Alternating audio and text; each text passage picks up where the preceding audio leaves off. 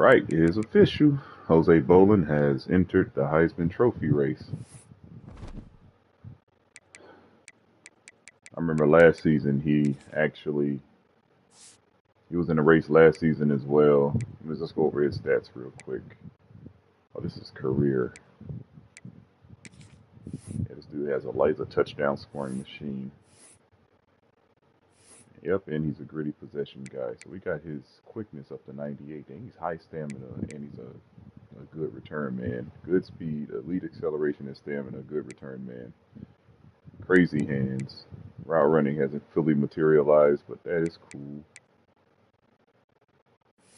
And I even had him truck over a defensive back. Got in his way last game. He ran him over on like a little crossing route. Let's look at his stats. So last season, he had like I think a SEC record and not the SEC, a Big Ten and a team record, if I'm not mistaken, for the most receiving touchdowns in the season. Then on top of that, he had 3 punt return touchdowns. And already this season he has 2. One coming in the last game against USC. If y'all wanted to check that last stream out, it should be available to watch right now as I speak. But let's get back to Bolin. So yeah, he struggled his sophomore year. I redshirted him. So he's a redshirt. Yeah, he's a redshirt junior. I'm assuming he's going to go pro this year. But his sophomore year, I didn't know how to use him. Didn't know what to do. And then I finally figured out, and probably he wasn't that good at route running at that time. So I used him as like a situational player. And he became wide receiver 1 this year. And then this year he already has 9 touchdowns in 4 games, which is crazy. So let's see if we can continue this trend, and hopefully get him up the ranks. So we're playing a Nebraska team who has a weak secondary, but it's on the road. So they run I think a 4-3 multiple. Why am I going so far? So they have a good quarterback. They run that beer and shoot offense that I hate. And they have some receivers with great speed, and this guy has elite acceleration, agility, and change of direction ability. This dude has elite speed. No, great speed. I'd say good acceleration, great agility, and good change of direction. But he can catch, and he's an excellent deep route runner. And the beer and shoot, they like to take deep shots a lot, especially out wide. And he has 98 stamina, so this is going to be a crazy matchup. Let me see. He's 6'2", he's 6'1". I might have to get my taller corners out there. I don't know. But their weakness is their offensive line, especially there from the center onto the right and their left tackle. Their left guard is average. He's what you would expect from a college starting guard. But being a senior, that's still not good. Now on the edge, they have a power bias, so we're going to run a lot of zone, inside zone, probably outside zone, or stretch, or if we do run inside zone. So we're going to have to watch out, because these guys have a high power bias. So trying to run ISO, any type of gap blocking concepts will be difficult. Just like the last game when I played USC, a lot of those guys were big power guys or gap specialists, and it was tough to block them straight up one-on-one. So I did a lot of outside zone. And if I did run like an ISO play or something, I made quick, precise decisions and got upfield quick. So looks like got that Sam linebacker I want to see. So this is where we can probably get them at. So I know he's going to be automatically on the inside when they run like a nickel defense. He's the best over. And then none of these, he can actually press. But if he plays on the inside, these guys on the outside, I'm taking shots. 5'11", 179 pounds. And yeah. So we're going to really hopefully we can boost up more stat. But we have to watch out for these safeties. These safeties actually have range. May not be the best in coverage, but they have enough range to help out the cornerbacks. So I don't want to get too greedy. I want to make sure I have a secondary outlet or a secondary read in the process, in a progression, in case the safeties go deep, that I can, dump the ball off to.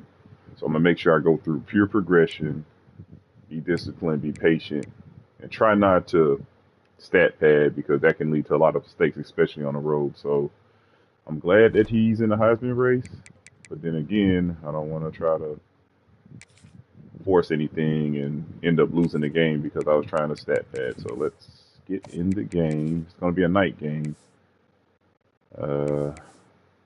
Away option. Yeah, we're going to have to wear white jerseys, so I'd rather have the black pants with it.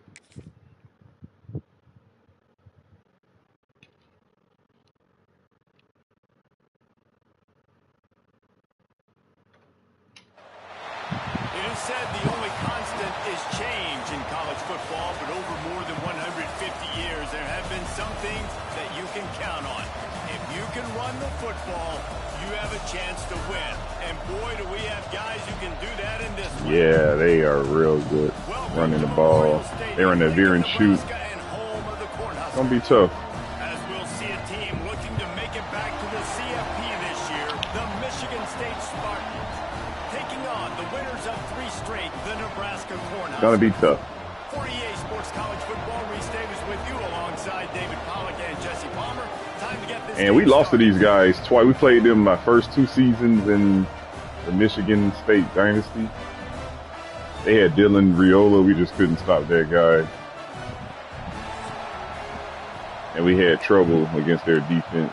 But they have a different coach now. The Cornhuskers will kick it off to get us underway.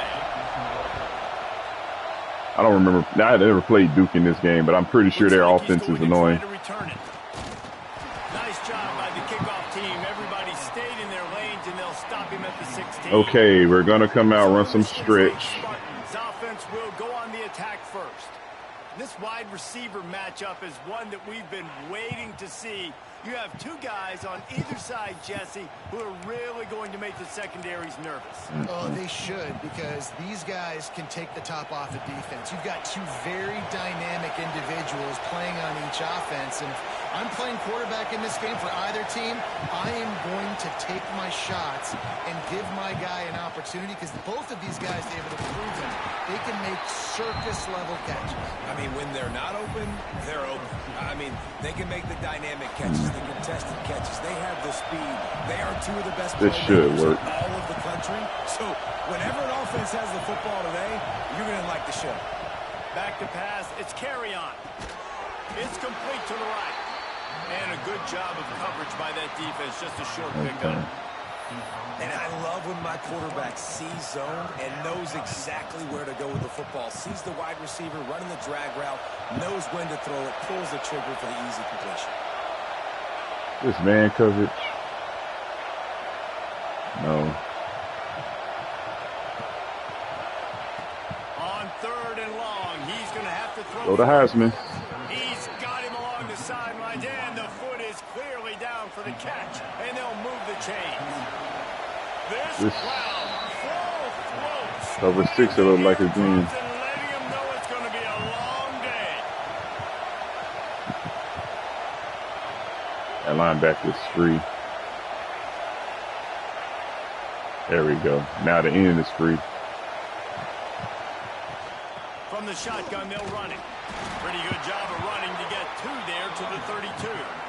Okay. They've generated some momentum with excellent performances in Big Ten play, and you can see them growing game by game. And that's like a nickel blitz in the new look Big Ten Conference. Back in the day when there were divisions, it was a toss-up every year who was going to win the Big Ten West. That was the easier division. But now, it's just who are the best 2 teams. 4. All these teams, all these quality teams So it's impressive that this team, David, has put themselves in position to play for the championship.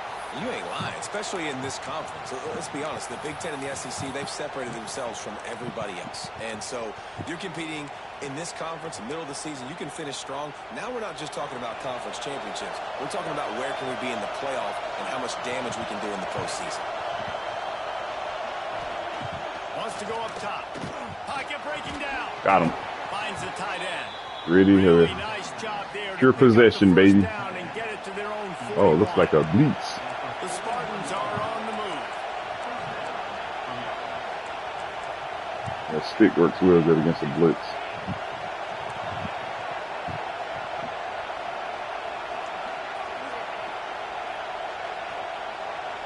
Back to throw. It's carry on. Fires to the big fella. Just a quick rhythm throw there and really good use of the tight end. Yeah, good use of the big fella. I mean, go through your progressions real quick. You can't find anything. Get the easy gain. Don't take a shot down the field all the time. Take those shots later, but take those easy, wide open opportunities to get some positive chunks. Everybody's accounted for. Trying to get the corner. Got it. Got room to work. Turning it on. Nice. They just gashed the defense on that one, and they've got it down to the 23. I think it's really important for this offense. They get this guy going early in the game, and they're doing a nice job of that right now. Remember, he's the kind of running back who gets better as the game goes on. That's a really good omen for this offense, considering his success now early. And the Spartans will have it 1st and 10. Wide receiver going in motion. Wants to throw on 1st down. Got it in the middle. It's close. Nice. He hauled that one in and got it down to the 15-yard line. It's right inside zone. And quarterback dropping back, understanding I'm getting zone coverage. All I got to do is be a little bit patient. Like cover 2. A little bit. My wide receiver runs that drag, and I get the 1st down. They'll go back to the ground. Touchdown. Not enough space. And he'll finish the run in the end zone. Touchdown, Sparty. Good patience, baby. So really no surprise in the opening drive. Excellent drive. Football. He showed you all of his ability on that TD. We had all the double teams, all the combos. Just accelerated. Let's go. Getting ready for the extra point after the first score of the game. That was an excellent drive. We was patient. We were not trying to come out firing, trying to throw deep. It's going to come. I know they're trying to protect their slow corners, so they're disguising their defense real well. I'm not going to, I'm going to take my time. The returner will field it and try to get that ball out. Offense in great field position. Okay, so they run this veer and shoot crap. So the Nebraska Cornhuskers offense will get the ball for the first time. So let's come out and play the run first. Let's see what they're trying to do. Will this quarterback be able to operate before that big fella on the defensive front gets right in his grill? Watch for the option. Listen, he's one of the best quarterbacks in the country, but he better play with the clock in his head in this one. He's not going to have a lot of time. There were a lot of quarterbacks around the SEC that probably felt this way back when they played the Georgia Bulldogs and David Pollock, right? Yeah, especially those real teams with Jordan Davis and Nolan Smith and Jalen Carter. But, like, here's what's fun. You can't throw the ball off your back. And that's what this guy's going to try to do. Get to the quarterback effectively. The bottom line is every quarterback becomes really human when you hit him. Can he hit him and make him human? After the productive first down play, it's 2nd and 6. Back to pass.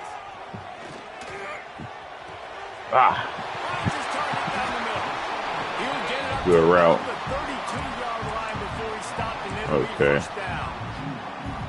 Good news for this offense is it hasn't taken them a long time. Swap beans. That's spread. 100th completion on the season. We're gonna run the 2 high shell. Numbers this year if they keep up at this pace. With a first down, they'll snap it from the We're 32. backing off. Corners are going to bail. Wants to throw on first down off the play fake. Damn, my fault. My fault. My fault. I was looking at all the stuff underneath. Quarterback's abilities to read the field is huge. My fault, my fault, my fault. The timing, the football, Jesse, and hit a guy in stride so he can get run after the catch. Get your depth, man. Get your depth. God damn it. Yeah, it's critical, David. Listen, a lot of times touchdown passes aren't thrown. All right, don't press. Let's keep doing what we did before. Hit the open guy and Let's see if this counter will work. The Spartans have it back on offense, hoping to play some good ball. There wasn't much need. Looks like they're favoring that side. Drive for the touchdown, Jesse. They got it done running the ball. Can I flip it? I don't think you have to overthink this thing. If they can't stop you running it, why would you stop handing it off? Just keep at it here on this drive. Well, and if I'm the defense, I'm making some changes. I'm bringing in more big bodies. I'm playing more aggressive towards the line of scrimmage. I am not going to let them have that kind of drive again. Looks as if we have an injury on that last play, and we'll take a break to check him out. The Spartans just got that huge run. They love another explosive play.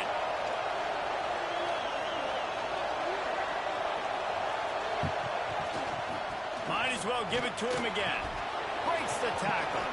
At the 45 on his way. Having a game. He's now up to 95 yards on Give him a break. Put the big fella in. Season, ranking in the top 10 in rushing.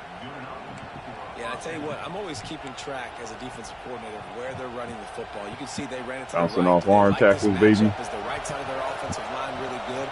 I'm going to be paying attention to that because that's a big game. I got to make sure I shut this down the next time they run it. Leaves it with the running back. And there was nowhere to go, just stopped in his tracks in the backfield. Well, you live by the blitz, you die by the blitz. That time the defense called it at the perfect time. The linebacker able to make the stop on a short game. And from the The safeties are actually fast. Probably, making a little something out of nothing.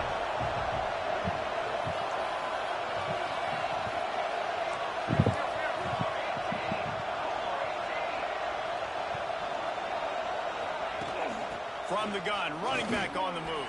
Oh my God! Why couldn't he cut? Forward just a bit, a pickup of 1 to the 35. That's why he hurt. Ah, this thing got no type of toughness. God damn it! Can't run him that much.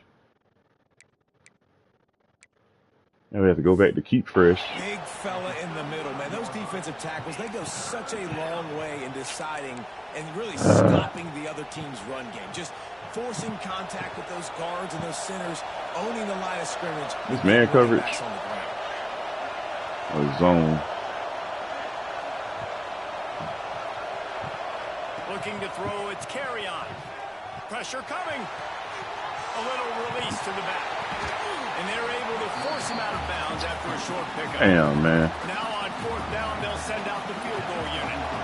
This crowd trying to do its part to get inside the kicker's head.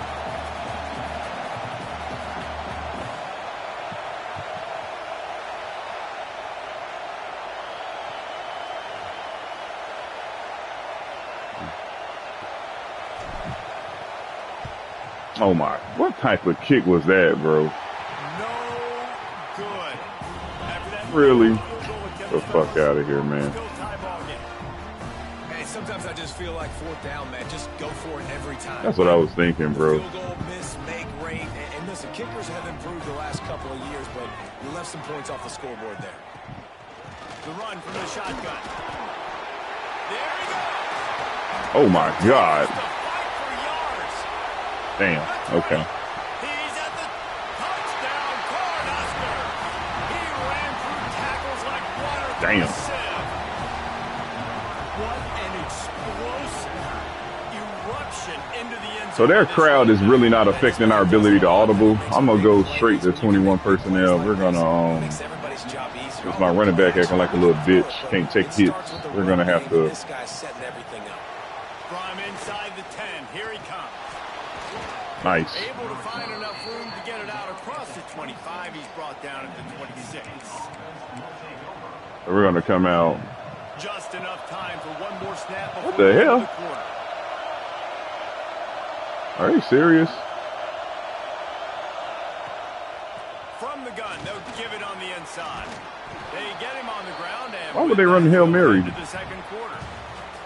We've reached the break. It's Nebraska holding the lead. Guys, let's have a look at the stats as we've played one period. They got 2 big plays.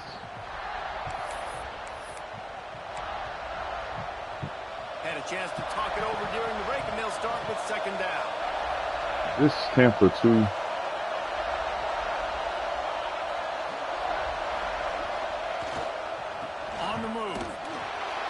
He's brought down, but it'll be enough for a first down. Oh. The green and white love that tough guy reputation, and they're getting it done on the ground. Nah, that's exactly who this program is. That's what Like Lorenzo White. Every team you go back in the history of Michigan State, you're going to find what? A bell cow running back that you can feed. They'll move the wide receiver.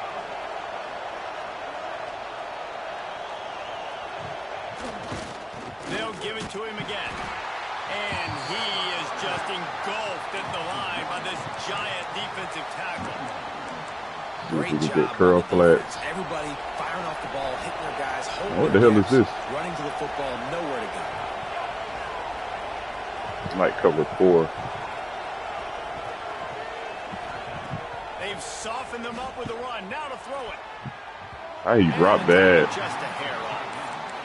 And how nice is it to have the home crowd going absolutely bananas? Communication is harder. The snapping the football, everybody being on time. Man, this crowd really affecting the football game.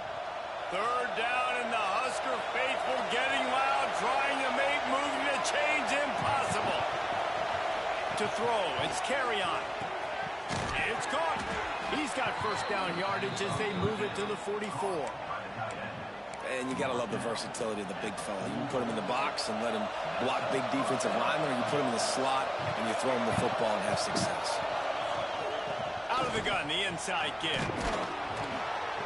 They are on the move down to the 32, and they pick up another first down. And the Spartans kept this drive moving on the ground, now back to work.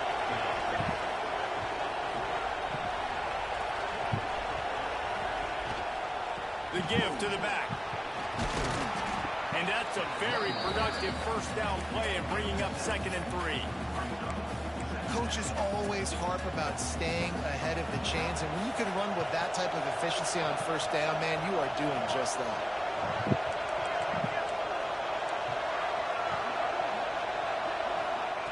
Wants to go up top. Fires deep toward the end zone. Ah, come on, man. It's incomplete, going for the massive explosive play. Have some accuracy about you, bro. The Spartans are at the line looking to convert on 3rd and short.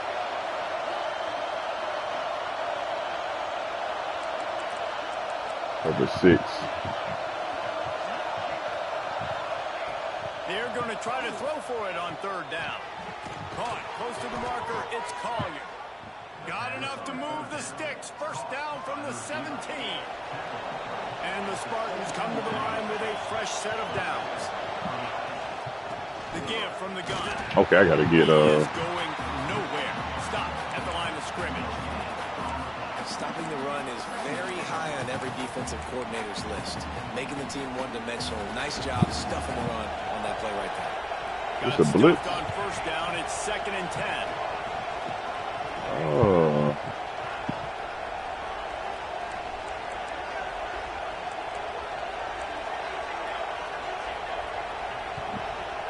Looking to pass. It's carry on. Finds his big tight end. Touchdown, Michigan State. He doing it for Bolin. And took it on in for the score.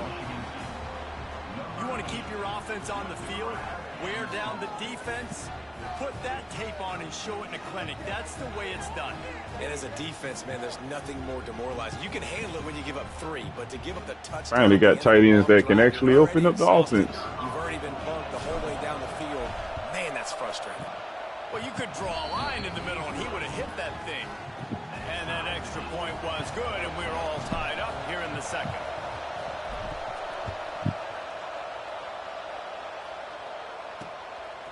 He'll bring it out. It's hooked. Nothing wrong with the touchback, and they wish they had one right now, but he stopped at the 9-yard line. The Cornhuskers ready to go back to work on offense.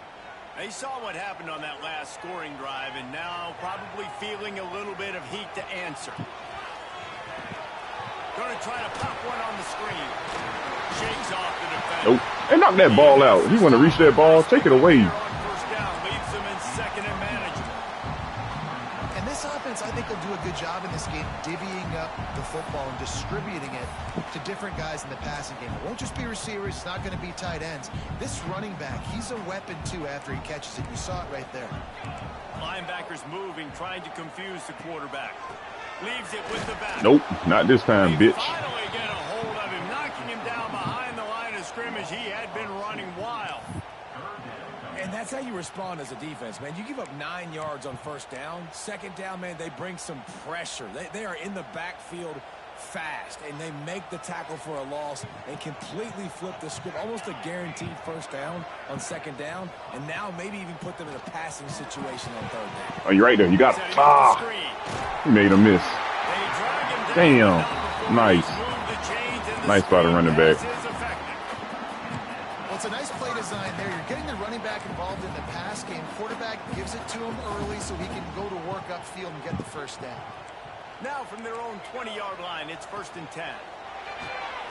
Here's a quick throw. Get him on the ground. This quarterback right now is in a groove, and he's doing a nice job in pre-snap. He's reading the coverage, and he's getting an idea of where he wants to go with the football. That's why the ball's coming out of his hands so quickly, and that's why he seems like he's in a great rhythm right now. Let's see what they've got on second down. Looking to fire. Get that out of there. Nice. Normal wide. It was a good throw. It was a good route, but it was the hit that forced that incompletion.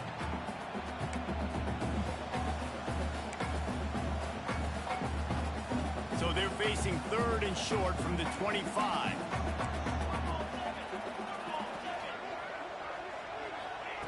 Just keep slinging it. Got his ass. And the pressure gets there. And down he goes at the 18. Finally, a defense. Looks like they're able to break serve here. These offenses have been up and down the field now, these last 2 drives apiece, scoring points. But the sack right there finally puts an end to that, we think. It's setting up 4th down, and that might be a major play so far. All right, Bolin. To give them a lot Let's of be legendary. This could boost you in the Heisman race. Let's get this punt return. They'll boot it away for the first time tonight. All right, block him. Shit. Damn. And the punt team able to smack him to the ground. Michigan State has the ball back, and here comes the offense. This could We're going to be a try. turning point in the game. They scored a touchdown. They got to stop. And now a chance to break the tie. Yeah, And this it's a blitz. offense has got it cooking, man. And how about the defense? Great job getting that stop, getting the football right back to the Shit, I couldn't audible. Now this offense, Palmer, has a chance to take the lead. What? You can see the offense, too. They Could have did a understand the play situation action. right now. They were jonesing on the sidelines to get another opportunity to run back on the field. They are ready to drive this ball and go score. The give to the tailback. An explosive play in the running game as he's got the first down. He's up to 113 yards on the ground, and he has his eyes fixed on leading the nation in rushing. This cover 2, man.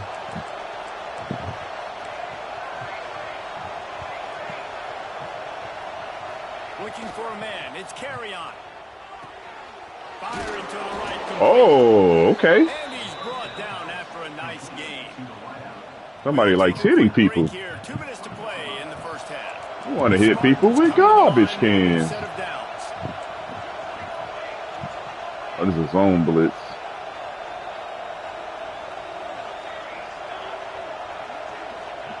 From the red zone, looking for a man. Pass interference. And he can't quite make the connection as he was trying to pay off this red zone opportunity. I know that shot down the field was incomplete, but you got to keep taking shots. Those receivers love to go deep. It gives them a breath of fresh air. They get more excitement. They're going to the quarterback with a little bit more juice because you know you're feeding them. So I would keep taking deep shots down the field. Let's do an alert. Oh, hold on. That dude free. Call a timeout. Quick timeout call by the offense after the play. Timeout, Michigan State. They're dealing with a 2nd and long.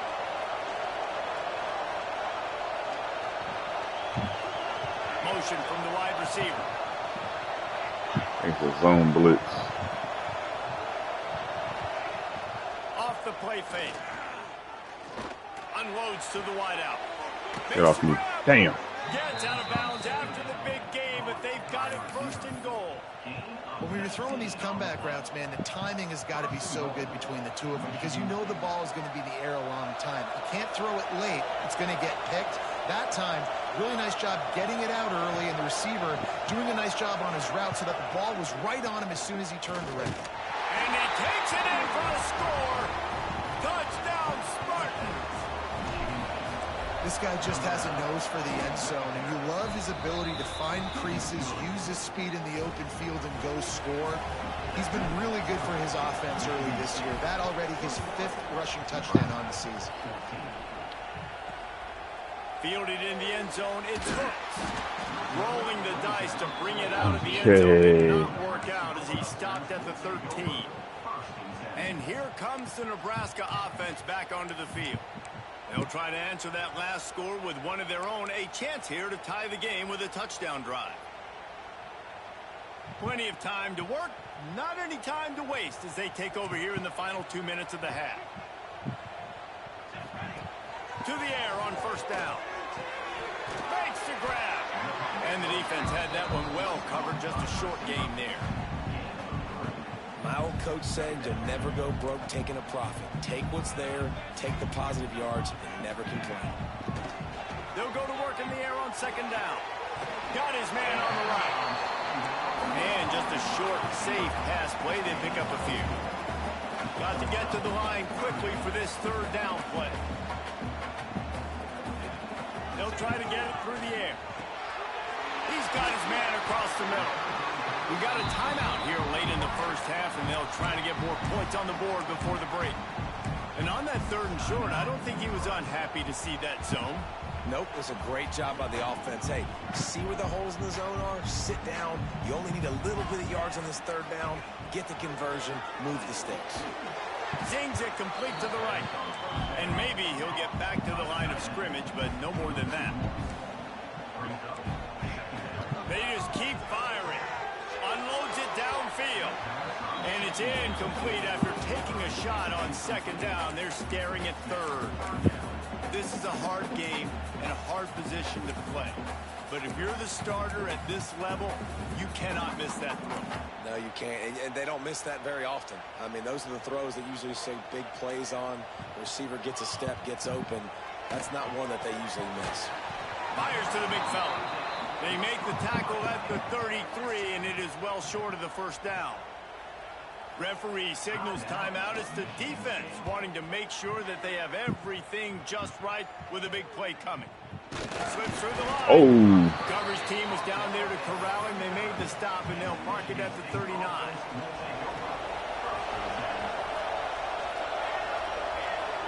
Might be cover 3 hard flat. Back to throw. It's carry on. Hines is tight end. Got to bounce, right? It's a really good tackle there, giving up some size and still making the play. Ah, shit. And the Spartans in a good spot here with X. second and short. Square. XR1 circle. Back to pass. Caught over the middle. It's Collier.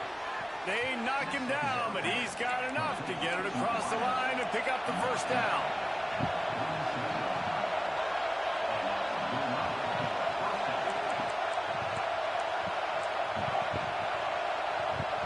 Hurry up. Use the play fake. Now to throw. He can't find his man, and the clock stops with 6 seconds left. You can't keep no field goal. Defense when you can do this. When you can get to the quarterback quick and make him make a decision quick, it makes it easier for the secondary, for the linebackers, for everybody on the field. Back to throw. Time running short in the half. Deep shot for the end zone. The pass falls incomplete, and that's how we'll finish this half. First half in the books. Time now to join Kevin Connors in our halftime update. Man, a lot They get the ball back. those first 2 quarters at Lincoln, but We held the ball. So time of possession is in our favor. And in this day and age where quarterbacks chuck it all over the field, how refreshing to see 2 offenses rely on off-tackle left, off-tackle right, and even a few halfback dives. physical offensive lines and elusive backs have told the story. A throwback to the halcyon days of 3 yards and a cloud of dust. And with that, back to the sea of red and our guys at Memorial Stadium. Thanks for that halftime report, Kevin. Hold on a second.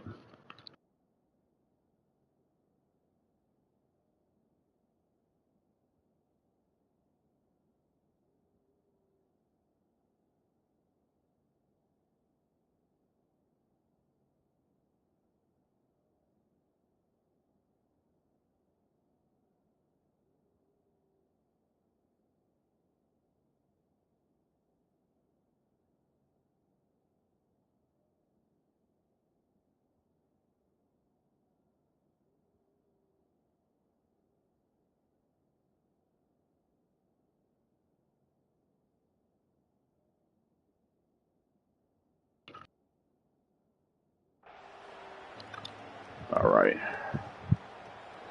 The Spartans will kick it away to start the second half.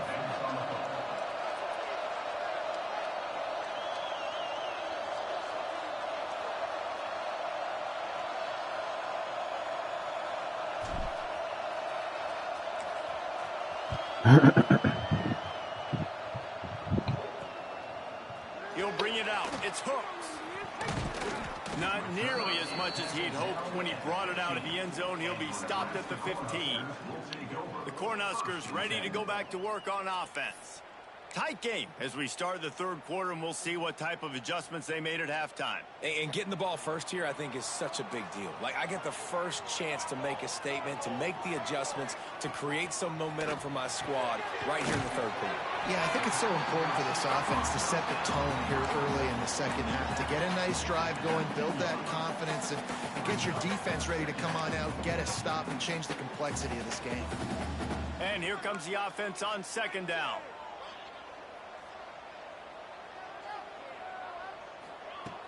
Trying play action. A strike downfield. Out to the 35-yard line and a little extra breathing room with that 15-yard pickup. Great job by the offense. Listen, if the defense is going to sit back in zone, you know what you got to do. Run those crossers across the formation. Those guys that are looking at the quarterback, they're not trying to pick up receivers all the time. Make those precise throws, right in those holes, get those first downs, get those big chunks. He's got it. They stop him almost immediately. Short gain there, and still a little ground cover. Pick up the first. I like the decision by the quarterback here. Just get the ball out of your hands, get it to your playmaker. A lot of times he'll dance and make even bigger plays than he did here, but it was still a positive game. To the ground with the back. This junior making his presence felt and making the stop after a short gain. And that run really didn't go anywhere. And a lot of times we don't focus on it enough. But how important those 5 guys are up front. To get on those defensive linemen, to try to move them out of the way, to get a run game going, it squarely falls on the shoulder of those 5 offensive linemen. Here's the pressure. Wasn't expecting that. Take a sack back at the 36. How nice is it as a defense when you can drop 7 guys into coverage, only rush 4, and still get home? That makes you feel good if you're the D coordinator.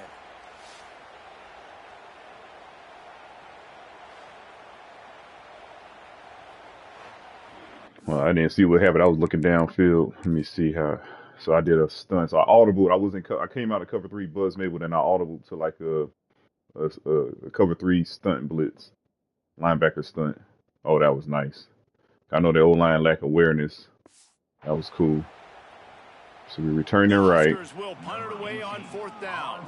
He's going to try to flip the field with this one. Come on, baby. Block him. Just block him. Whoop, whoop. Damn. They'll get down and put a stop to this return. Okay. Mark it at the 32. The Spartans have it back on offense, hoping to play some good ball.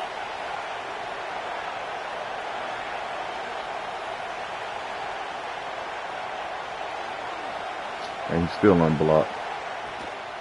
They'll try the run. Nice. Tackled at the 43 after picking up 10.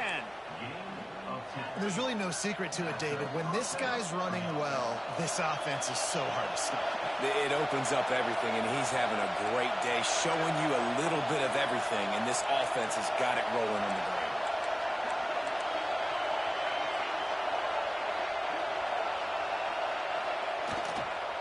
To the ground. He's got Damn. it again. This time they stop him behind. Good job by the line. Oh, that was man coverage. It's been rare in this one.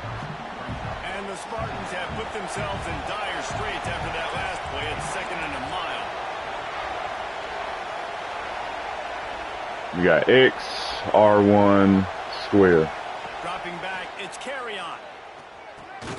Using the quick game. And they bring him down quickly, but a good game there. The black shirts looking to this crowd and Oh, it's third down. delivering energy on this big 3rd down. Hold on.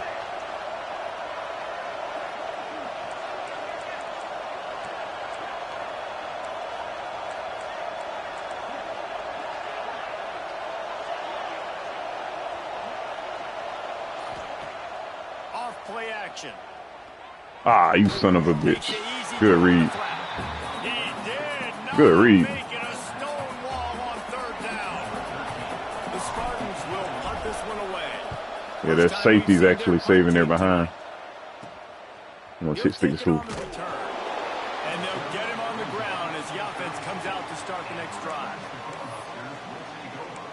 And here comes the Nebraska offense back onto the field. After 3 consecutive punts, we'll see if they can dial up something that can get this offense moving forward.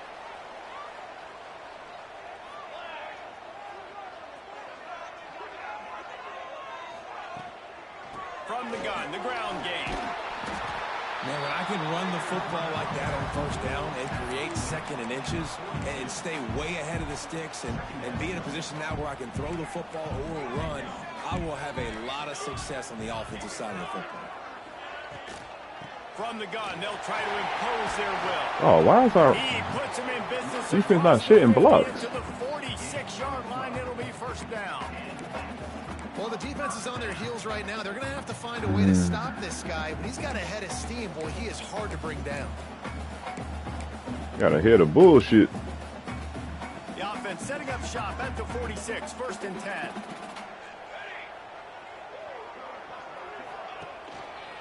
Give to the running back. And they'll wrestle him to the ground after a short gain. Man down on the play as the officials take a break to let him be checked out. No, he's gonna keep a too high shell. After Back picking off. up a couple at 2nd and 8.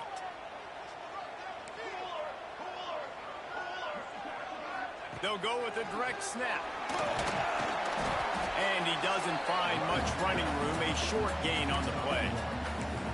Man, it's really hard to control the running game if you don't control the line of scrimmage. And how about the defensive line doing a great job attacking those guys up front, not open up lanes to run through. Nice job just nullifying that run altogether.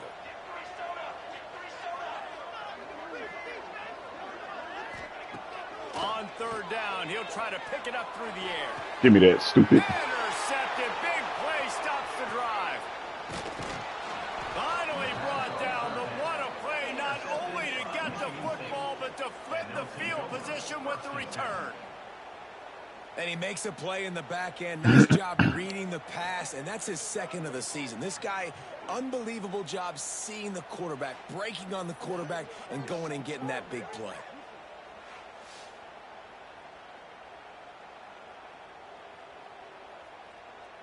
He thought I was gonna fall for that.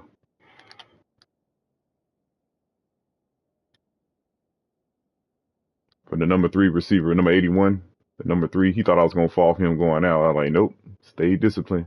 I know he was trying to set me up for that little post route right there. Pattern recognition.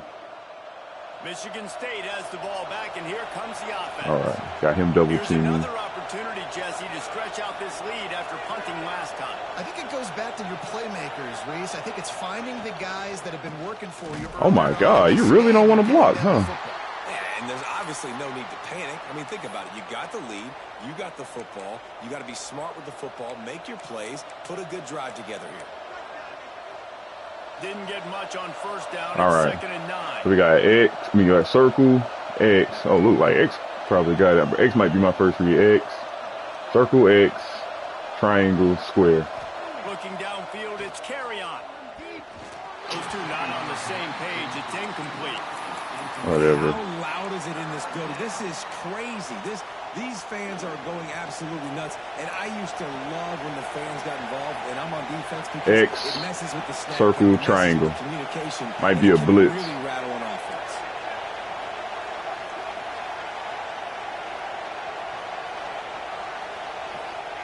Trying to move the sticks on 3rd down through the air. Come on. Oh, my God. This will bring up 4th down. I threw that off balance. I ain't going to lie. Oh, my God. What the hell is going on? The second time they've had to kick it away. Oh, my God. Fair catch here. The Cornhuskers ready to go back to work on offense. Let's drive into with a pick, but you still have to attack through the air. I didn't mean to do this. Off the play fake on 1st down. Okay, good job. I'll take it. Connection in the defense, putting on the heat and forcing the incompletion. This is going to be a key that we look at this entire game. How can this defense find ways to affect this quarterback and get pressure on him? Because they felt coming into the game, if they could do that, they could affect him and influence this passing game. Running back searching for a hole. And it looks as if he'll pick up maybe a couple.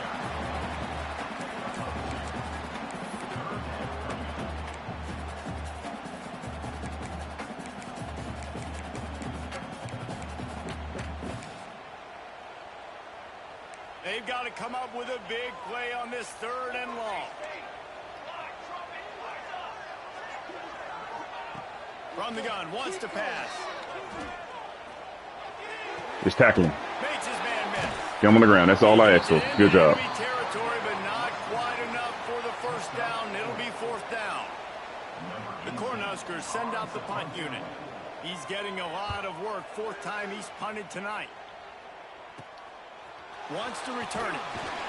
He's able to pick his way for just a bit, but he'll be stopped at the 18. Good job by the punt team. The Spartans have it back on offense, hoping to play some good ball. Another opportunity here. They had to punt it on their last possession, but this time tight game, hoping to get something on the board. Wide receiver comes in motion. Looking downfield. It's carry on. Gets it out fast. He'll get it up to about the 32-yard line before he's stopped, and it'll be 1st down. New set of downs after the completion. Tight end now in motion. Still ain't gonna block that in.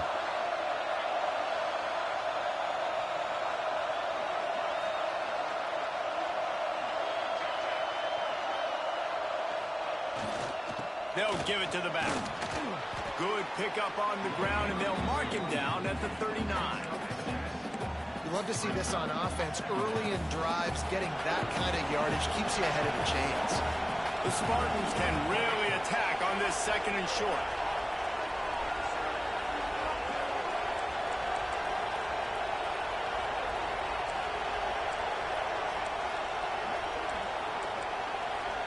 We're on the same play.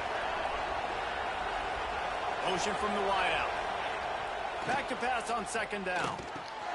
Grab near the sticks. It's Oh, you ain't catching him. You can forget about it. 35, he's got room. Touchdown, Sparty. He broke away from the defense, and they couldn't catch him. One of the reasons this offense is so exciting to watch, they've got guys that are dangerous after the catch. And if this quarterback gets through his progression, David, gets you in stride, these guys will take it to the house. Man, it's your job to do the rest, right? You hit me in stride where I don't have to stop running. I don't have to break down. It makes it so easy. The connection between quarterback, wide receiver, you can tell this is a good one, and that's why they got 6 on that play. And he'll just take a knee, and this drive will start at the 25. And here comes the Nebraska offense back onto the field. Now we'll get a chance to see if they can answer that last score, trailing by 14, Jesse. Yeah, and at this point of the game, I feel like offensively, you should go back to what's been working for you in this game. Don't be afraid to dial up plays that you've already had success with, running it and throwing it. It's okay to repeat plays down 14 at this point. And I would also say, Palmer, kind of understanding that my defense is not playing great. So I know offensively, I got to put some good possessions together here, make something happen on this side of the football. Behind the chains now on 2nd and long. Defense not showing press coverage. The give on the option. Nope. A collision, and he stopped at the 27 after picking up 1.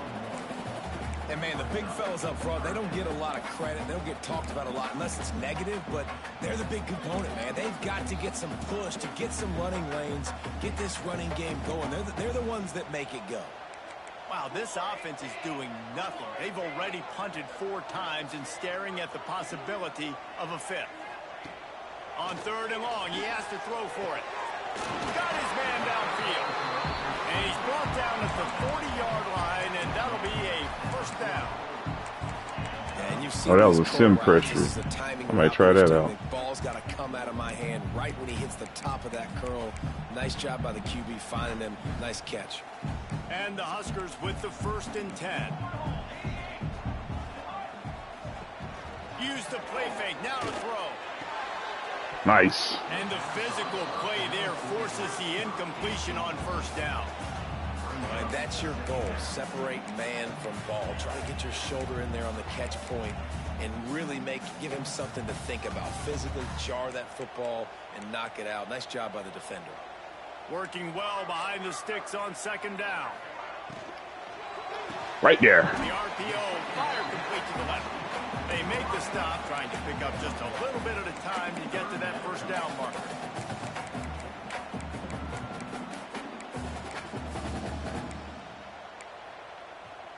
If every journey begins with a step, this offense needs to step into a 3rd down conversion and then try to turn it into some scores. On your way. Come on now.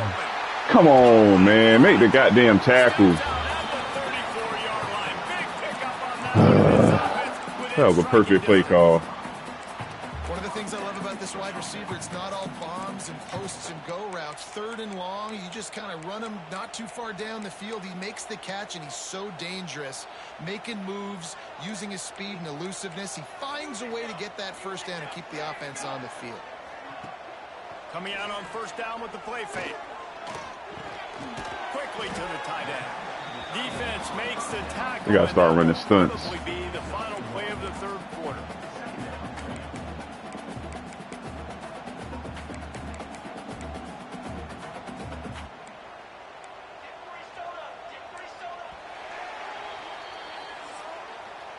And talk about spreading the ball around. Everyone getting a chance to show off the hands based on the number of targets we've seen. 1 more quarter to play, and it might be unlikely, but hey, it's college football. Comebacks happen.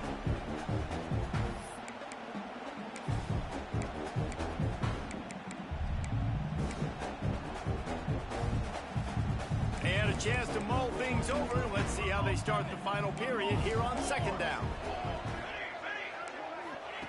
Wants to go up top. Fires to the right. Nope.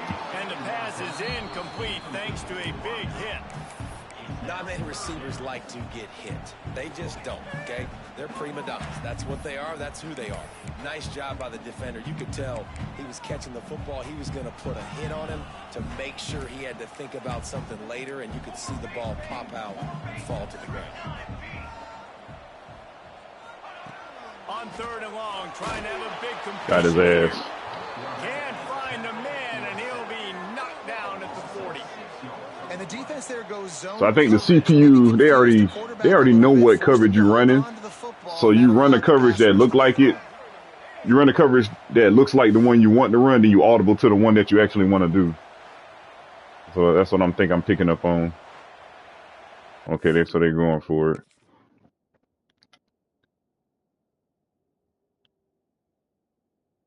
Get off me.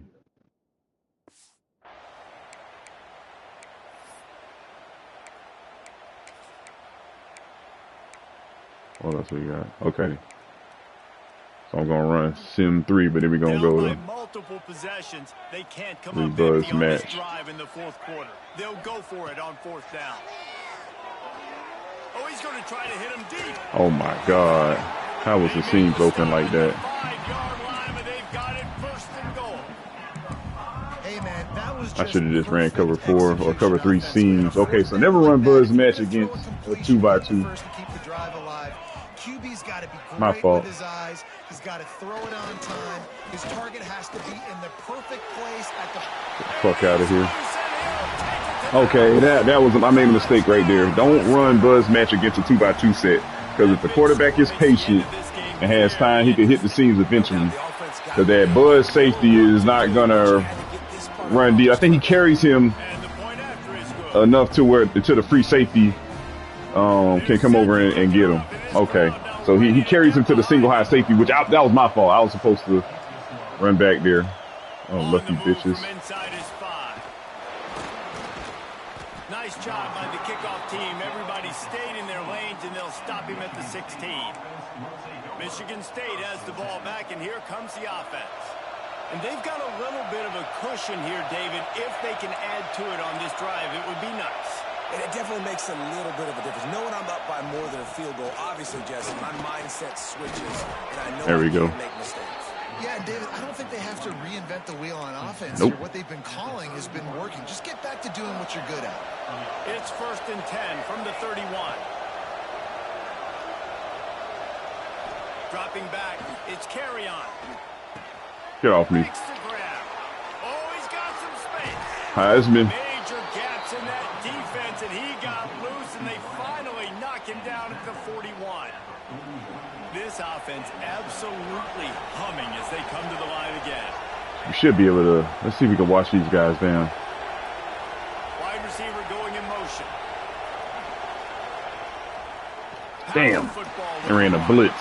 This has been happening all night. They stubbornly keep giving him They're the ball, running and the sim defense pressures. is all over it. Well, with the defense trailing, they're trying to dictate to the offense now. Really nice blitz call that time. Blown to run. Like some form of cover 3. You're probably going to see that again. They're trying to find a way to create a takeaway. Okay, he's on block. Negative plays and get the ball back. Leaves it with the back. Stuff on back-to-back plays. He got nothing, and now they're looking at 3rd and long. Trying to pick up a first down. This man coverage. No, it's not. On 3rd down, he drops the throw. Caught in the backfield, it's Washington. Open space at the 25. And he'll be forced out of bounds, but not before yet another big play in this passing attack. Man, if I'm a defense, I got to find a way to get some more pressure on the quarterback or disrupt their timing and their rhythm. I can't give them these big chunk plays through the air. I got to be maybe a little bit more aggressive or do something a little bit different. They keep blitzing. And I don't even be checking for it. Man, a lot of times when you blitz that linebacker, it's about timing. You don't show. Let's see if they're in man or zone. Gets up to the line of scrimmage, gets right through the line, makes the tackle for a loss. And as soon as the Looks like zone coverage. He's got a face full of linebacker. Not much you can do there. Like, you got to have a little better block. You got to identify that blitz a little bit faster by the offensive line. Look like cover 4. They'll run it. Oh, thank you. He's brought down at the 7-yard line, and they are threatening to take it in. Boy, they'd love to move the sticks here and take a shot at it on first and goal. This man coverage. Oh, it's man coverage, even better.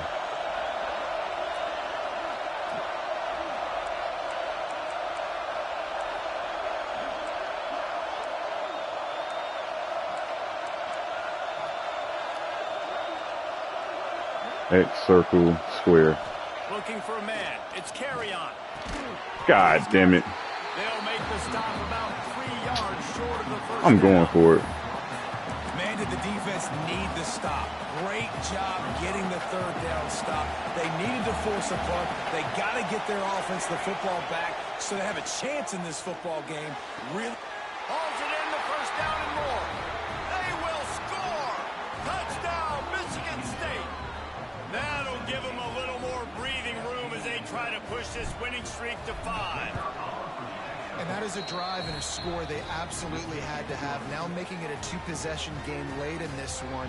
It wasn't going to be enough to just play it safe, play it conservative, punt the ball away, and count on your defense. They were aggressive. They mixed it up, but getting that score, that is huge for their win probability now. That is a decision he will likely regret. He brings it out of the end zone, and he's knocked down at the 10. The Cornhuskers ready to go back to work on offense. They took advantage of outstanding field position the last time they had it, and now they'll have a little more work to do to get on the board. They'll run it out of the shotgun. After that one, not quite so backed up as they're up to the 18-yard line. The Huskers come to the line in the hurry up. I like this idea by the offense going hurry up here. You just had a very nice run. Let's get back up to the line of scrimmage and go fast.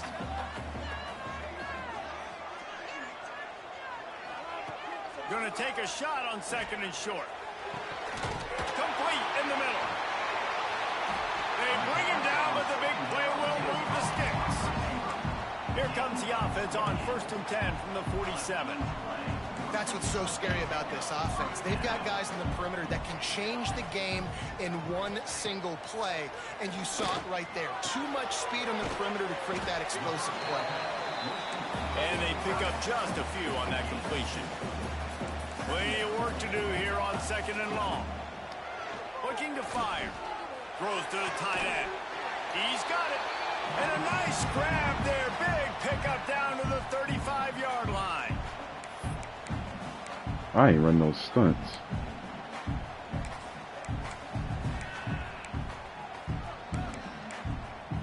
The Cornhuskers getting set on 1st and 10. Linebackers shuffling around, trying to keep the quarterback from getting a read. Out of the gun, the running back has it. Knocked down in the backfield, and boy, this guy's had a good day, but they finally get to him on that run. Oh, shoot. They'll move the tight end. Now the play fake. Got his man quickly. A solid pickup, and he goes out of bounds at the 30. Well, a nice completion there, finding the tight end. And what's so beautiful about that is while they didn't get the first, they were able to pick up enough yards now to make the 3rd down manageable, really putting this offense in a good position. They've worked it down to the 30. This defense standing tall, trying to force a field goal try. From the gun, wants to pass. How did he catch that? They immediately call timeout, trying to preserve every second they can to try to rally here late. With all those receivers in the game, you might think they were getting ready to try to take a big shot. Instead, just efficiently moving the chains. Yeah, you got all that speed. It scares the mess out of me. I might give you more of a cushion, especially in some areas where you're going to get good matchups of safeties or linebackers on receivers. Nice execution by the offense, getting the 3 first down. They'll try to kick it into overdrive. Clock's running. 2nd down coming. Back to pass. Got his man. He hauled that one in and got it down to the 15-yard line. They're at their fastest tempo trying to get off this 3rd down play. Fires to the end zone. And it's caught for the late touchdown. Whatever. So how about this? Maybe we are set up for a finish. Yeah, and that's step 1. Great job by this offense getting in the end zone. Now you got to go get the stop. You got to get the football back. You got to find a way to do. And they got 2 timeouts, so we still need to get a 1st down. To get the football back, to get back in this football game.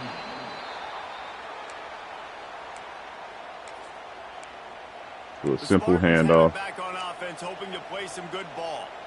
1 possession game, getting late. First order of business. Are they blitzing? The football. So they call this situation 4-minute offense, where you're trying to run the football and throw high percentage passes to maintain possession and bleed the clock. This is a very difficult point of the game to execute at a high level. Yeah, and listen, what you understand as an offense is if I get 1 or 2 first downs, this ball game's over. And that's your sole... Or a touchdown. And he'll take it to the house. He They build this fourth quarter lead, and they are just minutes away from going 5-0. And, you know, late in the games, offenses sometimes get conservative when they got the lead and they got the ball. I want to do some audibles. Let me see. So what do I want to run? Let's go. So nickel over. I want Buzz Mabel. For doubles, I would want cover 4 for trips. And then, okay. Doubles, I would want these two.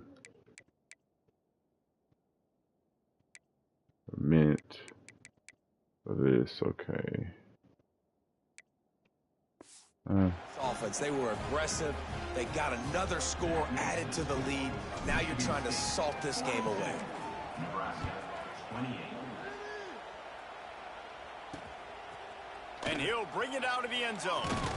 Not nearly as much as he'd hoped when he brought it out of the end zone. He stopped at the 15. And here comes the Nebraska offense back onto the field. Fight play. Want them to think I'm blitzing, but then we're going to run cover 6. Open from the 15. Corner's going to give them room. Looking downfield on first down. Fires to the tight end. And good coverage by the defense, just a short gain. Sprinting to the line to try to get this one off. Clock's running. To the air on second down. Got his man in the middle. Changing on the move. It'll be a first down at the 29. Clock stops momentarily for the first down. They'll hurry to the line. QB spikes the ball to stop the clock. No gain on the play. Second down coming up. Then they think it's cover 4 quarters, so we're going to run palms. Up on second and a long way to go. Looking for a physical attack. They really ran the ball. Good pickup on the ground, and they'll mark him down at the 39. The offense gets a quick timeout at this point. Every second is precious. And the Huskers are facing 3rd and inches. Looking to throw for it. Nope. Can't make the connection on 3rd down thanks to that tough, hard-nosed pass defense, and now it's 4th down. Well, the windows right now to throw into are getting smaller and smaller. How about the defender that time breaking on the ball? It was the hit that caused the incompletion. Coach has no choice here. The offense has to stay on the field, down multiple possessions this late. 4th down attempt coming. Gotcha. He's not going to make it, and what a big stop for this defense, and they might be able to put this thing away. Running out the clock, good. Mere formality. Big win. Got revenge. But I don't think we made any. We didn't make our wide receivers Heisman campaign any better. He might get booted out because he didn't get a touchdown. And I couldn't do it because the margin for error is very slim on the road against this high-powered offense, so I had to slow the game down. I was trying to get him, I mean, he got some yards, but you need TDs to stay in the Heisman race. So let's look at his stats. From here for David Pollack and Jesse Palmer, I'm Reese Davis. You've been watching another presentation of EA Sports. Oh, I didn't throw any picks. He was running the ball real good. So let's see my Heisman guy, where he at? 4 for 73. And that might knock him out the race. Punt return. Damn. That's all good. But let's take a look at everybody else. So we had total, so it was an offensive shootout. 58 plays, a lot of big plays. Both teams were running the ball pretty decent. Oh, ours was actually good. Great. They were passing the ball a lot more. I mean, obviously they had a lot of playmakers at receiver. They only ran the ball 15 times.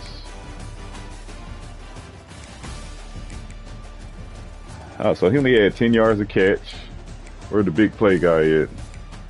Yeah, he had 2 big. Oh, he got hurt. And I knew that he was not very durable. I said, if we get a body on him, put some hands on him every time he touches the ball, even if he drops it, hit him, you're going to get knocked out the game early, and that happened. So Good job, defense. I mean, he held a high-powered team, high-powered offense on the road to 28 points. Okay, now let's see how this affects our recruiting. So I'm expecting to get more signees. What? Ain't nobody signed? Come on, y'all.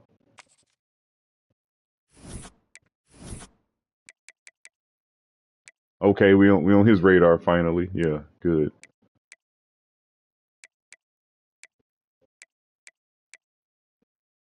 We ain't signed nobody.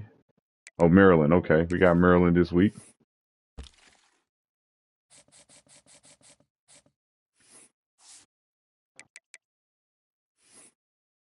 Okay, that's good. So Georgia and Ohio State still in the top. This is realistic. Good, I can deal with this. Okay, let's see. Oh yeah, we in a recruiting battle. Oh, good. So we can actually win this battle right here. I was about to say we're not gonna lose no Western Michigan. Oh, good. So he's on the visit this week. Week 9. God damn it. And this against a tough opponent too. I mean, I don't care. Let me see. So Sunday player is not his motivation. It's cool. He stayed in contact with his friends and family.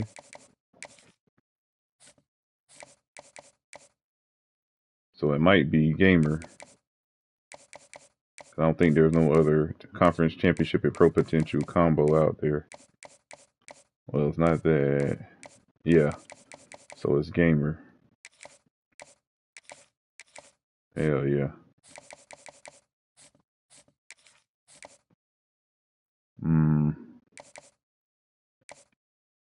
So he didn't change his mind. This is our first week doing this.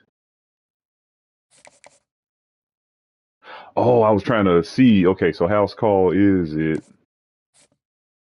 Yeah, we may as well go ahead and close the deal. So house call. So I did a sway and a I wanted to sway him to the one that would give me the better grade. May as well go house call because nobody else really trying to get him.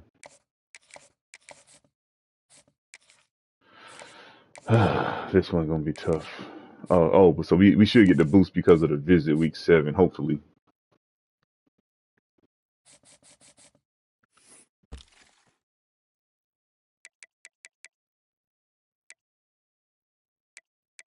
Hang on. 6'4", 218-pound speed rusher.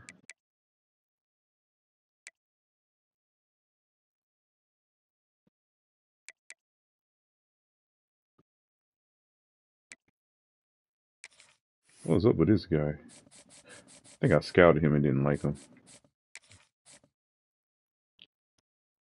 Yeah. Change of direction is horrible, and I don't know if he was a playing time grade.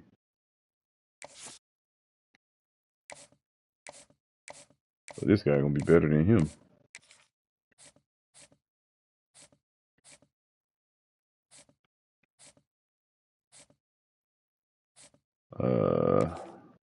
Hold on, let's look at everybody. We didn't get on his radar yet. It's gonna take time.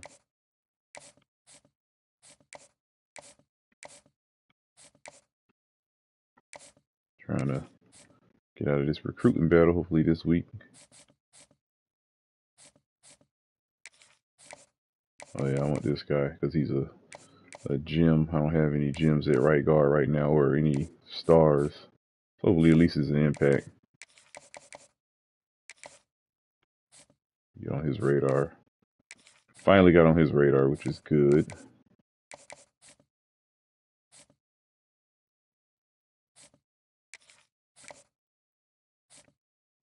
I just needed some interior power rushers.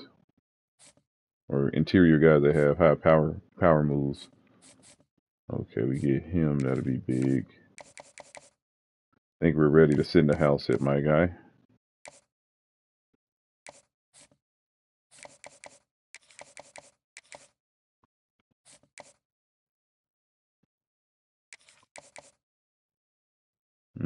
Nice. So Ohio State might win that one because I think we took, where is he, from Ohio? Yeah, likely, but we're not going to give up.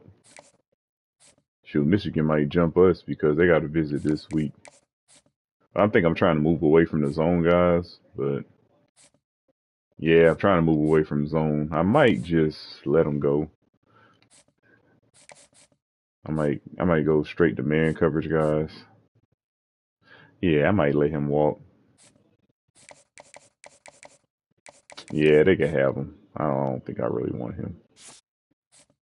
I already signed me a man coverage guy, so let's see if we can get this field guy. We have a visit this week. Good, this is gonna be big right here. I needed a safety that could move. Hopefully we can develop him. Hopefully he has a good development trait.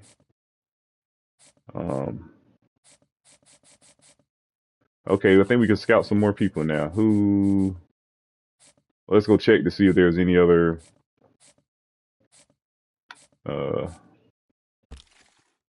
under recruited 4 or 5 stars. Let's see.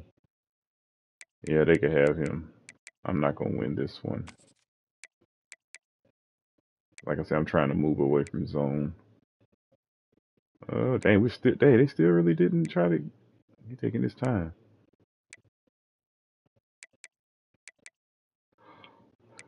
He's still in open. We top 5.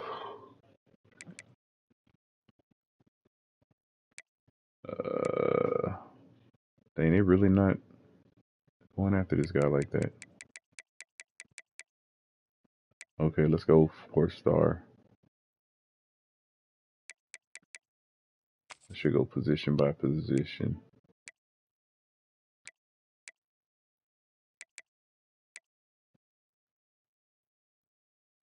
I got a lot of power rushers. I think I did look at him. Oh no, I didn't. But yeah, I need a speed rusher on the outside. So this guy, he can develop a balance. He have a balanced skill set, so probably be the only edge I need. Let's go position by position. See if there's any other scouted players.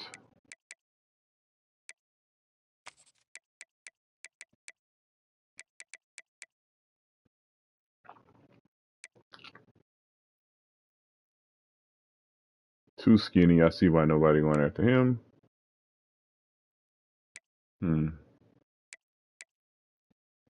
I might give him a look. I already looked at him, didn't like 5'10", 197. That's some decent size out of Florida. Anthony Smith, he got a running back name. Contact seeker. I think I looked at him already. Wasn't impressed. Dang, nobody's still going after this guy. I remember looking at him too. North-south receiver. It's kind of little to be a north-south receiver. I think we're good. Let's take a look at those running backs. Let's see their playing time grade. Oh, so I did scout these guys already. Playing time CEC.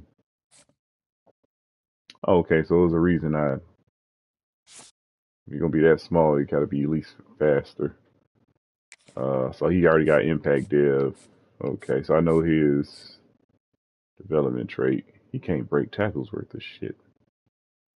His catching is, subpar. I see why nobody really going after him for real.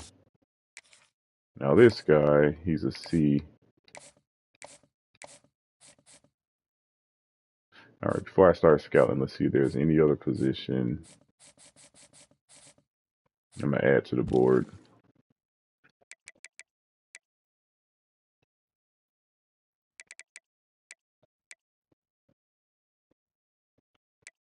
Let's see wide receivers.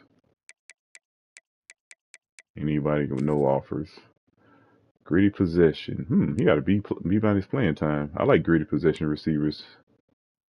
The guy who's up for the Heisman, who's in a Heisman race, my receiver who's in a Heisman race is a greedy possession. but he was rare. He was actually a delete, or I said a delete, an elite dev. So I don't want to put too much stock in and just assume that every greedy possession guy is gonna be like that. So I will take a look at him, but I mean, B minus playing time says a lot because we got a lot of great receivers that are up and coming, so we can scout him. I think I got enough slot receivers. Let's see. I need a slot receiver and a flanker, and I like greedy possession guys at flanker. Uh,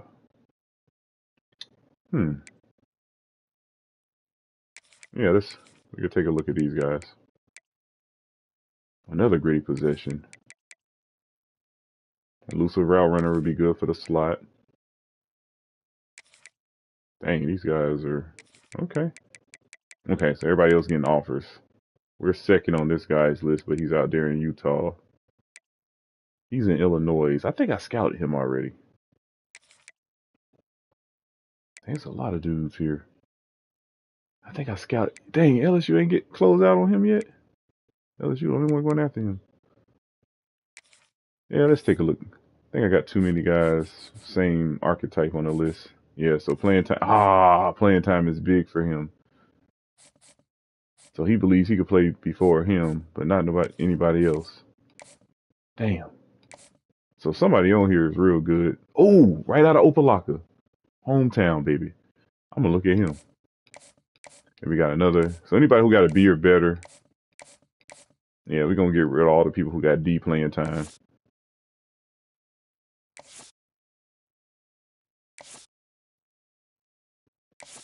Keep him. We're going to scout him.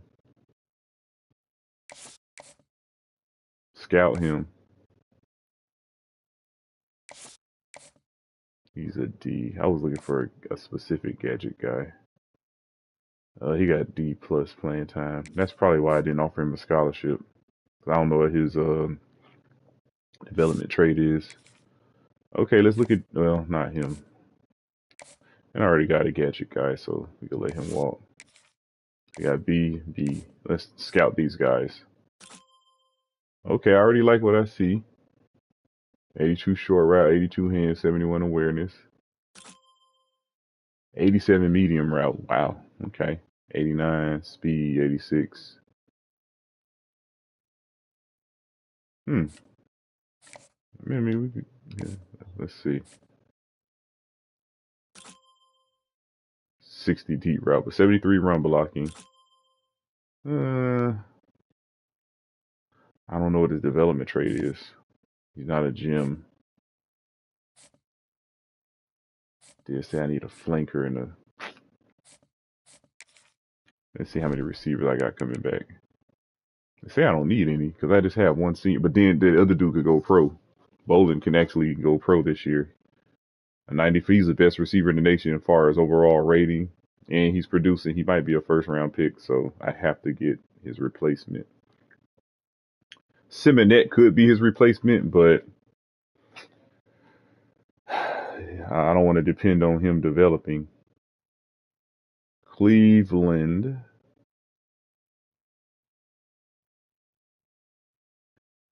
Atkins could be a number one. Latimer could be a number one. But it seems like Atkins. And then I already know LeBeau is a star slot guy, but I want to get a slot guy to replace. He's going to replace Collier, but I need a backup slot guy. So we'll have 1, 2, 3, 4, 5 guys returning. I already got a 6th guy. So I got 2 split ends already. So Atkins and Latimer would be like number 1. I think Atkins can actually be a flanker because he's spectacular. He's a contested specialist, so he's big on the 50-50 and trying to out-leap people. So he can actually be a number 2 in that sense. Either I have like a speedster on that side that can burn you deep, or I have a guy who can beat you deep with his leaping ability. So Atkins could be flanker slash.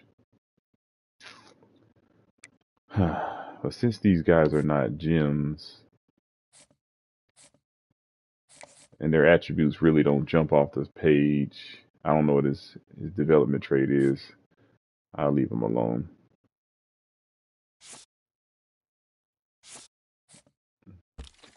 All right, let's go to tight end. I doubt there's a tight end I would want.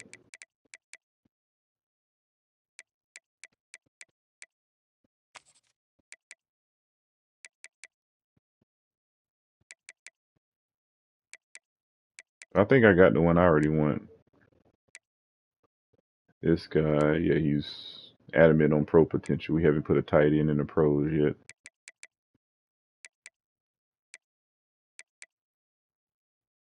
Oh, what is this?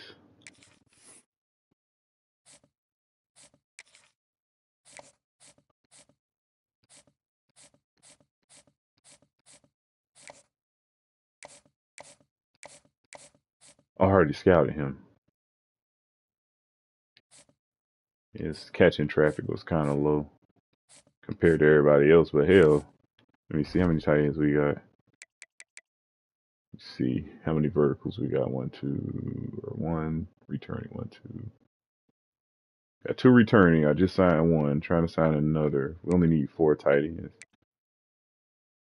But the more the merrier, man. Like,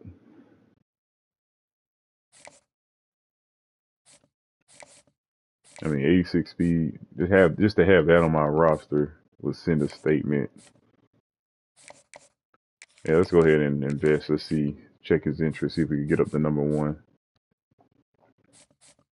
Left tackle is not a real need, but I do. This is the archetype I want moving forward. Either this or rail-rounded. Let's see if we can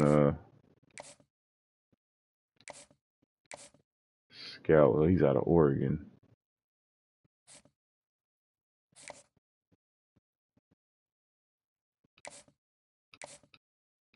Let's stay close to home. Oh, a Jimmy.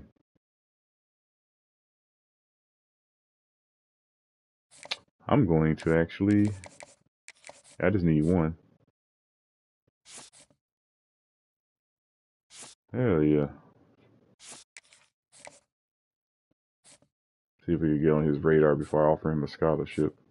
We can see what his motivations are. I need more information. Okay, right guard, left guard.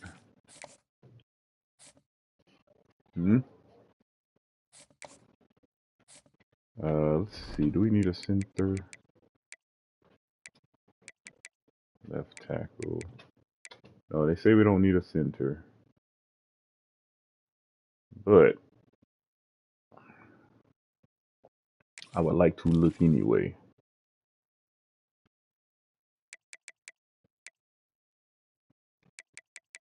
It better be a lot of those athletes. Yeah. I mean, we're number 5. Tennessee's really going hard after him. I doubt we win over Tennessee. And championship contender. Oh, that's the state of Florida. Yeah, you're going to win that one. And we might have a chance with this guy. It looks like they're not going too hard after him. Let's see what he's talking about. And we're on his list anyway.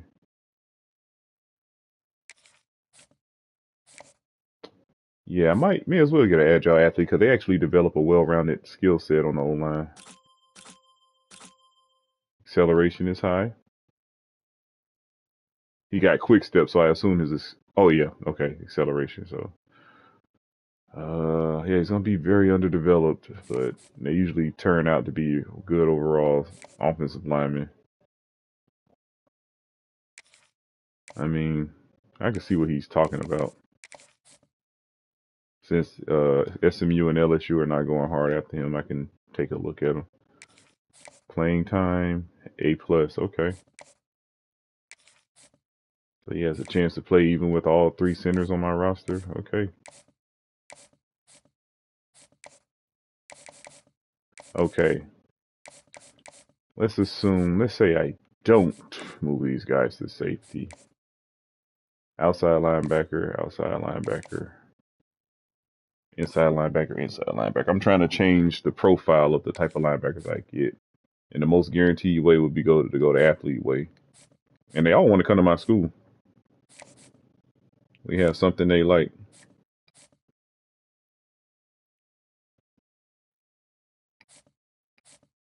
Playing style. Yep. Tackles. We're getting tackles. So these two got the mic bodies. These two got the... this dude put on more weight. He can actually play defensive tackle. And then these guys got the outside linebacker bodies. Him being a Will, him being a Sam.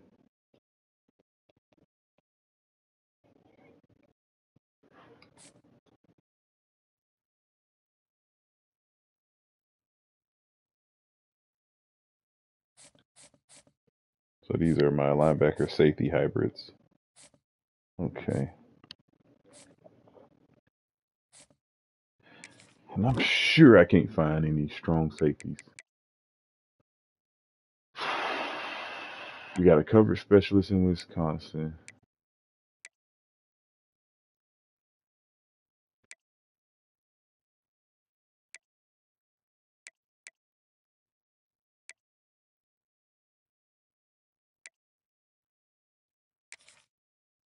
We got a box specialist.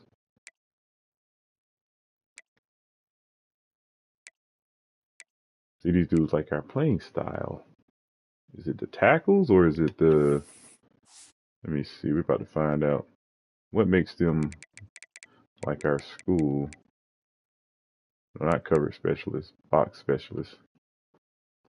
Defensive rushing yards per game allowed. Okay. 58. What about the thumper? Total tackle. Okay, so they go on total tackles. Okay. 85 total tackles.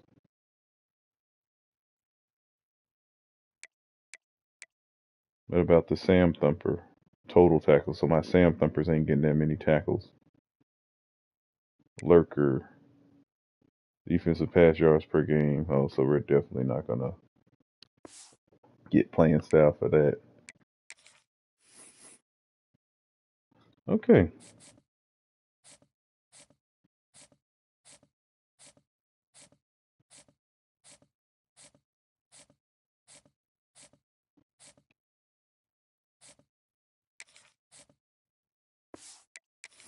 Okay, we're done recruiting. Now let's take a look and scout Merlin. Let's look at the Heisman watch. Ah, we are off. Just for one game. It was fun. I didn't want to force that on the road.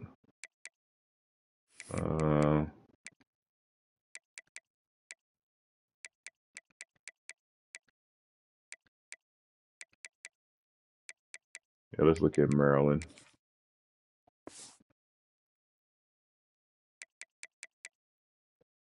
I run Maryland spread. I don't think I got notes from Maryland spread. Base 4-3. No, I don't think I got a Maryland spread. Option RPO stopper.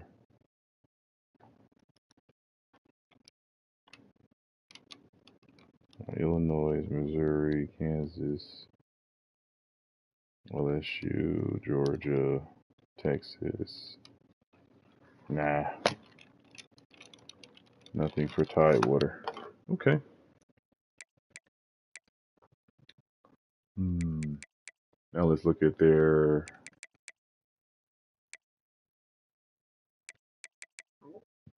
Looking at their team overall means nothing. You got to look at the players on their team. See the individual matchups. Then we're going to go back to see if anybody on our team got better. Okay, so they got a quarterback with low awareness, with novice awareness.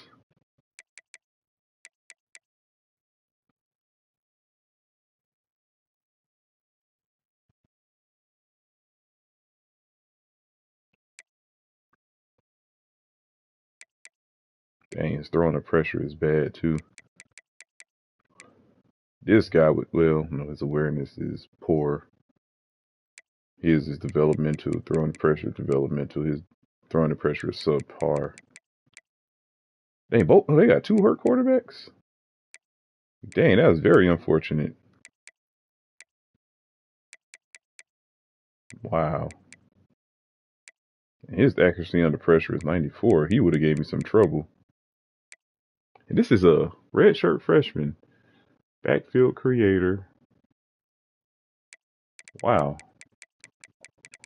I think I need backfield creators because they actually they get the accuracy and the pressure ratings. Let me see something. This inspired me to go look through the pile again. Okay. Did I offer him a scholarship? I did.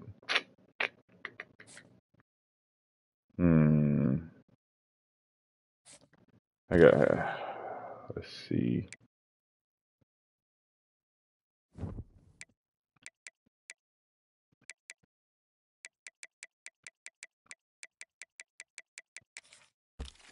Let me see what we got. So they're all taken care of. Okay, that's cool.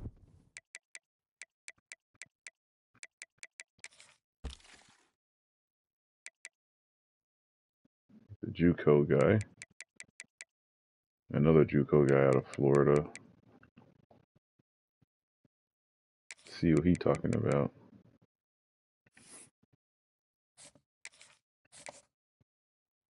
Playing time D. You know what? I'll look next season. Let's finish scouting Maryland because I almost got thrown off track.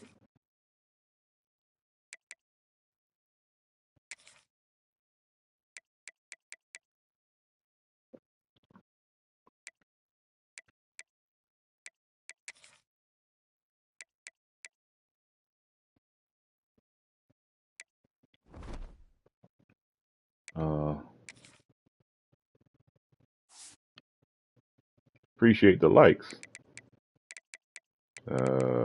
Maryland. Come on, Maryland. Okay, so their quarterbacks are not good. Running back, 6'1", 191 pounds. His body weight, his frame does not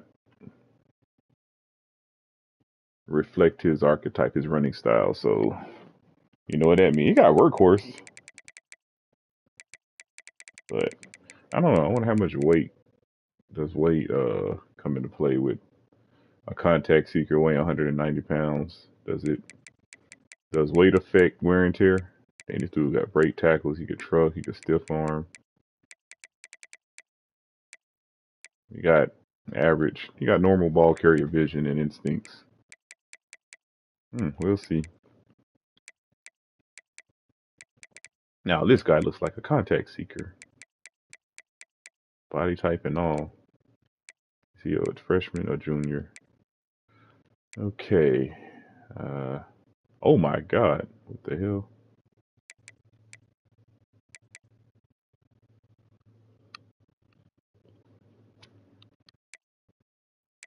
These guys are slow.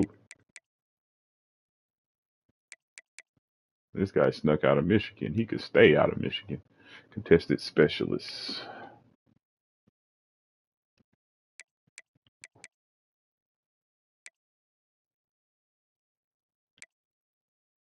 Okay, O-line match. Dang. This looks bad.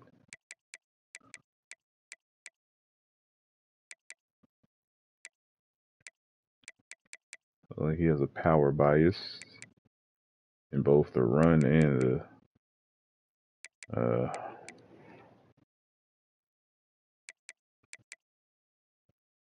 run block finesse.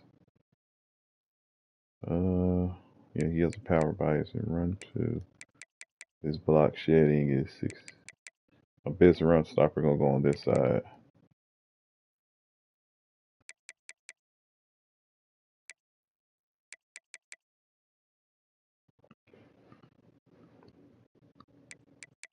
He got 79 strength. He got 78. So our best power rusher. Okay, so we keep our D-line the same. We don't have to flip this game.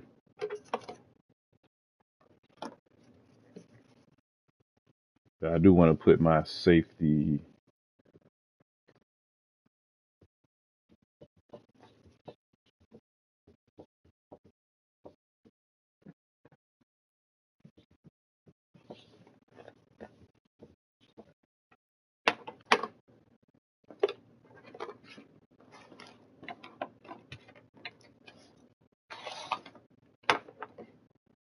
So let's see.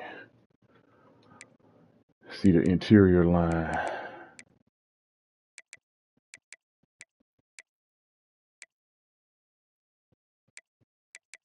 Dang. So same thing pretty much. Pretty much the same setup. Okay. Let's go to formation subs.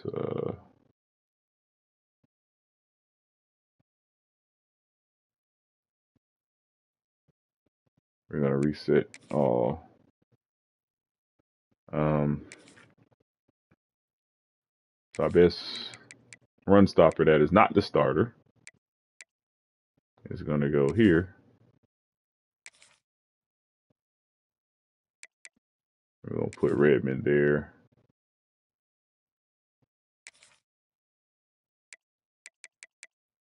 This is to prevent wear and tear because our team, we're short at the defensive tackle position. We only got 4 defensive tackles, so we're going to make sure all 4 get their hands on the field. Kane got to play here. Battles here. Under, same thing.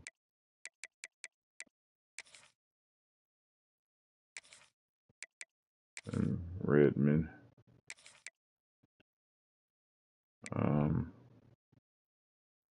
Over flex, same thing.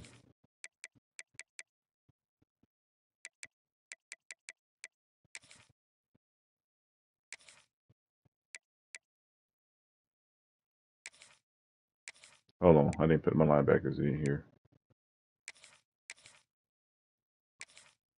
This guy right here is a liability in coverage. Man coverage, that is.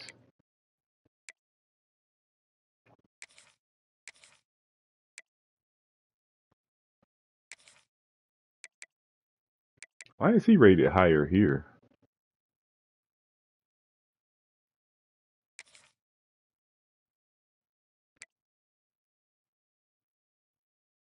It's weird.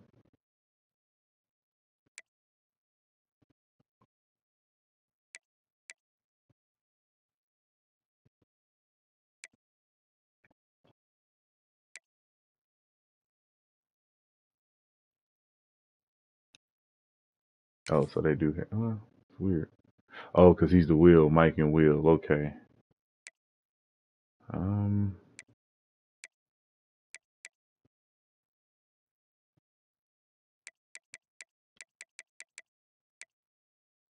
still like him there because of his awareness.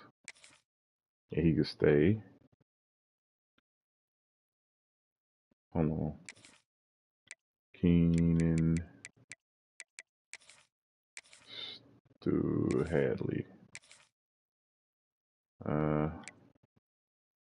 don't care too much about Penny.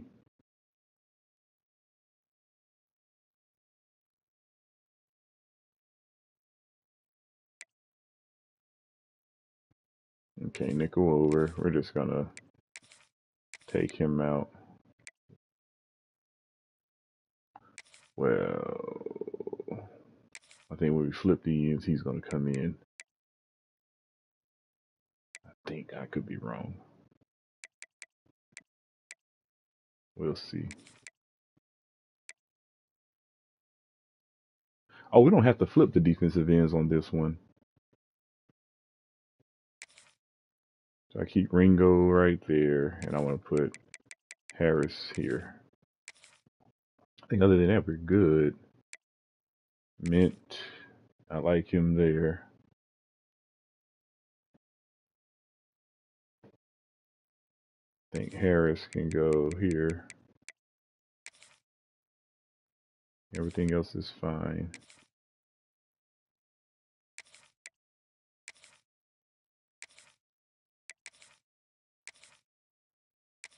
Maybe we'll put Harris. And we're good. On a low mug. Just gonna take out him and then put Harris. Get him out of there. And Harris. Single mug. We're gonna get him out of there. And we're gonna put Harris. think everything taken care of.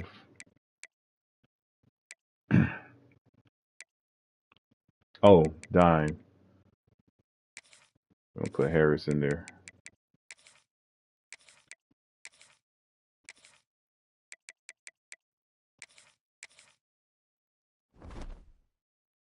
Okay. Let's look at their defense, see what type of running we're gonna do.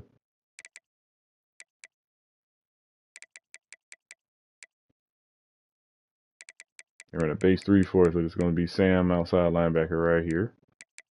He can't resolve, so we should be able to. I think we can run power. Yeah, we can run power to this side. We can run zone. It'll give us a little trouble with power, but we should win most of the time because his block shedding is only 68. So the initial pop, he's going to give us a little bit of trouble because we're in the same tier. My right tackle run block power is 92. Oh, shit, no. Should be able to watch him easily then. You're a tier above him. And then his run block versus his block shedding is 89 versus 68. So we should be able to dominate on that side. But he's likely going to be lined up against the tight end. I think we'll be dealing with more of a defensive tackles. This guy, yeah, same with this guy. Can't really resolve. Now let's look at the defensive tackles. Oh my God. Oh yeah. So who's their best nose tackle? Who's going to be their nose tackle? I assume Amari Arma is going to be their nose tackle. Oh, Hodges. Okay. I like that. So Hodges. So Hodges their nose tackle. So him versus our center. So his power moves.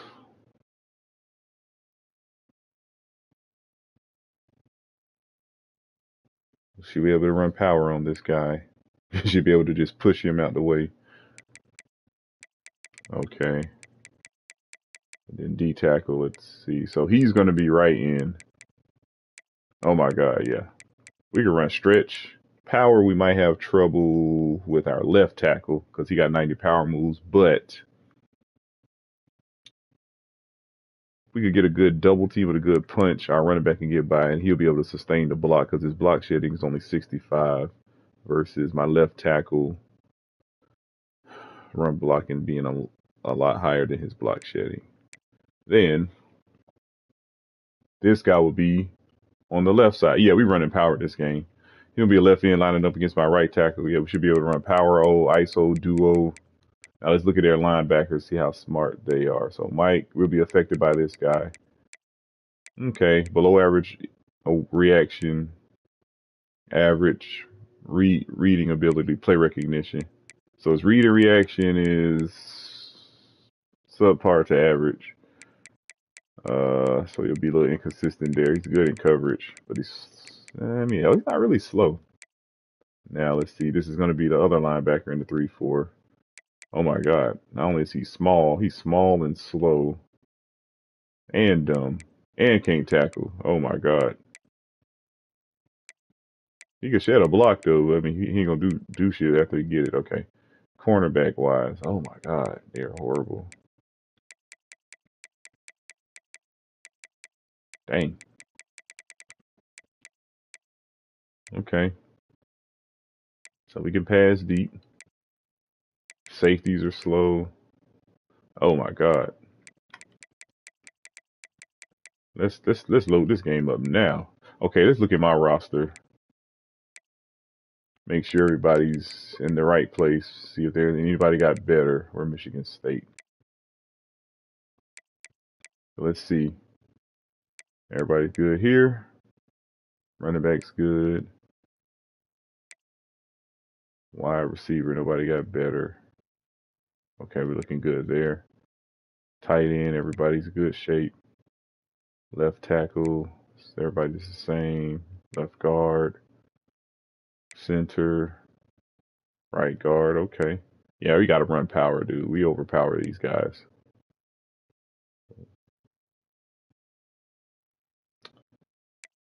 Okay, nobody on our edge got any better. Is he still crying about playing time? Oh, no, he sees the light now.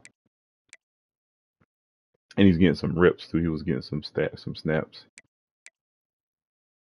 Okay, if you all look the same here, look the same here. Look the same here. So in the all season, okay, moving forward, these are regular non-athlete linebackers. So these are pure linebacker prospects. I'm moving them all to the middle, and I'm gonna put nothing but athlete thumpers on the outside. So no longer will I get pure outside linebacker prospects. One, because my defense doesn't require a Mike Will and Sam, and two, I need that safety linebacker hybrid type for my 4-2-5. So I can have one pure middle linebacker, and then one on the field is going to be one out of six safety linebacker hybrids that I'm going to have on the field that I have to choose from. So this would be good not only for special teams, but it'll increase competition, and I'll increase my chance of finding a star either in the middle for the middle spots or 6 of the outside spots. I only need 2, but I'm gonna get a bunch to get those 2. Because as you can see, man, look how bad these guys turned out, man. Years of recruiting. Well, these are freshmen, so this guy's actually gonna be good. Not him. This guy is actually a star. A star development trait, so he's gonna be real good. I might make these guys transfer. Then we got him. So we got some competition in the middle. And then we got him. So I'm moving all these guys to the middle. So likely it's going to stay. It's going to be Malik Lamb, Einstein, and Luther. Those 3 are likely going to stay. And then I'm bringing in. And then I'm going to have my fourth middle linebacker is going to be that freshman thumper if I can sign him, the athlete thumper. And then I got 3 more guys. So I'll just have those guys on the outside. I'll probably keep these other guys for just fillers, but I don't know. I'll see how I do it. I'll go after some 2-star athlete thumpers if I have to and just fill out that spot. Okay, so everybody looks good here. Free safety. Okay, everybody looks the same. And I might move, no,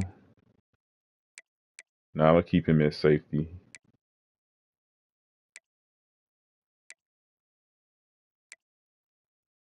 So we're looking good. Let's just make sure everybody's in the right spot. Yep.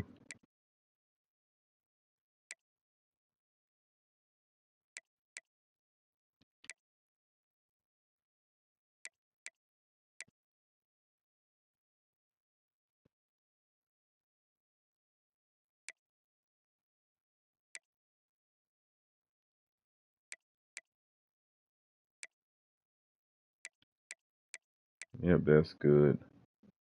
Good. Okay.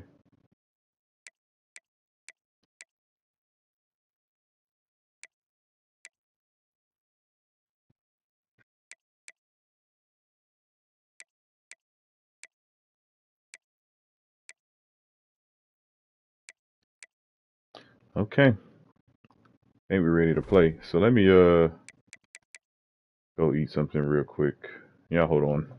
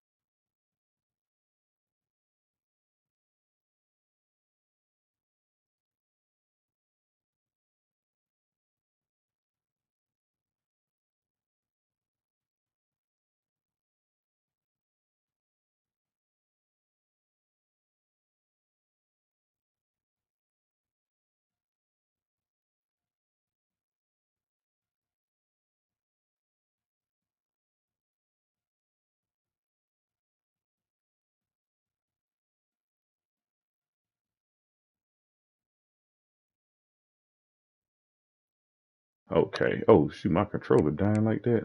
All right, so I might.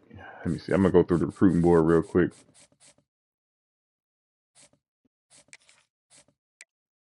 Okay, so I like this guy. I think I'm gonna switch to more of a man focus defense. So let's go cornerback. I'm gonna do the Nick Saban, Bill Belichick rule at cornerback. They gotta be 6 feet, 180 pounds, and run a 4.5 40.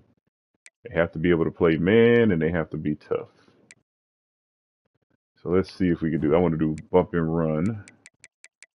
I'm about to switch up my cornerback.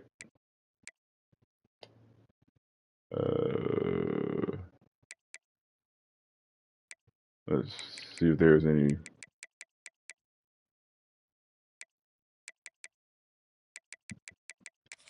Let's see all the 5 stars. None. 4 stars. I already got one. 3 stars. Let's look at the height and weight. Now let's do weight.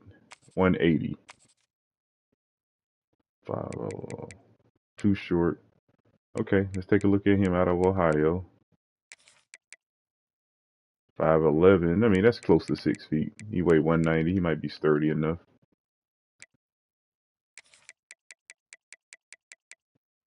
Now, okay, now this is venturing into small. Now let's go. Well, we'll go field next. So see if we can find some field corner. Okay, playing time. Okay, so this guy will be good right here. So what I'm gonna do, I add him to the board. So nobody's really going after him for real.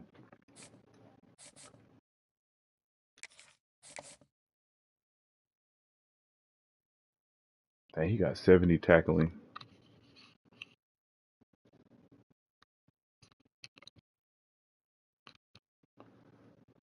And he's so balanced. More likely he'll play on the inside. I don't know. That height kind of bothering me. But if he can develop, I'll be happy. 6 feet, 192 is perfect. Okay. This dude actually got a.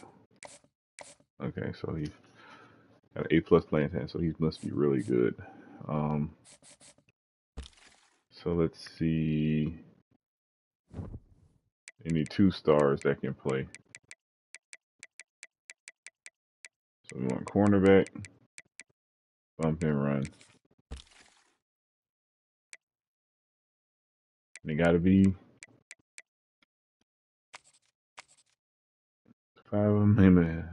6 feet over 190 or over 180. Okay. I mean, playing time. See, but for a 2-star, that's not bad. So 4-star, I'm looking for. 5-star, I'm looking for A+ playing time. 4-star, A to A or A-. 3-star, he could be in the B's. 2-star, C, C, C-. He could be in the C's. Okay, 6'2", 187. Okay. I mean, I don't mind checking out a JUCO guy. So let's see how his playing time grade would look. D C-. Okay, so we found the alpha right here. Okay, so he's the best. He's out of California. Yep, 6 feet, 180 plus, baby.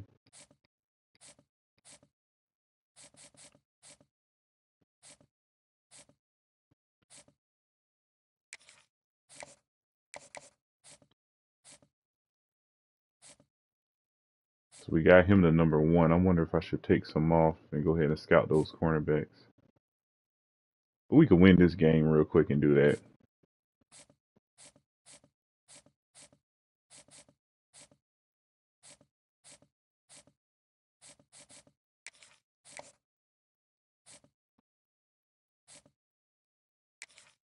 Okay, so we got ahead on Michigan State with that one. I think all the backfield creators are gone. Let me see something. I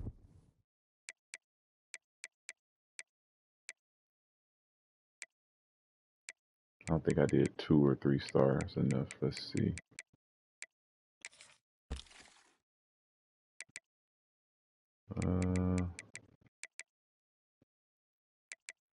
I might check him out of Texas.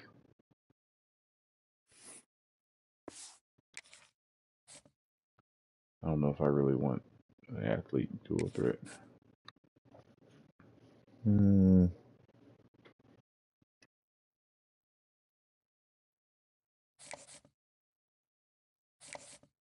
don't know how well the accuracy on the pressure develops. Okay, let's keep going. Let's look at the 2-star backfield creators.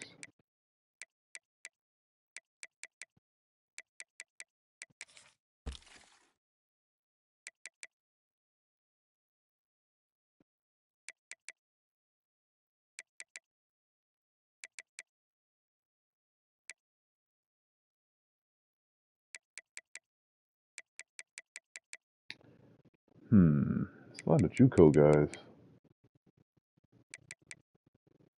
Oh, Illinois, 6'2", 203.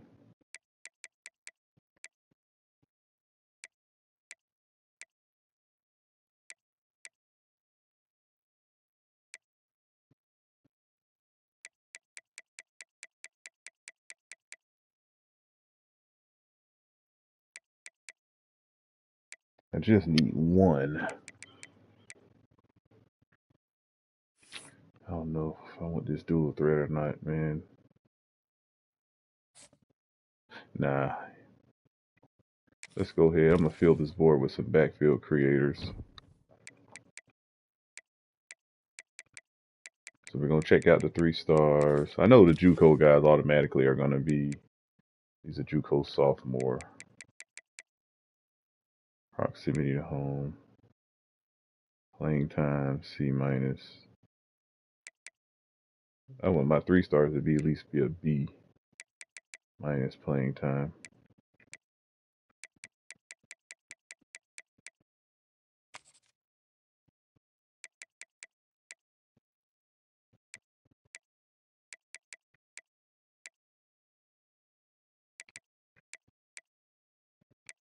So he got pro potential.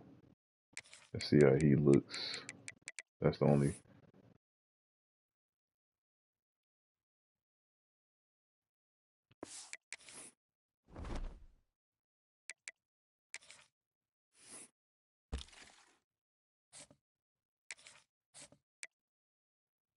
C- playing time.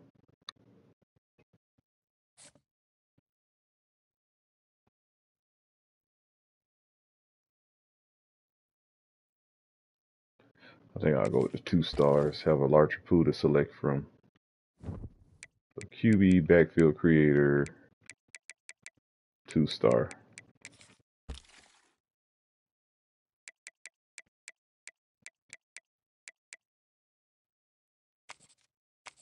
See if we get some big guys.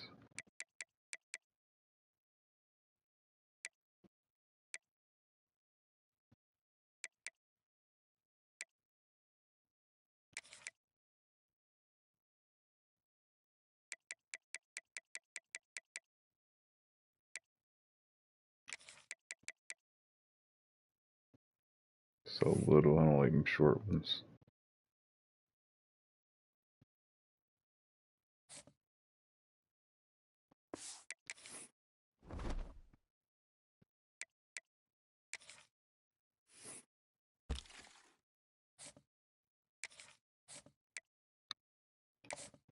Okay, I like that.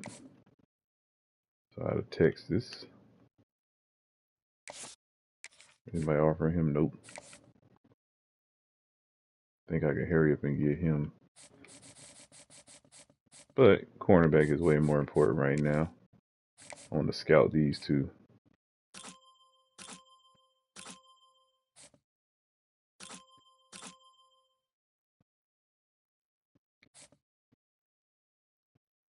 Not a gym. Not a gym. That's cool.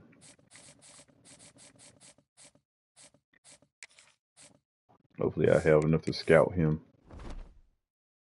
All right, so we're going to go ahead and play Maryland. I can start the game now. Yes. Should be a stat game.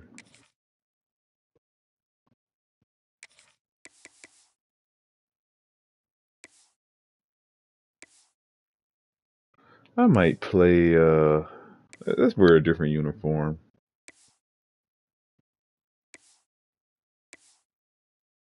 They got the green. Let's wear, all green. Let's see how that looks.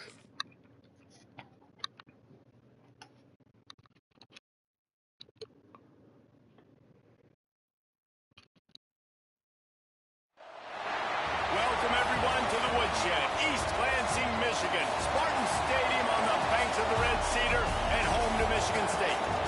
As we'll see a squad from the Big Ten, the Maryland Terrapins, taking on a participant from the playoff last year, the Michigan State Spartans. For EA Sports, I'm Reese Davis, Jesse Palmer, and David Pollack with me. Guys, can't wait to get this started. And the Spartans will put total leather and will get started. The ball squirts through the end zone. That'll be a touchback. They'll bring it out to the 25. So Maryland's offense will start this game off with the football. We have got a tremendous matchup between these two running backs, both stars in their own right, and David, both ready to make a huge impact. I mean, how fun is it to have two guys, one on each side, when they have the football, like they can go the distance. Just dynamic speed, great vision. These defenses are in trouble because these guys can touch it a bunch of different ways. And, Palmer, they can hit home runs from anywhere on the field. And I think what makes them really unique, too, Dave, is that they're very versatile guys. Both guys can run between the tackle box. They can take it outside. They can both catch the football as well. So, no doubt, the game plan for both offenses, feed the running back as many different ways as possible. Just let him go to work. This crowd bringing the energy and noise early. The give to the back. Nice move. Look at our run defense. And he's able to shed one tackle and pick up.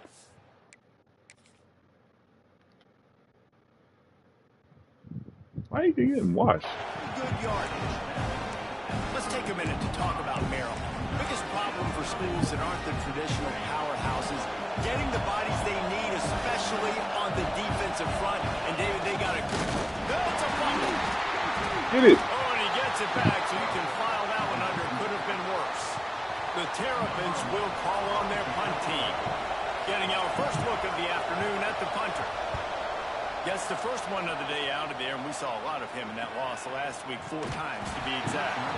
And the punt team gets down there and gets the return man on the ground. So Michigan State's offense will take the field for the first time. And they are coming off a sensational performance led by this quarterback who's hoping he can build on things, Jesse. Well, I know, having played the position, when you have a big game, you just can't wait to get back out there again and build on that performance. David, last time out, he was making the right reads. He showed off his arm talent. He had this offense moving up and down the field and finding the end zone. And you know he's excited to take on this defense today. Yeah, and talking to the defensive coordinators coming into this football game, like, they're not going to do what happened last week. Like, you can't sit back and make the coverages easy for him to diagnose. He'll pick you apart like he did last week. Look for some change-ups and some curveballs for this defense. They go to the ground. Gets it to the 42-yard line, and that's a first down. Man, this guy just has a lot of skills when he's toting the rock, doesn't he? He's got speed, but he's also physical. Kind of reminds you of great Michigan State running backs. Guys like Le'Veon Bell or T.J. Duckett. They could run guys over, but once they got in the second level, they could take it the distance. This guy has skills like that.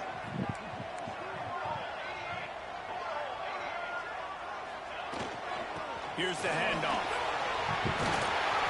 Found enough room to get it into enemy territory. They're down at the 43-yard line. Every offense wants to be able able to run the ball and be physical, especially on first down. And you want to create second and short, third and short, or just get first downs like that run right there.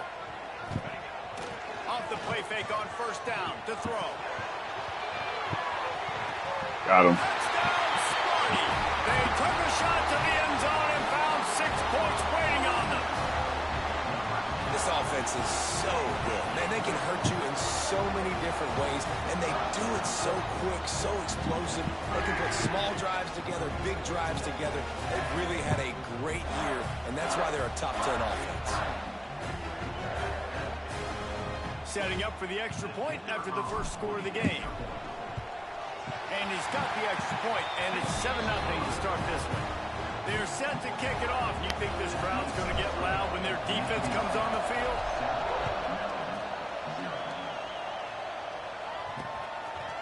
And it'll be a touchback. The ball. All right, we got to address these run fits, man. Here comes the Maryland offense back onto the field. They went 3 and out on their first possession. Now to see if they can be more productive this time around.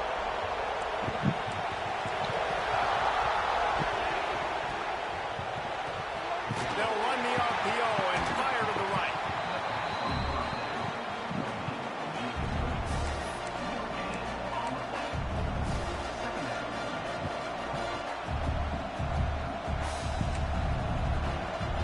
Plenty of distance between them and the sticks here on second down.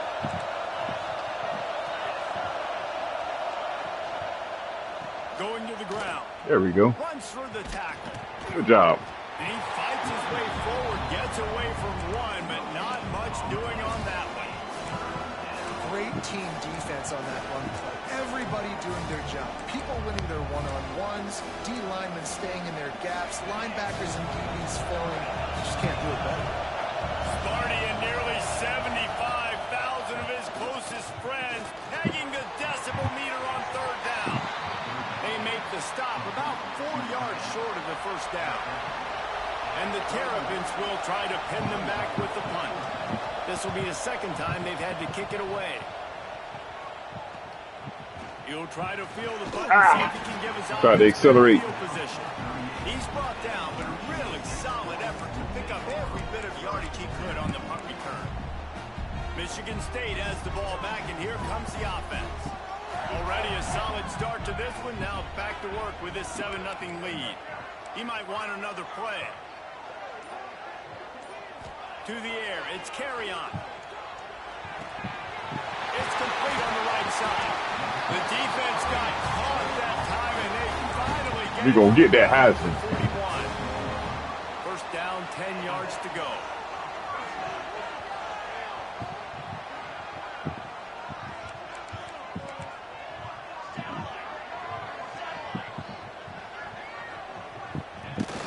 Use the play fake, now to throw. Fires to the wideout. He's got an open man. Let's go, baby. And he strides his way into the end zone. Touchdown, Michigan State. You know, oftentimes in college football, the best offenses are the ones that can create explosive plays, just like you saw right there. They're top 10 in the nation in points per game because they don't have to drive the field. They've got dudes scattered all over this offense that can take it the distance on any given play. Ah, it's sticky. And a really nice job by the kick team to get All right, down no there more and weak. make sure they limit that return. Maryland has the ball back and the Terrapin offense ready to go. To say this has been a slow start is a bit of an understatement, and they really need to get it going here, Jesse. That's right. The opponent, they're firing on all cylinders right out of the gate. Offensively for this unit, they've been slow and struggling. There he goes. Really good job making a play, getting it out to the 24 and moving those chains. It's hard to stop great runners. It really is. That's why you run the football consistently. You got a big offensive line, a big physical unit. You run the football like this, man, it will take a toll later. But you got to tackle this guy over and over again who has this ability to make people miss and make big plays. Not much doing there. He gets it to the 26, a gain of 1. I think the offensive coordinators over there going, thank goodness we don't play them every week. This defense has been suffocating. This offense got to find something moving forward that they can hang their hat on, some kind of identity. Today they were shut down, but Listen, there's a game next week, right? Like, got to continue to find what it is that makes this team go, that makes them tick, that makes them get first downs, and then hopefully move the football. Well, you hear all the time that the tight end's the QB's best friend. You saw a perfect example of it on that last play, right? Second down, you need to pick up some positive yards to keep this third down manageable. Really nice job of executing. Jones to throw. Snags it over the middle. Dragged down, but they'll move the sticks for a first down. He might have expected to see this DB up in his receiver's kitchen. Instead, nice little zone, and they pick up the first. Man, offenses are getting so good, Reese, at seeing the holes in the zone, knowing you're in zone, knowing where to sit down, how to make it an easy pitch and catch for the quarterback, and that's what it was on third and short. And he was fortunate not to lose yardage on that play, able to wedge it back to the line of scrimmage.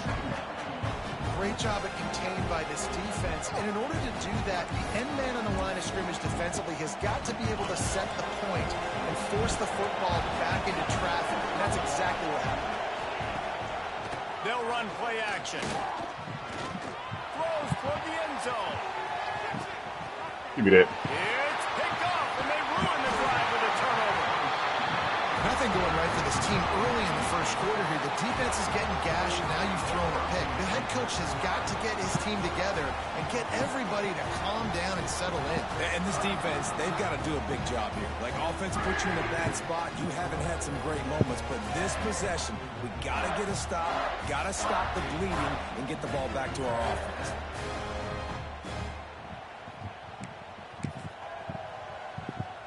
The Spartans have it back on offense, hoping to play some good ball. They put 2 touchdowns on the board in the early going, and now right back to work. Off the play fake on first down, wants to throw. Got him downfield. Major gaps in that defense, and he got loose, and they finally knock him down at the 41. That big play is just what they needed. Now they have it 1st and 10 just outside the 40. They'll go to the ground. We'll give him a couple on that one. 2nd and 8 coming up. Run game is good. Balance is good. Now listen, if the run game isn't good, then you got to pass the football a little bit more. But sometimes you got to keep them honest, take them chunk by chunk.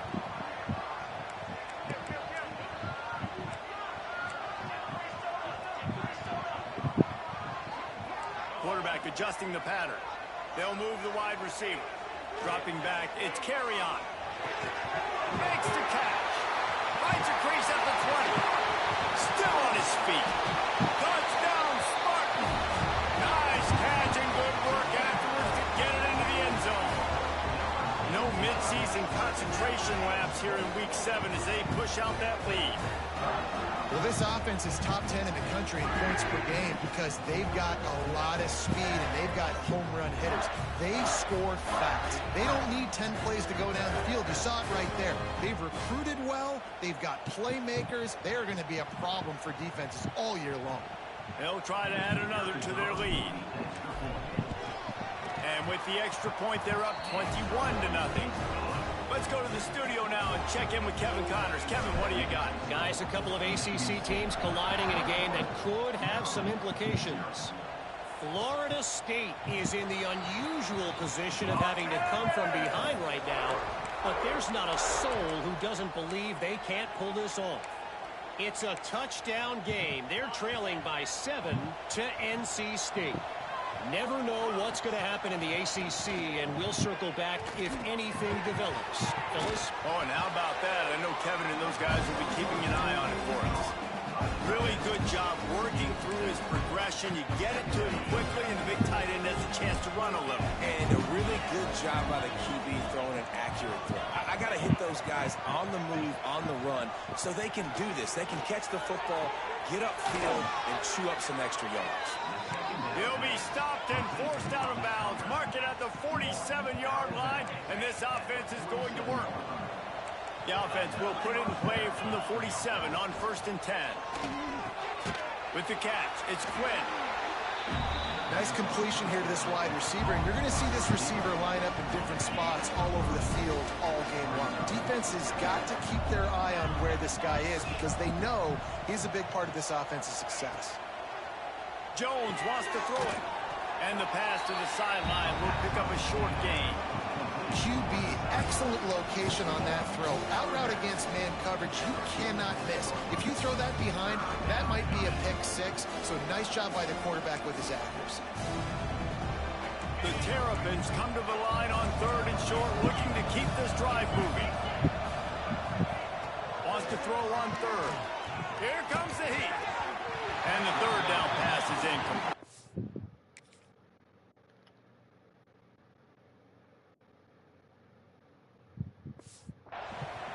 And this offense stays aggressive and they pass the football. I think you can always look back and say, 3rd and short, I'd love for you to run it and be the more physical team. But nice job sticking up and bowing their necks for this defense. That is just gorgeous. Knocks it out of bounds inside the 5-yard line. Michigan State has the ball back, and here comes the offense. They could not have drawn up a better start than this, already up 21-0. Breaks into the open.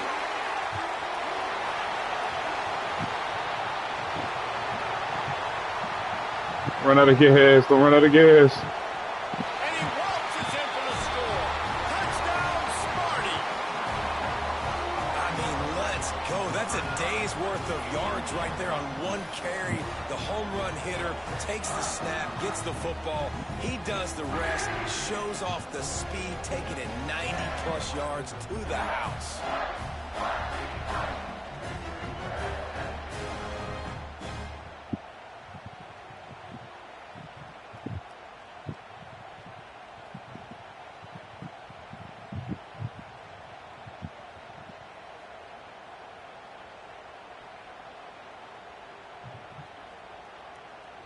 Lining up to tack one more onto that lead. And the extra point makes it 28-0. If only it were always this easy for the offensive coordinators. One play, big chunk yardage, put points on the board just like that. That one bounds through the end zone, and it'll be a touchback. Here comes the Maryland offense back onto the field. They've gotten off to a sluggish start and need to put something together on this drive. 6-9-1, get easy. Jones to throw. The sweet feet buy a little time. A really nice run and gain, and he gets down to avoid taking punishment. Yeah, I think you're just seeing the experience this guy has, right? He's so poised that initially he's flushed out of the pocket, nothing's open, and he doesn't panic. He's not throwing it away. He's not sliding early. He just knows where the defense isn't, and he's able to attack that space with his speed and get a positive play. Punts it out of the air. Didn't pick up a lot there, moved it forward just a few. That's a good job by the drag route there, understanding its zone coverage. So instead of continuing to run across the field, he settles down into an open spot, making it easy for his quarterback. As they get set to snap it, just about to reach the end of the quarter. 2nd down, they'll go to the air. Just a short pass to the tight end. There to make the tackle, and that's how we'll wrap up this first period. That's the end of the quarter, and Michigan State has the lead.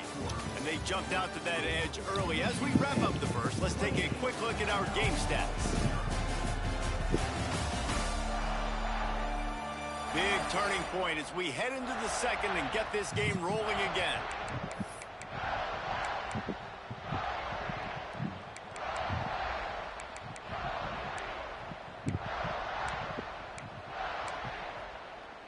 So they'll go back to work after changing into the field. Looking to throw on 1st down. Throws to the wideout. He's got it. That's a fumble on the play. Recovered by the defense, and he's off. They knocked him down after the takeaway, and a big play for this defense. Great job by the defense here, forcing the fumble on the wide receiver. Look, understand the ball came out quick. I got to break, get hats to the football, secure the tackle, try to get that football out. Nice turnover, nice hustle by this defense.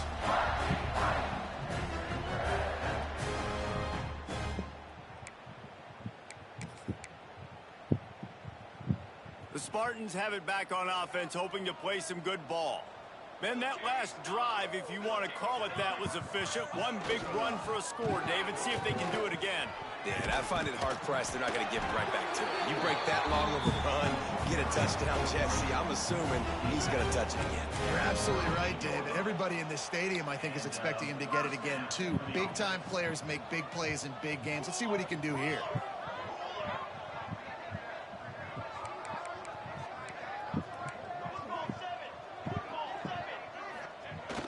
Off the play fake on first down to throw. Floating away. Finds his big tight end. Got room at the 35.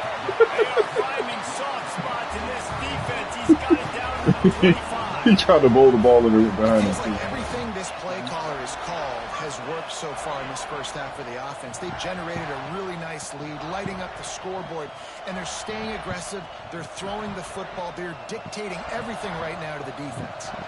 Big play offense, and it has them threatening now. 1st and 10 from the 25. Play action. Let's run a dive.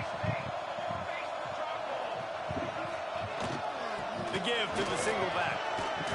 The tackle is made right at the 20-yard line after a pickup of 4.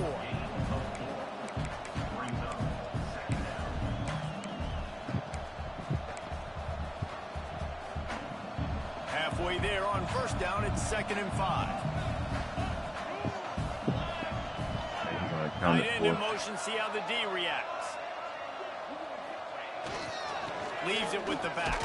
Man, I knew that was going to be good. I should have audible. This defense is they were right there as soon as he got the ball. Yeah, and listen, the offense has had their way, and they've had so much success and so much production. But listen, at least the defense got a rep. You know? Fires toward the end zone. And he's got it. Touchdown, Michigan State. And at this point, they're just rubbing their noses in it. There's nothing positive to be able to take away from this. You got beat down, you move on to the next game, start working on the next opponent. This one's over.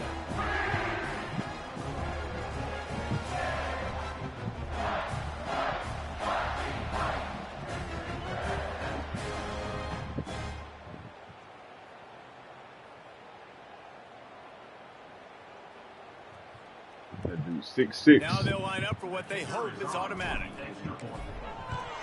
And they tack on the extra point for a 35-0 lead. They're ready to kick it away, and this crowd is buzzing after that last score.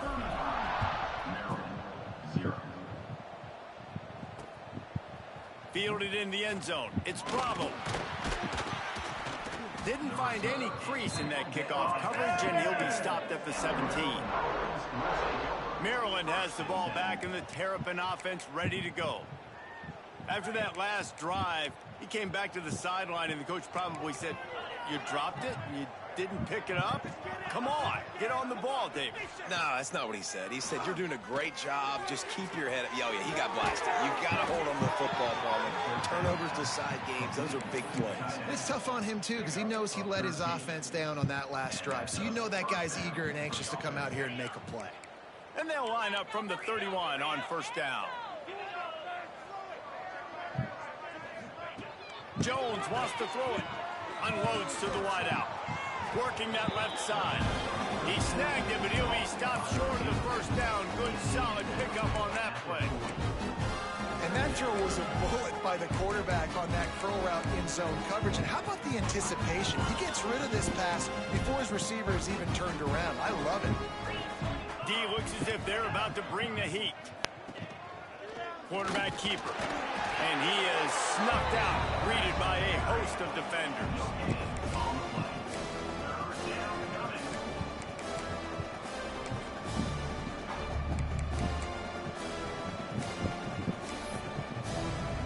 And the Terrapins come to the line on 3rd and short, looking to keep the drive moving. He's looking to throw on 3rd and short. They'll run the screen. And he's to the 48-yard line. That'll be good enough for a first down. You know, it's by the QB there. When you're throwing to running backs, you got to make it easy on them. So you want to put it right on their body, make the catch simple, and let them go to work like they did just there, getting that first. The Terrapins look to keep this drive humming. Good timing on the quick out. He's knocked out of bounds. They'll mark it at the 44. Well, you can tell those two have been practicing the out route all off-season long. They look like they could have completed that in their sleep. The give to the running back from the shotgun. And the defense holds firm. No pickup at all on that play. You just need more from your offensive line. Second and short like that, you'd love to be able to fire off the ball and pick that up running it, but the defense was able to get penetration. They were able to get a stop, and now you set up third down, and this offensive line is going to have to play a lot better here. A quick completion to the left, looking for the first down. Doesn't quite make it to the first down marker. He's a yard short. And the Terrapins will send out the punt unit. Punt goes out of bounds, and a really nice job as they stick them deep in their own end. They'll mark it around the 10. Michigan State has the ball back, and here comes the offense. Man, what a drive last time for the touchdown. That passing attack was lethal, David. He'll off one deep down the Hurry up, get it. Get it, yes. He's got it on the outside. Heisman. Touchdown, Spartans. Look at your Heisman. Found open space. The band might as well start playing. And I love the play call. Oftentimes offensively, you like to throw the football deep down in your own end and take shots because you're anticipating man coverage. So if you get a receiver that can get behind the defense, that has a chance to be a home run type play. And you saw it work out exactly that way right there. Put my guy back in the Heisman race. Hold on, let's see if I want to get that Heisman pose.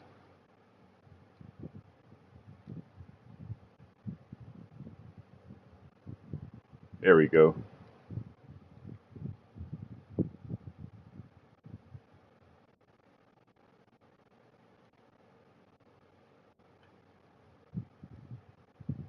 There we go. Damn, 8 for 8. They'll try to add another to their lead. And he tacks on the extra point. And for a quick update, let's go to Kevin Connors in the studio. Hey, fellas, here's a quick update on a top 15 clash today. Tennessee is down, but they are not out of it. Not inside Neyland Stadium, one of the best home field advantages in all of college football. It's a touchdown game. They're trailing by 7 to Georgia. Just another week of SEC football where we've come to expect the unexpected, fellas. And how about that one? Kevin will be keeping an eye on everything going on elsewhere. Nope. He's going to lose a yard on that one. And this offense on first down, man, they go backwards. And they built a deficit, and they've been sluggish. And they just need something to get going, to get started, because they kind of looked out of sorts and out of rhythm this whole game. From the gun, the give, looking for room. Punches ahead, they'll give him a yard to the 13.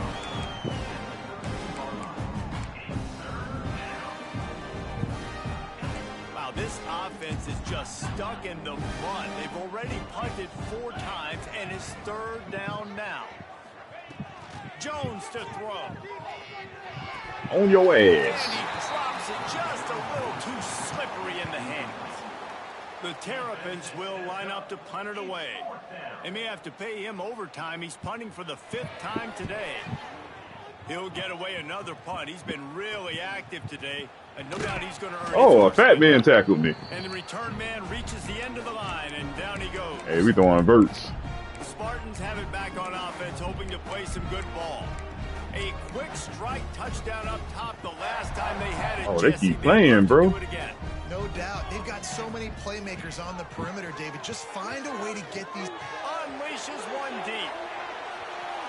We're just going to keep throwing the deep. Y'all want to keep pressing us. They won it all. 9 for 9. That's exactly what they got. That touchdown grabbed the 25th of his career. Not surprising either. When you've got this guy's ability at that position, quarterbacks are going to be looking for you. 25 touchdown catches, that's an impressive figure. Yeah, he's definitely one of those guys that have been so big time. Big time moments, clutch plays, makes those contested catches. He's a guy that can do everything, and that's why he's putting up such great stats. Here comes the Maryland offense back onto the field. They really didn't move the ball at all the last time they had it, and hoping for better fortune this time around. They've got a little time here to put together a productive drive late in the half. They'll leave it with him. Drives into the pile just to pick up a 1. They'll spot it at the 10. And you want to run the football. That's okay. You'll take some of these. But if they start to add up down the road, obviously, you might want to think about airing it out a little bit. They'll go right back to it. Oh, let me use the other one.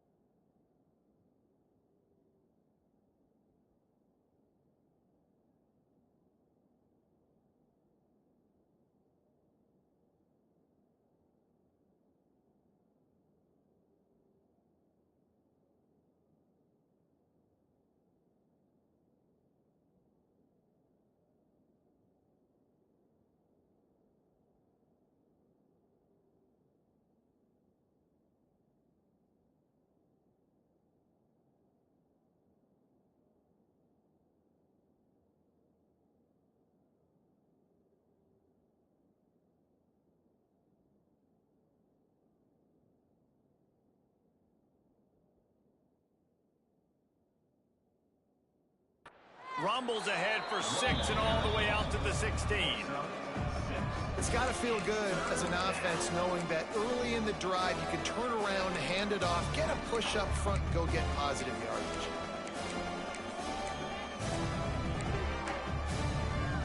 And the Terrapins really need to keep this drive alive on 3rd down. Off the RPO, quick throw to the right. Hauled down, but they'll move the sticks as he picks up the 1st down. Man, this offense, they needed that one in the worst way, right? They're getting blown out in this game so far, and as we get close to halftime, they've got to be able to put a good drive together. They've got to be able to come away with a touchdown here, close the gap a little bit going into the second half. The Terrapins will snap it on 1st and 10. Quickly out to the tight end. And a good job in coverage there as they stop it after just a few.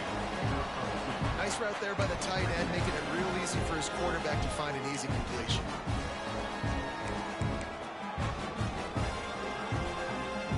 Try to make up for some of that lost ground on 2nd down. Whistle blows, we are at the 2-minute timeout, and man, oh man, could these guys use a score to cut into this lead.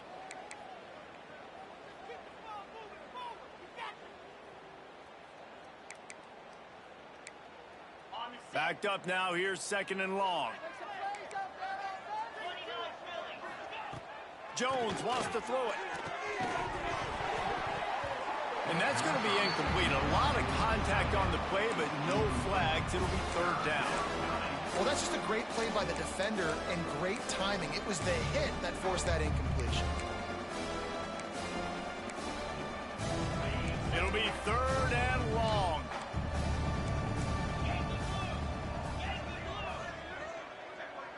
They'll send the back in motion. 3rd and long, and he'll try to throw for it. Got a man in the middle. That one could really put this drive into high gear as they have a 1st down at the 37. Wants to go up top on 1st down. Just too much heat that time, and they knock him down at the 31. Looks as if we have an injury on that last play, and we'll take a break to check him out.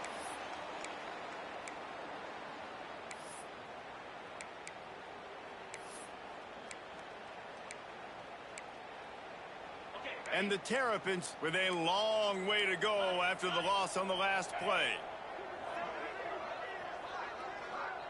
Gets the back moving. Going to sling it on 2nd down. And that's going to fall to the ground incomplete. That was a physical matchup there. 3rd down coming. And this defense, we know, they present a lot of challenges. You can see it right there, man. They shrink windows fast. They're a top 25 defense for a reason. You really better make sure you're dialed in today, or else they can make you pay in a hurry. On 3rd and long, you'll need to push it downfield. And that's incomplete.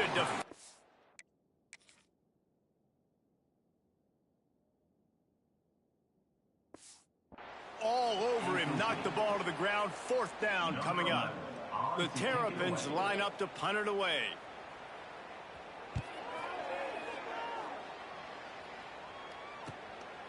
Here's the return. They make the stop, and that is exactly what you want out of your punt cover unit. Michigan State has the ball back, and here comes the offense. They've been outstanding here in this 1st half. Might as well try for the knockout punch, David.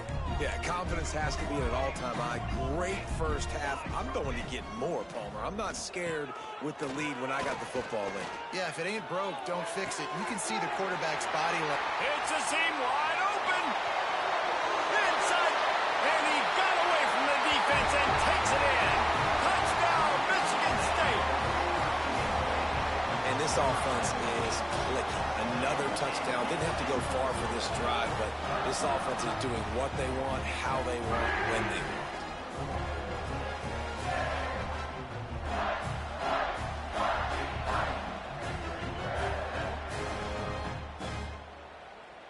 PAT unit on the field.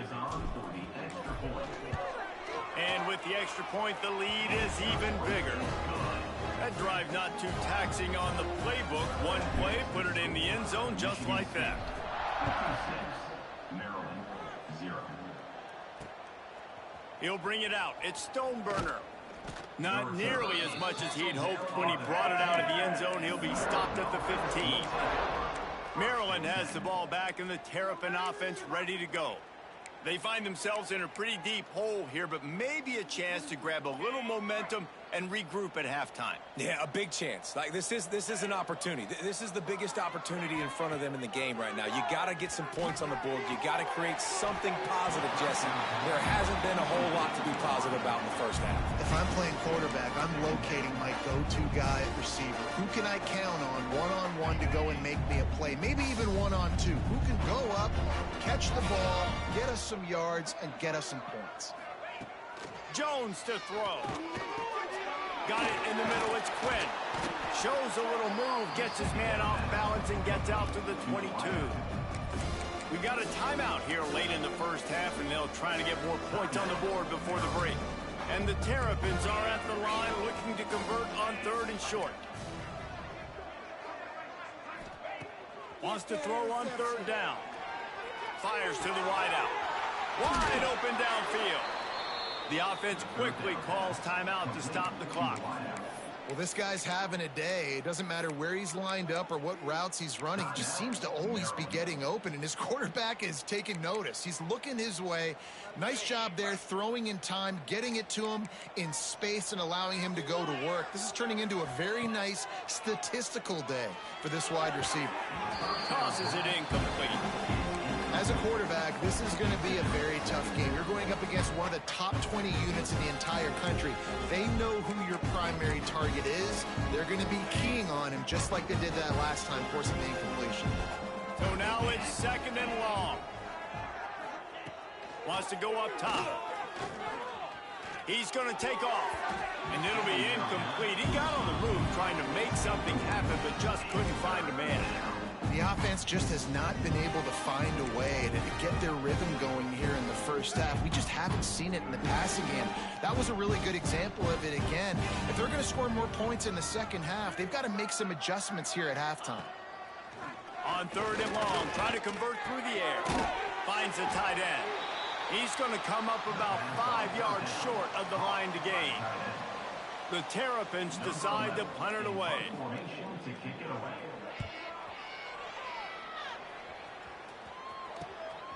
Hauls it in and looking upfield. They'll get down and put a stop to the return at about the 28-yard line. So the offense has had enough. They'll take a knee and wrap up this first half. That's the end of the second quarter. That means it's time to join Kevin in our halftime update. Gentlemen, what else is new? A spirited environment there in East Lansing.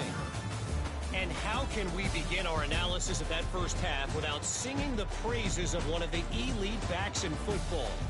Racking up huge numbers on the ground, even throwing the occasional block. This kid is the total package. And if this defense doesn't adjust his strategy, he could be headed towards a career day. And with that, let's head back to the place they've been playing football for more than 100 years, Spartan Stadium.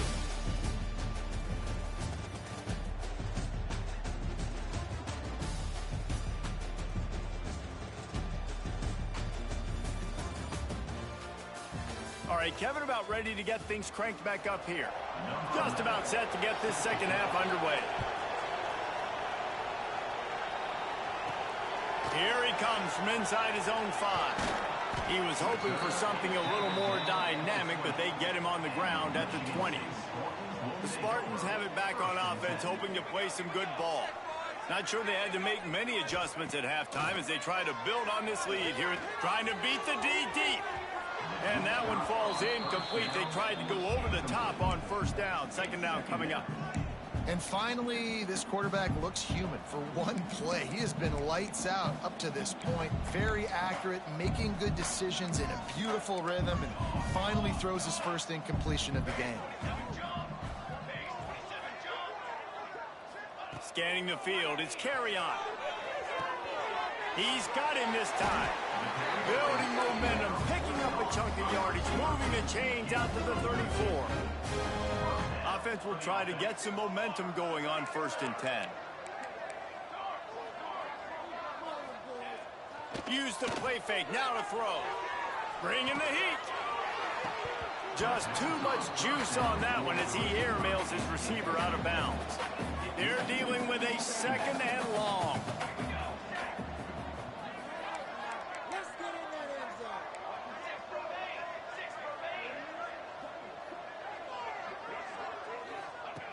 Wants to throw again.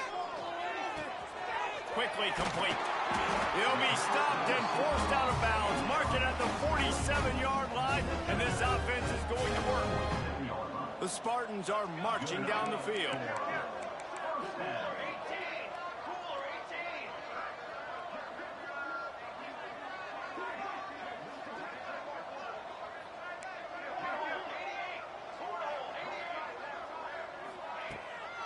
Out of the shotgun, they go to the ground. Not a whole lot of room there. 3 yards maybe. 2nd and 7. Stuck with a running game on 1st down. Now here they come again.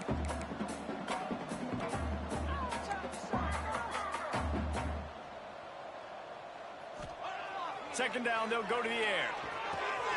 Working that left side now. On the move to the 30. And they explode on that one, and they've got it down to the 22. And the Spartans will snap it on 1st and 10.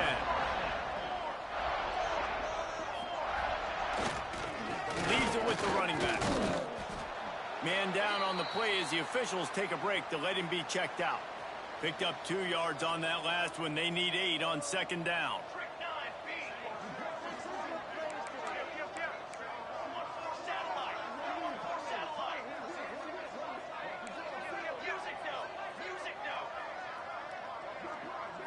To the air, it's carry-on. Skips away from pressure. Slings it downfield. Got his man on the right. He's brought down, but there's a flag on the play. Let's see if it stands.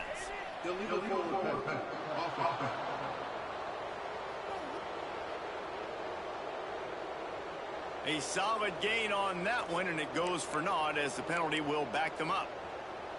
They've moved it to the 25, but now facing a 3rd and long.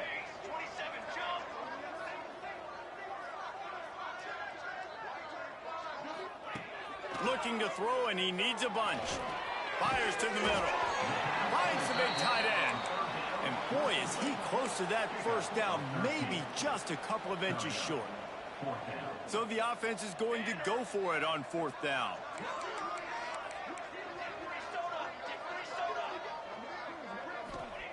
He'll try to throw and pick up the 1st down. He's got it. 1st down and more. Touchdown, Spartans. Made the grab and then did the rest himself, and they put points on the board. And the extra point just tacks a little bit more onto this huge lead. Well, this receiver is making this passing attack look like it's going against air. No doubt, it does. It looks like it's on air. I tell you what, you got to find a way to rough this guy up a little bit. Be physical. Make sure he takes a toll instead of all these big plays he keeps making. Make him tired, physically dent him a little bit, make him have to work a little bit harder than you have been. Here comes the Maryland offense back onto the field. Their drive chart is starting to look a little monotonous. Punt, punt, punt, David.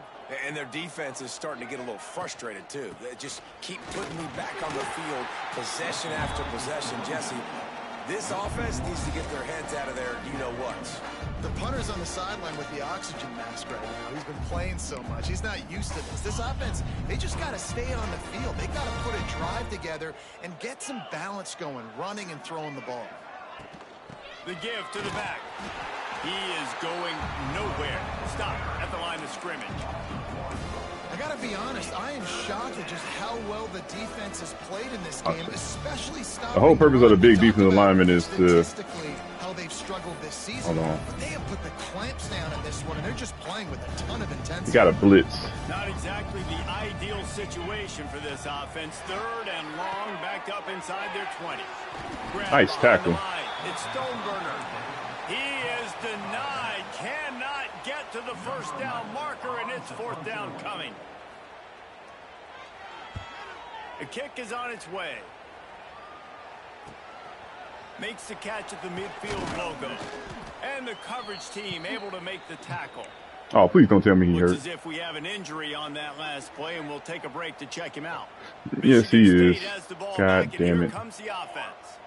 Might cover They reeled 6. off a long touchdown drive the last time they had it. Much better field position this time around. Off play action on first down. A shot toward the end zone. Woo! And that one was way too far for anybody to catch, except ticket. Oh, okay. And I'm not surprised they're letting I need to get my starters out of here.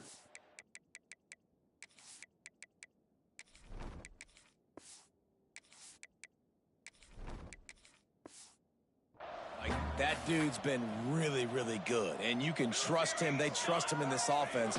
Great job by this defense, playing the pass, breaking on the football, and making sure he doesn't get another touchdown. And he's able to bounce off one tackle for a solid pickup. The Spartans come to the line on 3rd and short, trying to keep the drive alive.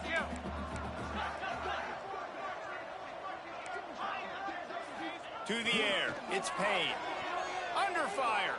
He rifles one deep. Oh, look at Atkins. And he eluded the defense, and he'll take it all the way. He afraid. Oh, I gotta spruce him up. He looking ugly. I gotta spruce up them uniforms, man. He looking stank. Looking like a 3rd string tight end. Talk about him after the game and go, hey, I just looked at him. He knew what I saw. I knew what he saw. We're on the same page. We've done this before. That chemistry equals big plays.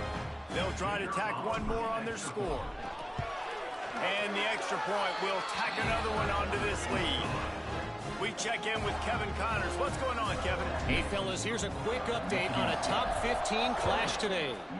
Pittsburgh is down right now, but this young man under center has shown some moxie today. We could see a legend born in the Steel City. They're trailing by just 4 to Louisville. Never know what's going to happen in the ACC, and we'll circle back if anything develops you should know about. Thanks for the update on that one, Kevin. Let us know when it goes final.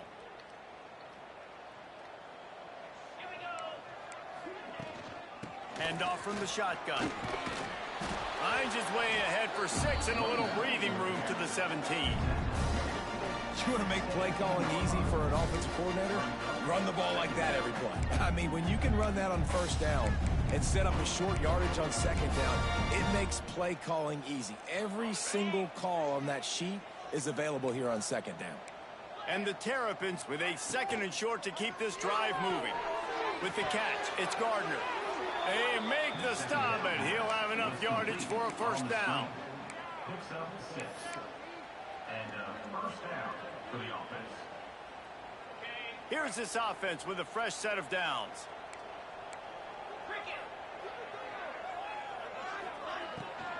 From the gun, they'll try to impose their running game. Stopped in the backfield. He's going to lose 3 yards on the play. And after your defense just went out there and gave up a touchdown and let them build the lead more, you really need to come out with this drive and answer. And the running game is not in. They were ready for that. Going to have to create some explosive plays to the passing game. The Terrapins now with a long way to go to pick up the first down. Wants to fire on second down. Right on the money. And he was knocked down immediately. Very short pickup on that one. I'll tell you, man, I love quarterbacks that have arm talent, but that can throw it accurately at the same time, and you saw all of it on that in route. Probably the toughest call on the play sheet. 3rd and long. Ball's at the 25. And the pass rush is effective, and they tackle him at the 19. And I wish I could bring you some hope, but, man, this defense, again, you know, they already got the lead. They got their ears pinned back. They're rushing the quarterback. I know this one's over, but offensively, let us find a way to protect our guy, put something together. Maybe we find a way to make this respectable at some point in the football game.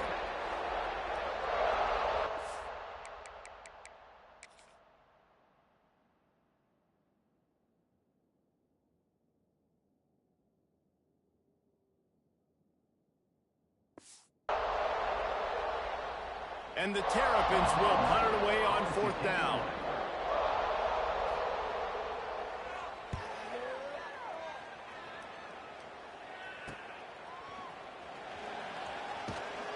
Little pressure on the coverage team there, and they'll stop him at the 47-yard line. The Spartans have it back on offense, hoping to play some good ball. This offense has really been clicking in the game so far, Jed. Oh, he's got some space. Big pickup on the ground here to keep this drive moving and give them a first down. I got my backups in, and the way I got my line structured, I know what to expect from my backups. I know on the right side they're good at power, and on the left side they're more well-rounded.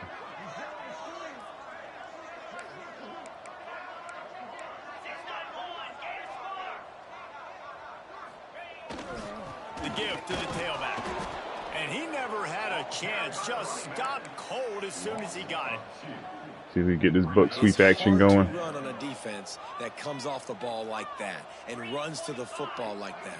Good luck. No holes in it. Dang, all the linebackers are free.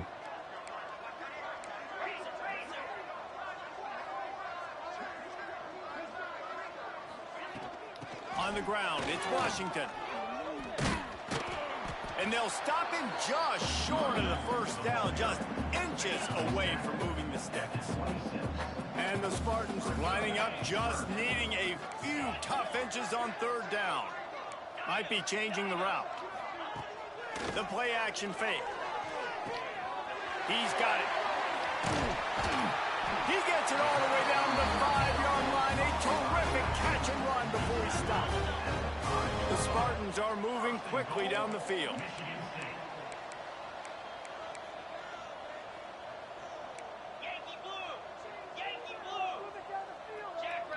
Back to pass, it's Payne.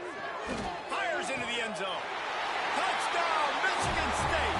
Fired in from the red zone for the score. That dude's really big. How in the world did they lose him? Because down here he does a lot of blocking and you play a lot of man coverage in the red zone. And what do? Peek in the backfield and you lose the big fella. I don't know how he lost that big of a guy, but he lost it.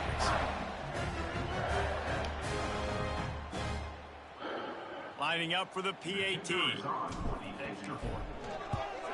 And with that extra point, the lead remains in the gargantuan category.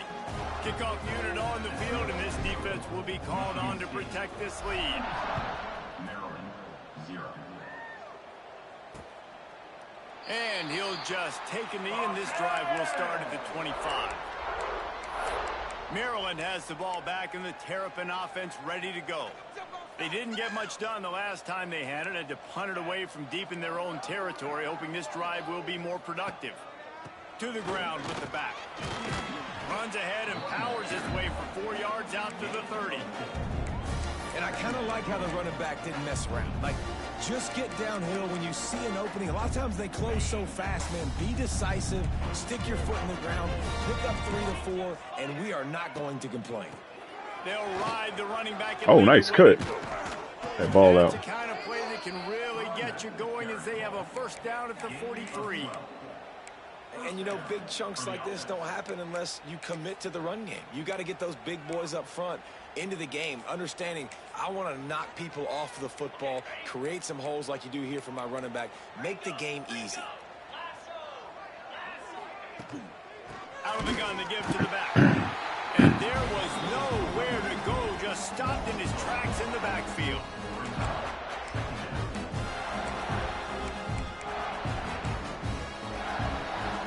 The Terrapins trying to find their way forward after the big loss on the last play. We've reached the end of the period, and Michigan State has the lead. Let's take a quick look at the national rankings to see how this playoff race is shaping up.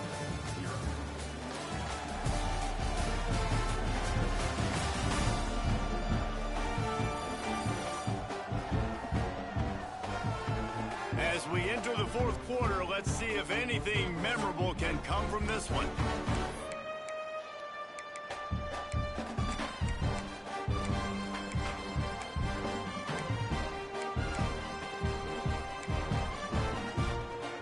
It'll be second down as we open the final stanza. Trying to surprise him with the pass. Fires to the big fella. He's brought down quickly. Minimal gain there. Still a bit short of the first down. You got to like this defense, man. All game long. Great job football. Like, you throw it on the perimeter, they're coming up. They're not giving the run after the catch to these receivers. A lot of times you see so much damage done after the catch. This defense has been dialed in, and the big play has been a non-issue. Timeout called by the defense. It's their first of the half as they'll go to the sideline and try to make adjustments. The D thinking bring some heat on 3rd and long from the 44. From the gun, wants to pass. Trying to make magic with his feet. Turning it on. That ball out. Freshman called his own number and kept this drive moving. And they're going to need a lot more of this to get back in this football game. They're trailing. They're trying to make plays. I like the decision-making of the young man, though. Don't force the football. We already got to make big plays. The defense knows it, too. Nice job pulling it down, scrambling, getting the first down. Now you got to keep it going. And it's just been that kind of day for this quarterback in this offense, guys. They have never been able to get into a rhythm throwing the football. Timing's been off. Accuracy hasn't been great. We've seen some drops, just not in sync. And that's why they find themselves trailing by a lot right here late in the game. Out of the gun, the inside handoff to the running back. And the defense makes the stop after a minimal gain.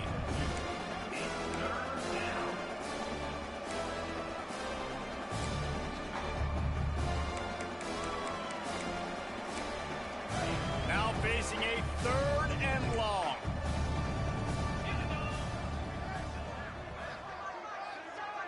Back in motion, trying to clear the picture. On 3rd and long, he's going to have to throw for it. On target to the left. He'll come through on 3rd down as he's got enough, and they'll mark it at the 23. This has been a frustrating day. I mean, they haven't moved the ball consistently, and now you get a play, but they haven't put 2 and 3 and 4 plays together, and that's why they're trailing in this football game. So maybe they can find some kind of a rhythm here late in the game and get something cooking. The give on the inside. Not much to show for it. This defense has kept them bottled up all day. Yeah, and this offense, man, they just continue to struggle. And just they need to find something that they do really, really well. And running the football late in the 4th quarter when you're getting beat by a good bit, that's probably not it. This offense needs to hit the gas, and they need to pitch and catch a little bit and throw the football around. 2nd down, he'll throw it. Looking left. Working a little foot magic on the sidelines, and it'll be enough for the 1st down. The offense has struggled. They're not going to win this game, but trust me, this coaching staff is still trying to find things to build off of for next week. And after an explosive play like that, maybe they can generate just a little bit of momentum and gain a little bit of confidence that they can keep coaching up heading into their next game. Yeah, this offense, man, it's been a struggle bus. And they haven't clicked yet. They haven't found what they're really, really good at. And I'll tell you this, it's in the 4th quarter, later in the game, obviously. They need to start airing this thing out. We got to get back in this football. Beck's going for the goal line. And he'll race it to the house. Touchdown, Terrapins! Well, it's good to finally see this offense have a little bit of success because that has not been the case in this game. Nothing has gone their way. They keep shooting themselves in the foot. You know, guys, coaches are always trying to find things to build on, and this is at least something late in this game, scoring that touchdown that hopefully helps build their confidence the next time they take the field. He's on the loose. One little mistake in your kick coverage unit against this dude, and you are in a world of trouble, and they were barely able to keep him from scoring.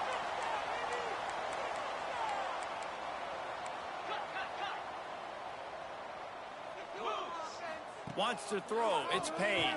Quick completion on the out. He hauled that one in and got it down to the 15-yard line. Yeah, and he runs a quick out route, and this is a timing route. Quarterback has to trust him, throw him the football. You can tell they've thrown this a time or two. Nice job, nice success. Handoff to the lone back. Pulled down at the 11-yard line as they inch closer and closer to pay dirt. Boy, they'd love to pick up this conversion and go to work with a 1st and goal. On 3rd and short, the power run here. And the defense stands up this offensive line and stuffs him right at the line of scrimmage. He didn't get it.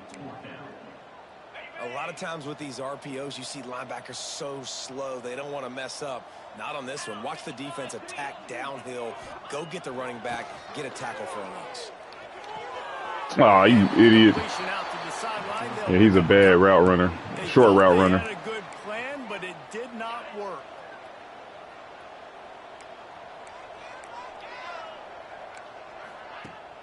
Handoff from the gun. Nope. And maybe he'll get back to the line of scrimmage, but no more than that. He ready this time. Well, this is a defense that we know takes tons of pride stopping the run. That's where it all starts and ends with them, and you saw a great effort on that last play. They'll go to work in the air on second down. All kinds of room to throw that one in there. Finally corralled, but not before. He picked up the first down. Gain of 23 on the play. And that's good enough for a first down. Last completion moved the sticks in. Let's see if they try it again.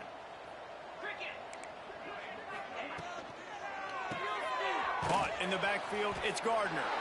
And the defense settled in to stop that one for a short gain. Great effort by the defense here. Offense trying to go wide receiver screen. How about the speed on defense rounding the football? Back to pass on second down. And it'll be incomplete. This defense is physical and pass deep. Hey, man, if you're going to force incompletions when the QB's thrown to the tight end, you better be physical. Nice job with the hit, forcing that incompletion. Couldn't find his man last time, and that leaves him with a 3rd and 6. Lost to throw again. Grabbed behind the line. It's Stoneburner. He'll be stopped about 2 yards Just short punt it. of a We'll first run the down. clock out. We'll show mercy. And the Terrapins will punt this one away.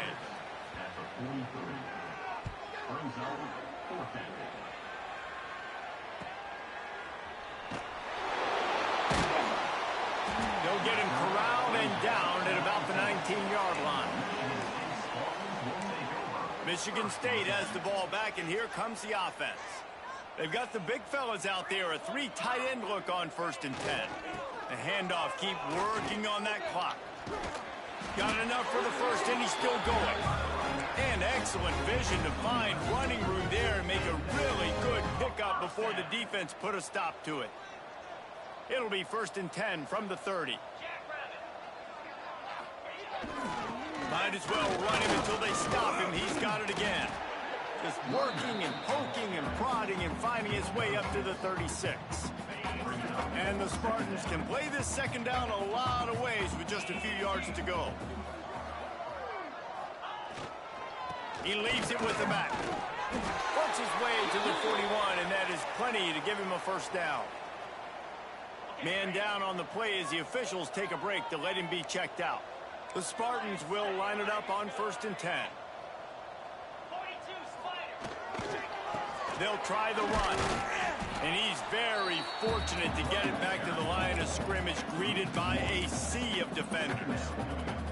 It's going to be tough sledding for the offense here. They're trying to ice this game by running the football and bleeding the clock. They've got a pretty good lead here late in the game, but the defense knows the run's coming, right? So they're going to be loading the line of scrimmage, getting stops like what they just did.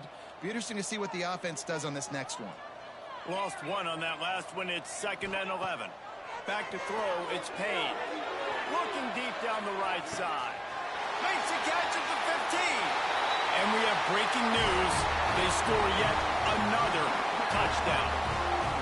With that last touchdown, they remain undefeated. And what can you say about this offense? One of the most explosive in the entire nation. And they're coming in, I think, every week with the mindset that we're just going to outscore everybody. We are okay going into a track meet. And that's really what we saw in this game today. But opponents just cannot keep pace with them and all of the athletes they have on the offensive side of the ball. Here comes the Maryland offense back onto the field. That last drive won't go on the highlight reel after ending in a punt. They'd like to be more productive this time, David. And I think this offense has to be a little bit more balanced. Find a little balance between the run, Jesse, and working in that pass. And I think, too, David, it's just going to take a spark. It just takes one play to get this thing picked up and going. Out across the 30 mark, down at the 35 after the 10-yard gain. Got it done in the passing game on the last play. Let's see what they do on 1st down. Looking to throw on 1st down. Throwing right. I don't think that's the way they drew it up. Incomplete.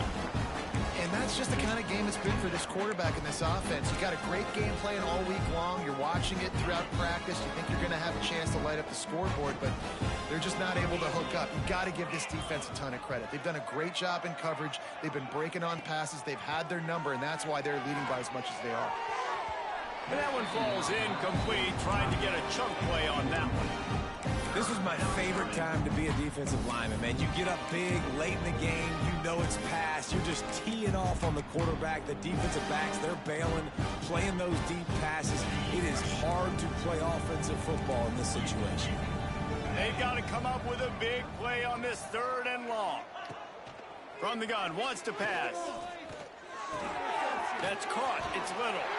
He'll be stopped short of the line to gain. Needed about 3 more on that one. The Terrapins will bring the punt team onto the field. Let's see if he can help the coverage team out with this one.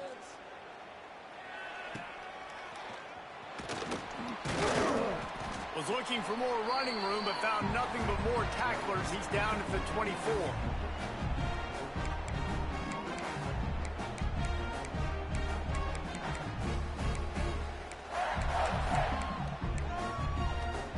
They'll snap the ball. First play of the drive coming from their own 24.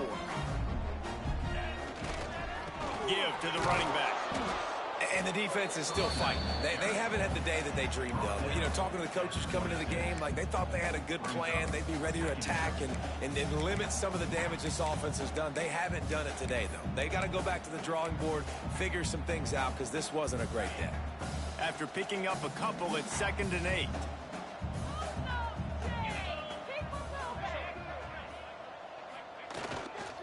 Running back searching for a hole. There he goes. Really nice pickup there as they have it out to the 44 with a 1st down. The clock is my friend. If I can do this late in the ball game with a lead and I can continue to run the football and they have no answers, well, then I'm going to walk away with a win. So listen, I wouldn't change a thing. I'd keep pounding the football, keep running the clock. This is an area of the game on offense you've got to be able to run the football well. You've got the lead in the 4th quarter, and obviously you're in your own end here, but you want to bleed the clock. You want to stay on the field and keep getting 1st down, so you have to be able to run.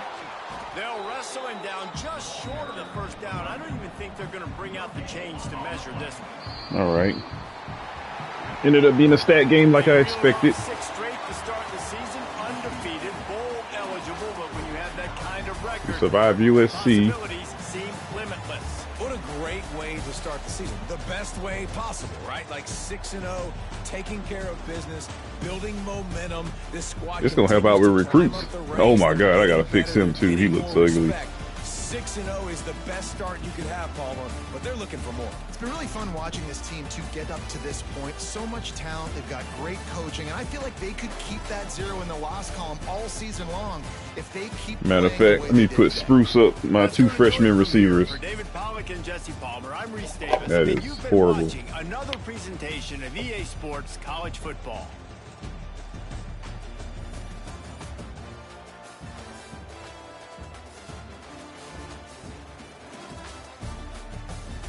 Looking ugly. Can't be looking like that out there. Dang, how many total? 898 total yards. And only 49 play. 18 yards per play. 600 passing yards.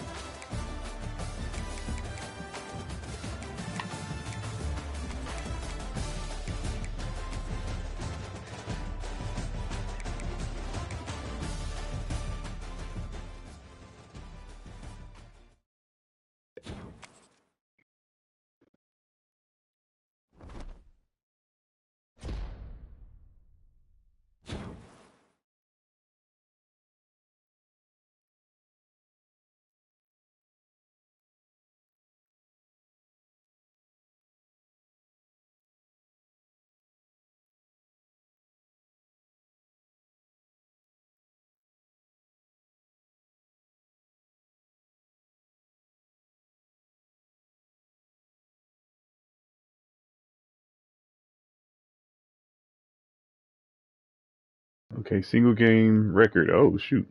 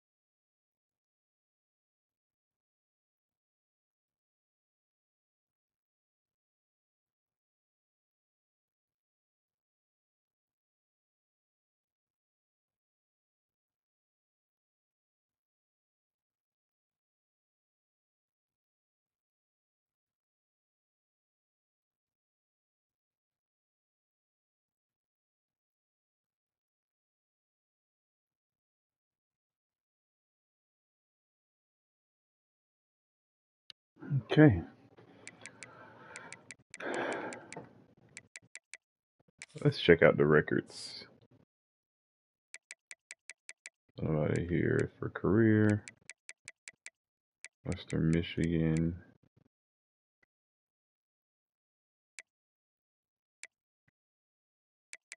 Saxons on the game for only 6 sacks in 2006 was a record. Nobody got more than 6 sacks in a game. Dang, okay, that's crazy. 1942. Howard Griffiths. Oh, I remember him. Was a fullback. Got 8 rushing touchdowns.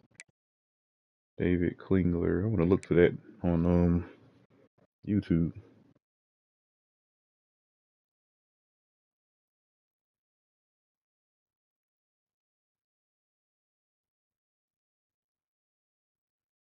Let's see.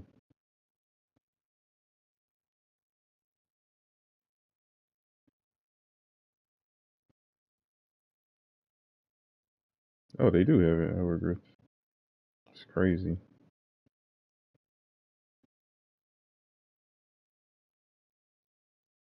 Oh, done already? Damn.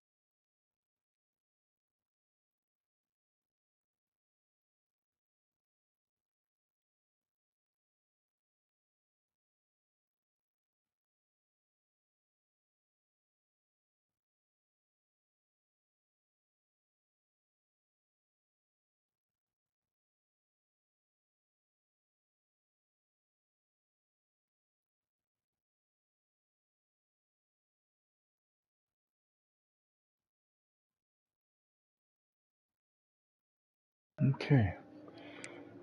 David Klingler.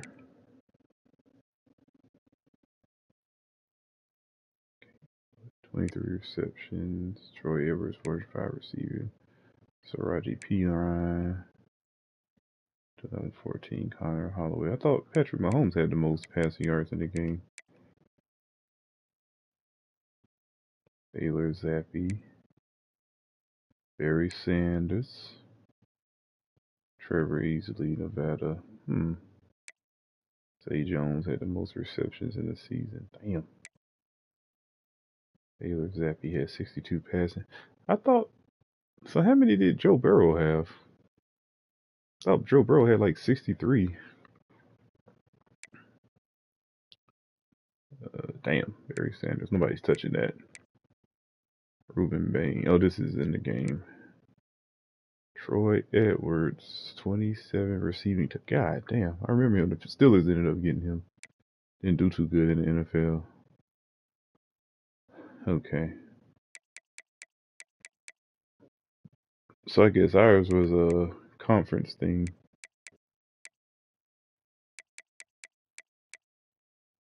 Oh, Lee Evans had 5. Big Ten. Hey, what's up? Thought my guy had 6 touchdowns. So what did he get? Yards?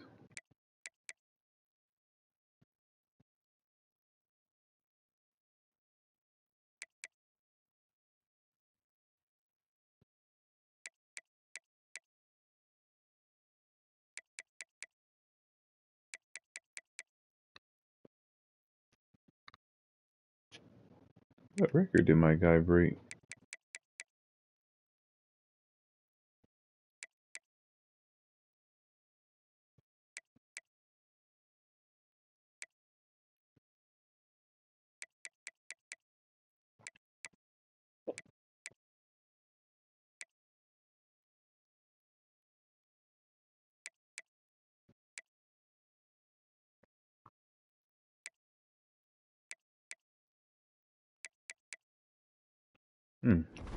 Okay. Let's go to the following week. And I gotta remember to spruce up those ugly looking. Okay, we should get a bunch of commits. Let's see. So we got a cornerback. So that's that field cornerback. Bam. So we're got all the cornerbacks we need. We only needed 2. Tight end, beautiful. We got now. Our whole tight end room should be verticals. I keep that one pure possession guy, but from now moving forward, we're going vertical, baby. We got 2 commits. Yep, come on.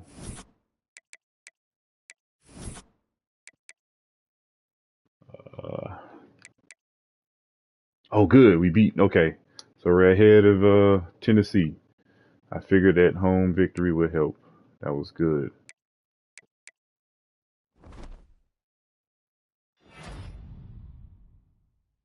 Okay, so he matched Troy Edwards or whoever that was with the receiving touchdowns in the Big Ten. Uh-oh, we play at Indiana. They have a decent record. Let's take care of recruiting. See how we're looking. Okay, we're still in the top 5.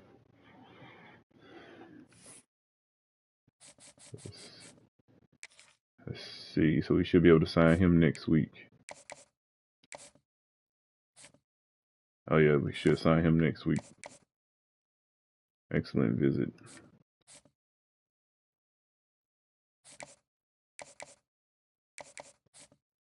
Okay, so he's in the top 5. Championship contender. Let's see if we could close. So, coach prestige. So it's either aspirational goals or brand exposures. I don't know. So what I will do, I will soft sell the one I want it to be, or what I think it is. Based on the grades, I think that may be it. Stay in contact with his family, discover his real goals. And we're gonna book his visit.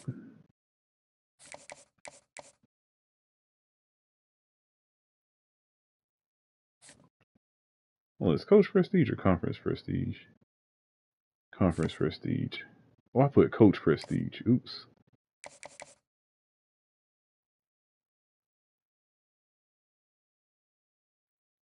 Let me see something. So we're gonna soft sell again. So it's conference prestige.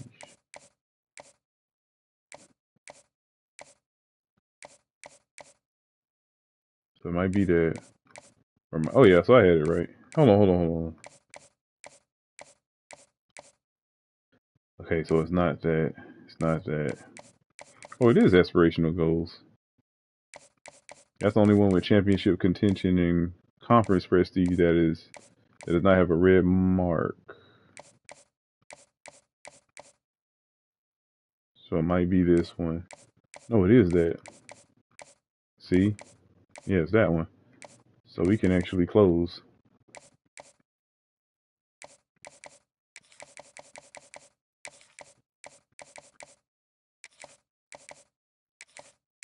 And then we can book. Visit. Conference prestige. I'm gonna go with the A+.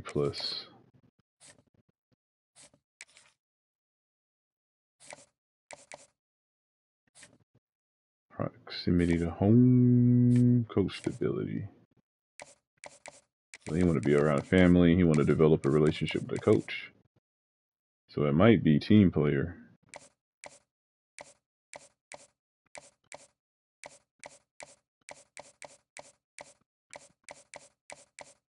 It is team player.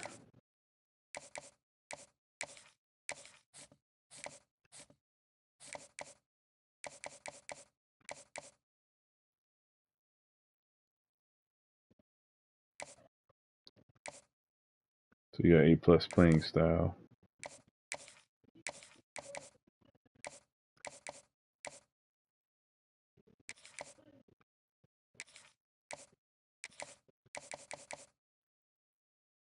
I know that's it.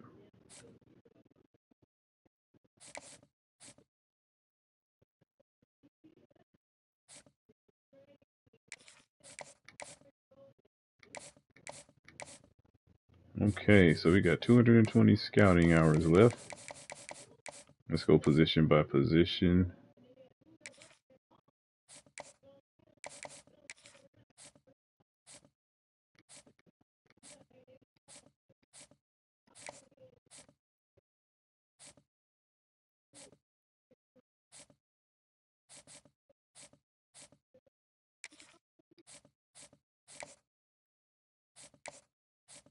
Oh, okay.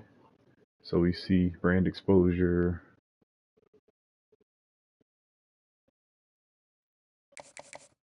And every available resource you have after a player to gain as much influence within this.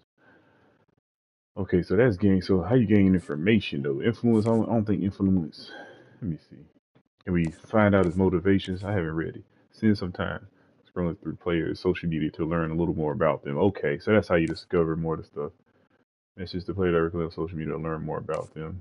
Make calls to the player's family and close friends to learn much more about them. Since I want to learn.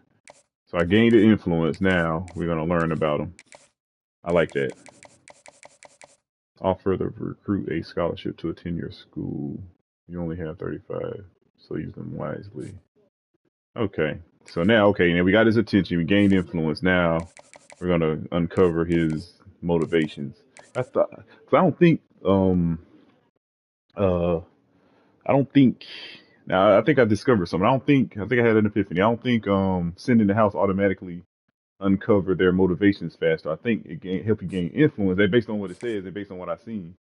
Well, we was fortunate to find out some stuff about him, but I think if I want to know more about him, you contact these social media, DM him, and contact friends and family. That way you'll know if you want to offer him a scholarship or not. Okay. So like here, yeah, we're trying to gain influence, but see, we're not getting information on him. So what I'll do instead, okay. Now I'm gonna continue to gain influence. See if we can get on his list.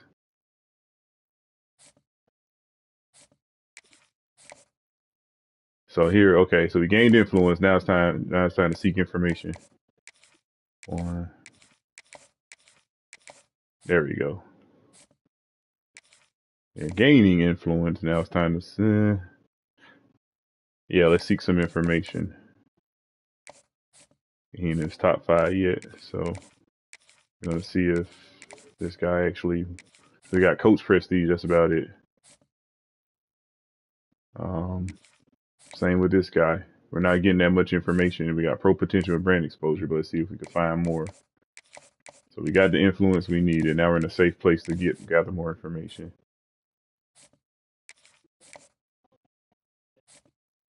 So him, I took him taking a shot in the dark. I technically can. Let me see if I could. I'm gonna see if this theory is true. Let me see, because ain't nobody really aggressively going after him. So he's in his top 5, but I want more information. So let's see if I can uncover that stuff quicker. Okay, we got all the influence we need.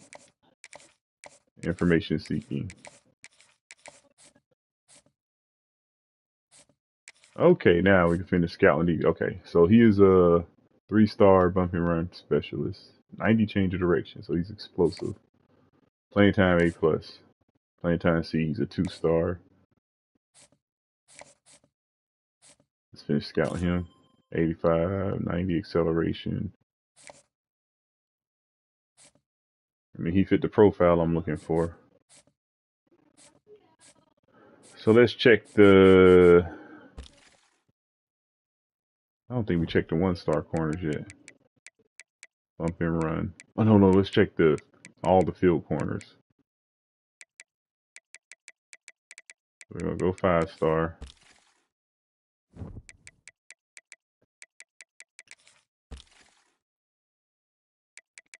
We got a 4-star. Okay, bam, we just got him.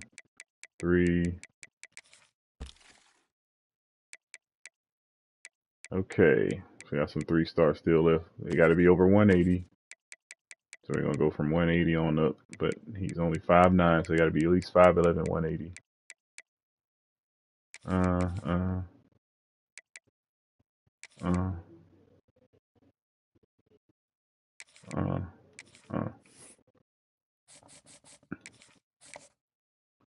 Anytime C, A+. Okay, I like him.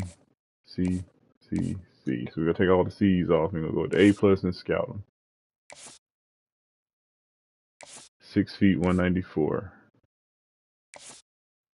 So let's see if he can play. 87 agility looks good. Change of direction a little bit, but he got 90 speed, which is rare. I knew it. So he's a star out of Tampa, Florida, and he's balanced. So we're going to see if we can gain influence.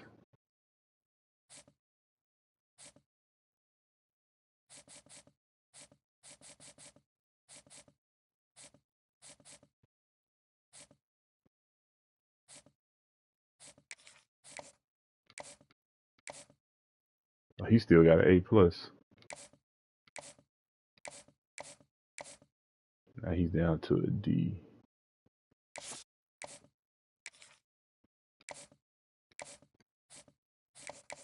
Let's send the house. Let's see if we get on his radar. Then we can find information out.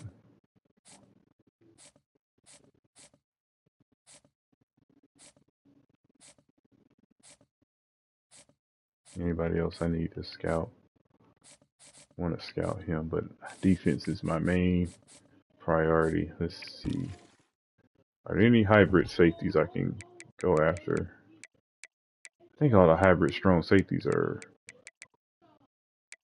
Let's go 3-star.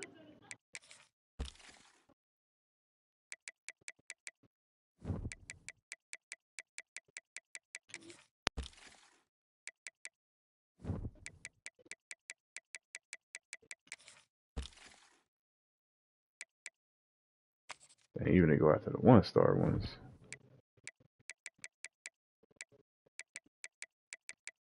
I think I'm good at free safety, but if I could get these guys and move them to strong safety, that'd be cool.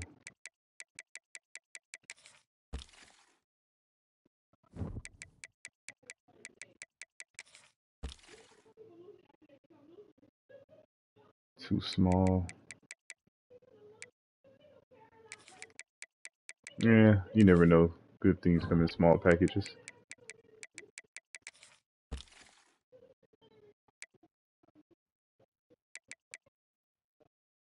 I like that 6 feet 201. Kind of linky.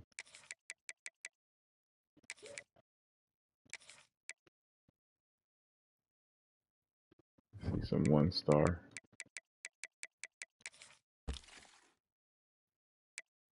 No, 1-star, 1-star.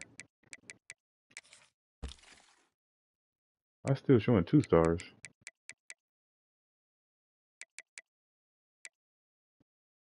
Too little. Oh, playing time D. But I mean, I expect that from a 1-star. At least it's not an F. So let's see. Playing time. A plus, A, C, C. Oh, those are 3 stars, duh.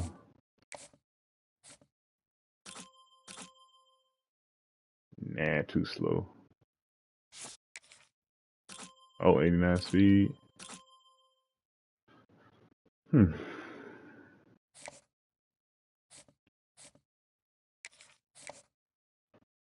Okay, he's up to A now.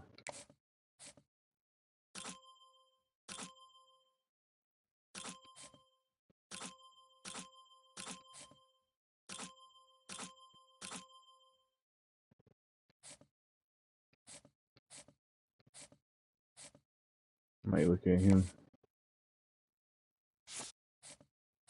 Probably could play nickel back. Or big nickel. We'll see. Uh-oh, Cincinnati sees his value. I think I broke the code right here. Yeah, I'm about to redo. I'm going to go switch to man coverage. Man coverage is more low-hanging fruit. If I know I can man up, lock up on you, I can run any type of defense I want to run.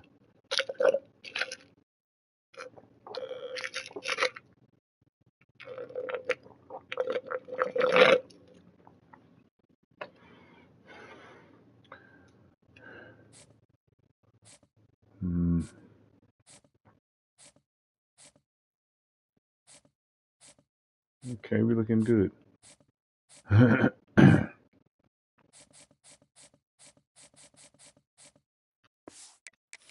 Just trying to get information.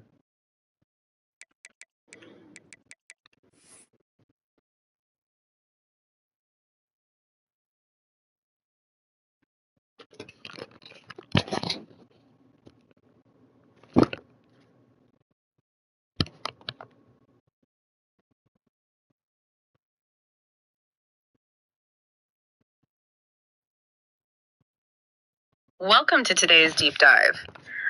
Imagine a scenario for a second, if you will. You are watching a football game where one team just completely dominates the clock. Right, they just hold on to the ball the whole time. Exactly. They run 26 more plays than their opponent. They're constantly on the field, dictating the tempo, really just grinding out these long possessions. Which is usually a recipe for a win. Right. But then you look at the scoreboard and they lose the game. And not just lose, they lose 84-7. Oh, man. It's just brutal. It is. So today we are looking at a post-game recap document and some stat screenshots from the simulation EA College Football 26. And I mean, the premise here is mathematically wild. The number 3 ranked Michigan State Spartans didn't just beat Maryland.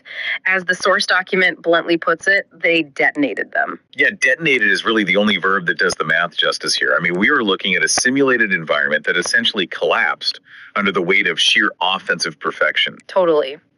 And the mission of this deep dive isn't just to talk about some random video game blowout, because, we all know sports simulations can get a little out of hand if someone finds the right exploit. Sure, the old money place. Right. But our goal today is to unpack the mathematical absurdity of these specific stats for you and really explore what an offense actually looks like when absolutely every single gear turns perfectly. When it's just operating at maximum efficiency. Exactly. What happens when a system operates at total ruthless optimization? Okay, let's unpack this, because before we can even begin to understand the mechanics of how this happened, we have to look at the sheer scale of the victory just to set the scene for you. Yeah, you really cannot appreciate the mechanics of this offense until you understand the scoreboard. It dictates everything else that happens on the field. It really does. So let's look at the final score again. Michigan State 84, Maryland 7. But honestly, the final score doesn't even tell the whole story. No, not at all. It is the pacing of the destruction that is truly brutal. Like, Michigan State was up 28-0 after just the first quarter. Which is a whole game's worth of points for some teams. Right. And then by halftime, they are sitting on a 56-0 lead. The recap explicitly notes this was a record-setting rout before the fourth quarter even started. I was looking at that 56-0 halftime score, and I mean, it's basically a mercy rule situation in Little League. It really is. And, you know, a 56-point deficit at the half fundamentally changes the reality of the game. The opposing defense is psychologically broken at that point. I can imagine. Yeah, they aren't playing to win anymore. They're playing just to make the clock hit 0. The formations they call, the effort they put into tackling, it all degrades. But let me push back on that a bit, because these are supposedly matched collegiate-level teams within the simulation. How does a team, even a virtual one, maintain focus when the game is essentially over in 15 minutes of game time? That's the million-dollar question. Right. It's like playing a game on the absolute lowest difficulty setting. Logically, why not just put the backups in, run the ball up the middle, and let the clock bleed out? Well, because for a number 3 ranked Michigan State team, this is a full-scale statement game. Oh, interesting. Yeah, when you are ranked 3rd, you aren't just competing with the 11 guys across the line of scrimmage. You are competing with the concept of perfection itself. Oh, wow, yeah. You are trying to prove a point of absolute dominance to the playoff committee, to the rest of the league, and, you know, to the algorithms evaluating your performance. You keep your foot on the gas because the objective shifts from merely securing a win to proving your offensive system is entirely unstoppable under any circumstance. So it's not even about beating Maryland anymore. It's about sending a message to the simulation itself. They're basically just flexing on the code. Exactly. But when you look at how they scored those 84 points, it creates this massive paradox because, you know, a score of 84 implies Michigan State had the ball constantly. That would be the logical assumption. Yeah, right. You picture them taking up the whole clock, physically exhausting the defense with endless, grueling drives. But the stats reveal something completely counterintuitive about time of possession versus pure explosiveness. Yeah, and this is where the numbers start to really break our traditional understanding of football strategy. Because time of possession is usually the holy grail for a dominant team. Here's where it gets really interesting. Let's compare the total offense. So Michigan State generated a staggering 898 total yards. Almost 900 yards. It's absurd. Almost 900 yards of offense, but they did it on only 49 plays. Wow. Now, contrast that with Maryland. Maryland ran 75 plays, so they essentially controlled the ball more, running 26 more plays, but only managed 359 total yards. It is the ultimate inversion of the possession-based football philosophy. I mean, Maryland's actually doing what a normal football team tries to do. Right, the tortoise and the hare. Exactly. They are trying to sustain drives, run plays, move the ball incrementally. But it didn't matter, because in this case, the tortoise ran its usual race, but the hare had a jetpack. That's a great way to put it. Michigan State was operating in an entirely different dimension. And the metric that highlights this best is yards per play. Maryland averaged 4.8 yards per play, which, you know, is a pedestrian football stat. It's fine. It's not great, but it's a normal number you see on a Sunday. Right, totally normal. Yeah. But Michigan State averaged an unbelievable 18.3 yards per snap. And what's fascinating here is the sheer physics of 18.3 yards per play. Think about what that actually means on a football field. It's basically a first down every time they touch the ball. More than a first down. The entire sport is predicated on gaining 10 yards across 3 or 4 downs to move the chains. That is the foundational mechanic of the game. Right, the whole 3 yards in a cloud of dust mentality. You grind it out, you fight for inches. But averaging nearly 20 yards a play means the Michigan State offense is functionally bypassing the entire concept of first downs.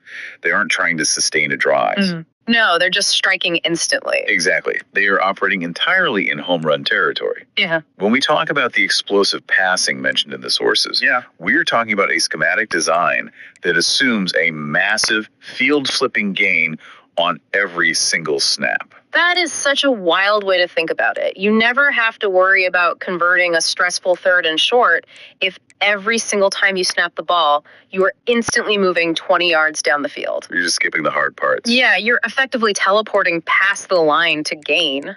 But, an offense only averages 18.3 yards per play if the triggermen, the quarterbacks, are playing flawlessly. Oh, for sure. You can have the best schematic design in the world, but someone has to actually distribute the ball to the right spot. And the distribution in this game was historically perfect. Let's dive into that quarterback play because the combined stats for Michigan State are just jaw-dropping. 21 of 24 passing. Which is an 87.5% completion rate. Incredible. 664 yards, 11 passing touchdowns, and 0 interceptions. The efficiency is staggering, especially considering the depth of those throws. Yeah, let's look at the individuals. The starter, Antoine Carrion, was 15 of 18 for 533 yards and 8 touchdowns. Video game numbers. Literally.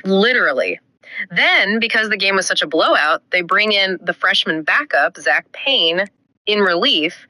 And you'd think the offense might stall or at least slow down with a freshman backup. Usually it does. They hand it off, run the clock. Right. But Payne goes a perfect 6 for 6, 131 yards, and 3 touchdowns. He didn't miss a single throw. Not one. So what does this all mean? If you do the math for a second, well, wait, let me just lay it out. With 21 completions and 11 passing touchdowns, literally more than half the time a Michigan State player caught the ball, they scored a touchdown. It's hard to even wrap your head around. But if we connect this to the bigger picture, this kind of stat line requires incredible disciplined aggression. What do you mean by that? Well, throwing for nearly 700 yards with 0 interceptions means they weren't just chucking up uncalculated deep balls and hoping a receiver came down with it. Right. It wasn't just Hail Marys all day. Exactly. They were exploiting defensive breakdowns with surgical precision, protecting the football completely while maintaining this lethal vertical threat. Wait, let me stop you there and be real for a second. We are talking about a video game simulation. True. Are we really looking at surgical precision and disciplined aggression? Or did they just find a glitch in the AI's zone coverage?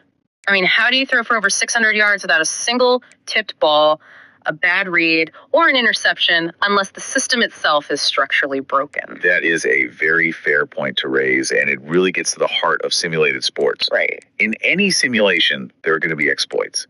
But even if we assume they found a structural weakness in how the game renders cover 2 or cover 3 defenses, executing that exploit perfectly without a single mistake over 24 pass attempts is still remarkable. Yeah, I guess that's true. It means both the starter and the freshman backup fully internalize whatever geometric flaw existed in the Maryland defense and just ruthlessly targeted it without deviating. Okay, so they essentially turned into human aimbots. They saw the code of the defense, recognized the flaw, and just executed the touchdown command over and over. Pretty much. But passing is a two-way street. The quarterback can throw a perfect ball, but somebody has to actually get open and catch it. Which brings us away from the quarterbacks and into the mechanics of how these receivers are generating that much separation. Yeah, you don't get 11 passing touchdowns without receivers turning those throws into points. Exactly. Let's look at the skill position dominance. Because the receivers are the ones who actually translate that schematic perfection into scoreboard reality. Yes. They are the ones finding the soft spots in the coverage and finishing the play. And no one translated it better than Braylon Collier. This stat line is absurd. Collier had 5 catches for 213 yards. Massive yardage. And 5 touchdowns. He set a program record for single game receiving touchdowns. 5 catches, 5 touchdowns. That's unbelievable. Collier was basically a human cheat code. That is a 100% touchdown rate on his receptions. Every time he secured the football, the play ended in the end zone. It's the absolute definition of maximum impact. He didn't need 10 targets to make a difference. He needed 5 perfectly designed opportunities. And it wasn't just him either. Jose Bolin added 5 catches for 196 yards and 2 touchdowns. A guy chipped in with 3 receptions for 63 yards and 2 scores. They were just attacking from everywhere. Right. But here's the piece of the puzzle that really confuses me.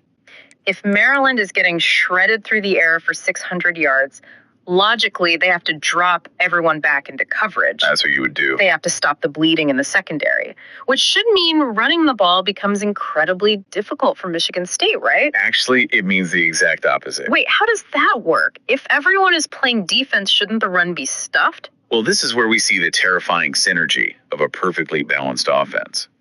While they threw for over 600 yards, Their ground game was just as devastating on a per-play basis. Oh, wow. Let's look at the rushing stats you mentioned earlier. Lloyd Varga had 9 carries for 152 yards and a touchdown. That is an average of 16.8 yards per rush. That's huge. And overall, Michigan State ran 25 times for 234 yards and a touchdown, dwarfing Maryland's 28 carries for just 76 yards. So how is Varga getting almost 17 yards every time someone hands him the ball if Maryland knows they're getting blown out? Think about the geometry of the field. Okay. The Maryland defense is stretched so incredibly thin trying to cover Collier and Bolin deep down the field. The safeties are bailing out immediately upon the snap. The linebackers are dropping into deep zones because everyone on the defense is terrified of giving up another 50-yard bomb. I see. It's like stretching a rubber band. Yes, exactly. Maryland is so terrified of the vertical passing game that their secondary is pulling the defense incredibly deep. They are stretching the rubber band as far back as it will go, but that means the middle of the band, the defensive line and the linebackers, is stretched paper thin. That is a perfect way to visualize it. Yeah. We often use the term that the box is light in football. Right, which means Maryland literally has to take their linebackers, the big guys, whose primary job is to stop the run and force them to sprint backward the second the ball is snapped just to survive the passing game. Precisely. So when Michigan State finally decides to hand the ball off to Varga, those normal running lanes aren't just narrow gaps between huge linemen anymore. The middle of the field is practically vacant. Wow. The rubber band snaps. Varga is 5 to 10 yards past the line of scrimmage before a defender even gets a hand on him. The explosive pass makes the chunk run possible, and then the chunk run forces the defense to eventually creep back up to stop it. Which just opens up the deep pass all over again. It's an inescapable loop. You try to fix one leak, and the entire dam collapses somewhere else. Yep. And that really brings this whole deep dive back together. Because what we are looking at in these source documents isn't just a team overpowering another team with bigger or faster players. No, it's systematic. Yeah, Michigan State out-executed Maryland at a historical, almost mathematical level by pairing that explosive vertical passing with those massive chunk runs and combining it all with 0 turnovers. They created a perfect storm of offensive efficiency. They took a mere 49 plays and weaponized them into 84 points. It really is a triumph of design and execution. And I think there is a really fascinating takeaway here for you listening to this right now. Whether you are running a business, managing a team, or just looking at how you organize your own day, this deep dive is a masterclass in the difference between effort and impact. Oh, absolutely. Because look at Maryland. Maryland put in way more effort. They ran 75 plays. They held onto the ball longer. They were doing the work. But they only scored 7 points. Maryland was busy. Michigan State was productive. Exactly. Michigan State barely broke a sweat in terms of volume, just 49 plays. But they maximized the impact of every single action they took. Every pass was calculated. Every run exploited a structural weakness. They didn't waste a single movement on the field. Total efficiency. And this raises an important question, one that I want to leave you with as we wrap up today. What is the theoretical limit here? Right. If a football system can be schemed to operate at an 18.3 yards per play efficiency in a highly advanced simulation, what does this say about the theoretical limits of offensive strategy in the real world? It's a scary thought for defensive coordinators. Seriously, are we approaching an era of football where the sheer volume of plays grinding out 80 snaps a game to win time of possession matters far less than the explosive geometric design of the plays themselves? Could a real-world offense ever become so perfectly calibrated that it routinely bypasses the need for first downs entirely? It certainly challenges everything we think we know about how the game's supposed to be managed on a Sunday. It really does. It makes you wonder what the ultimate ceiling of human execution actually looks like when the underlying scheme is absolutely flawless. Well, thank you for joining us on this deep dive. Keep questioning the stats, keep looking for the systems behind the numbers, and we will see you next time.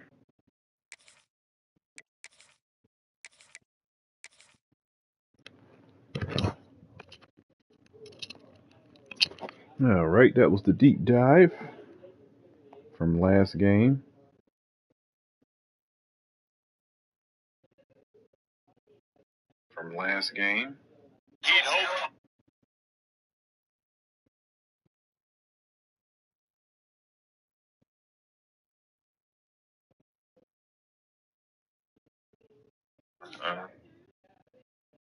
Volume of plays grinding out 80 snaps a game. Okay. Mint.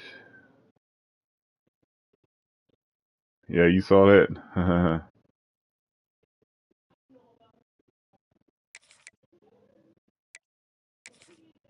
That was cool, ain't it? That notebook LM. Uh,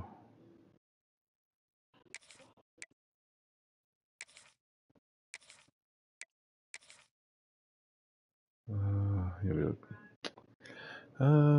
nah, I'd rather have a faster guy because he could drop back into coverage.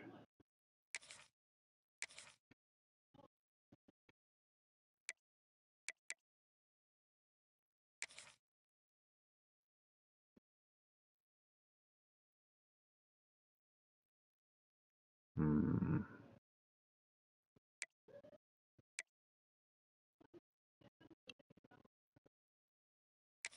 Okay.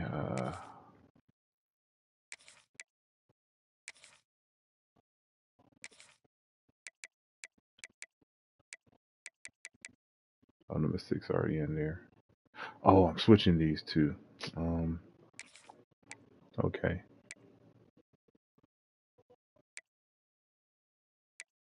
So this one I gotta change. Gotta reset this one. Okay. I want Harris here. And then I want Ringo here.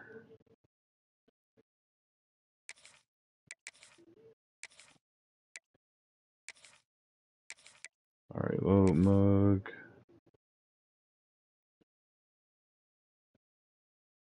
Okay, so I am resetting this one.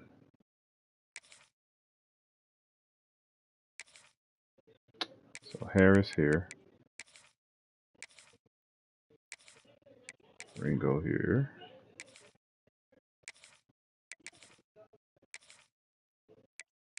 Battle. Okay.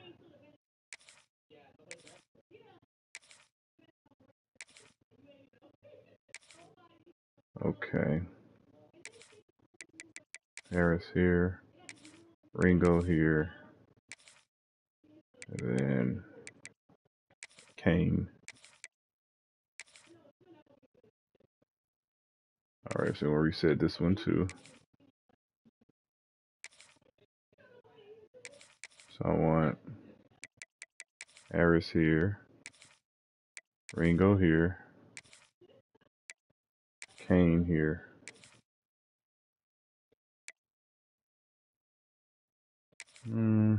Yeah, let's reset dime. So what? Harris here.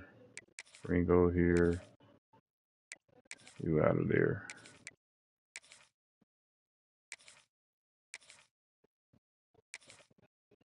Okay, Harris here. Ringo here. You out of there. All right. I think our defense should be fine. I wonder why he's rated higher here.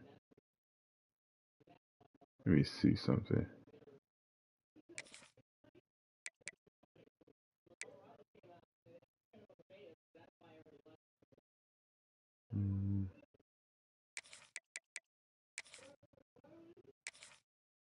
Let me see something. So what would he be rated? Okay, he is.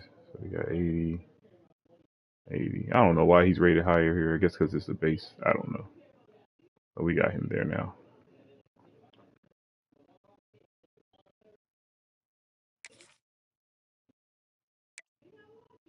Okay. Got our defense set up for success.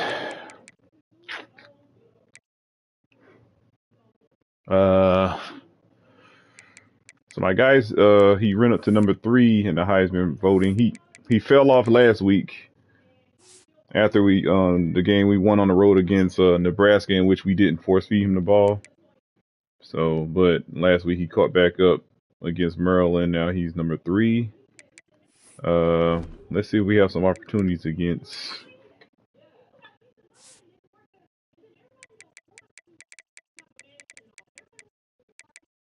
Indiana. Okay, I got a pure power guy that's slow as hell. Small and slow. So we can run some outside zone. Interior, D lineman looks weak. We got good power moves, but it'd be hard to run straight at them. The running backs have to make the right cuts and accelerate. If you are hesitant, they will collapse the pocket with their power versus a power run scheme. So you have to be very decisive. Your offensive linemen have to be accurate with their arrival and engagement. Because my lineman can resolve, but it's just that initial engagement. Yeah, especially on the inside, like our guards. My right tackle probably can help the guard double team one of these guys. I think it would be him if we were running power O, but it'll be difficult to move these guys on pure power. We have to run like inside zone, stretch, wide zone, stuff like that against them. Yeah, they just all power, pure power. Got a power rusher. You got two pure power anchor types in the middle. Yeah, so we go run outside zone. Now, if these guys were in, it'd be hard to run outside zone. But you see, these guys are in, we straight up power and ISO. But since these guys in, we got to be a little bit more strategic. Like I said, I'm not saying I'm not gonna run power, but just something to think about. Okay, so they have some. So he's gonna be on the inside. These two gonna be on the outside. Can they press? Nope. So I will not be afraid to throw deep on these guys. Corners are slow. Their safeties are slow. So these are gonna be their big nickel guys on the field. Okay. Nothing to fear. Our tight ends can actually beat up them safeties. So we isolate those safeties and cover 4 quarters or palms. We'll be in good shape and get some big plays. Okay.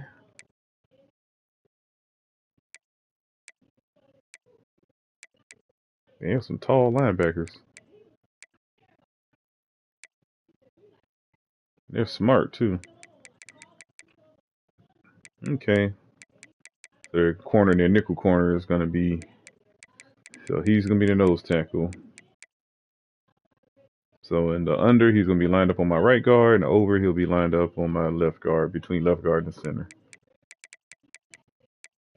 So that would make him right here the 3 technique on and he has no explosiveness. He used to be slow getting off the ball and slow to react.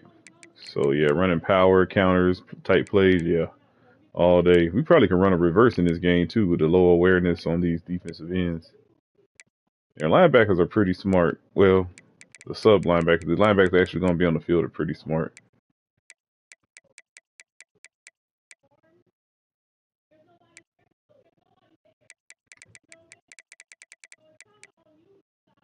So we got to come out the gate running stretch. But if they in a nickel, you got to watch out for the defensive lineman now. Now, if they have Hall, number 91 in, got to be careful running stretch. Especially to the right side.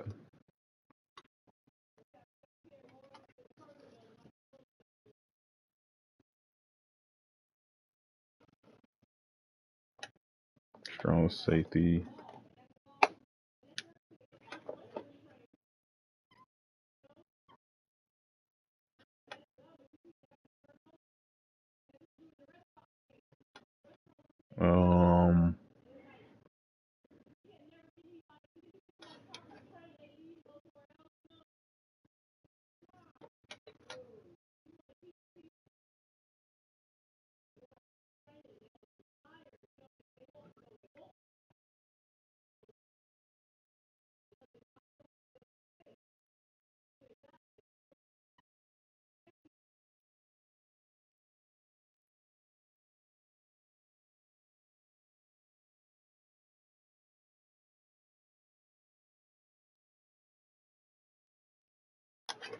Okay.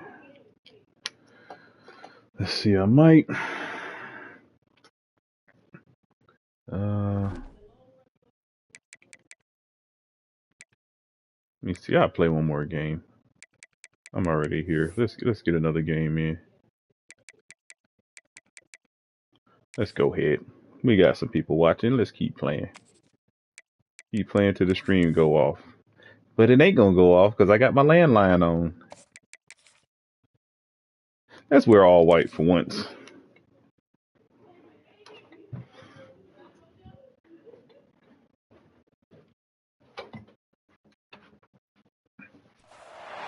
Trophy games span the sport far and wide, from battles over racks of ribs to numerous bells, representation of animals and multiple weapons. But you know a rivalry is a rivalry when the fight is over a brass spittoon. Welcome everyone to Memorial Stadium in Bloomington, Indiana, home of the Indiana Hoosiers. As we'll see a participant from last year's playoff, the Michigan State Spartans, taking on one of the top 5 teams in the conference, the Indiana Hoosiers. Glad to have you with us for EA Sports College Football. Okay, we get the ball first. Cool.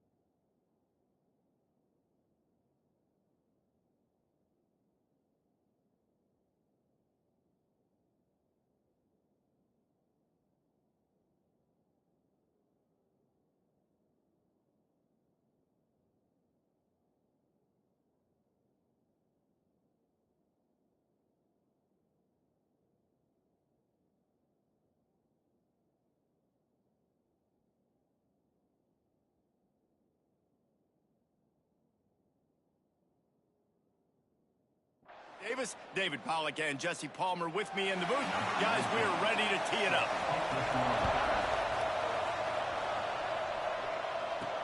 He'll bring it back from inside his 5. Not a lot of space to be found. Good hustle by the coverage team, and they stop him at the 21. The Spartans offense will have first crack at this one.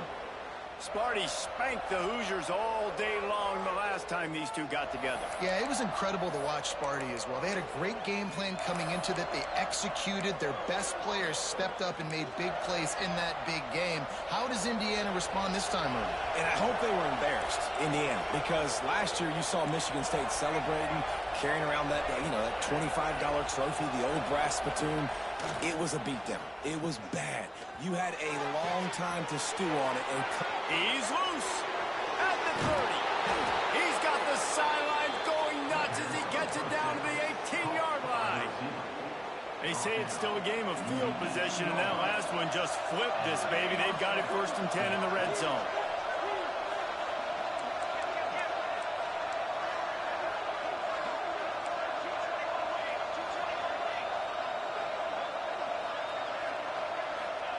Trying to cap this drive with the pass.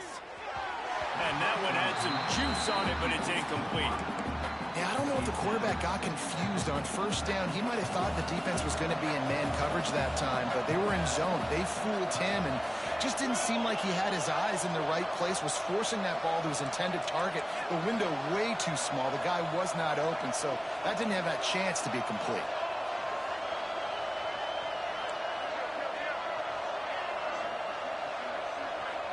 Looking to throw, it's Carry-On. Rushes on him. Makes the grab. Touchdown, Spartans. Hauled that baby in and then strolled into the end zone for the score. They can use this first score to sort of set the tone, guys, in this rivalry matchup. Man, doesn't this feel good to come out, score early, get the crowd involved, get the nerves out of the way, Palmer, when you're playing in a big rivalry game. Yeah, and I feel like momentum's always a big thing in any game, but in rivalry games, it's that much more important because everybody is going to feed off that first score now. So the Indiana Hoosiers offense will try to get something going with their first possession. And what a performance, an aerial show from this guy in the last game, and he has to have a ton of confidence coming into this one, David. Yeah, it was a great week. And watching that tape before this game, like you could tell, man, he was seeing it quick. The ball was coming out, just touchdowns at will, a really nice day. And I think, Jesse, you take that and you start to build on it for this offense and really continue to trust him to make plays through the air. Yeah, that's a good point. I think he really earned his offensive coordinator's trust after that performance. So I'm anticipating the playbook to expand a little bit in this game, maybe see some new schemes in the pass game just based on what this guy was able to do the last time he took the field.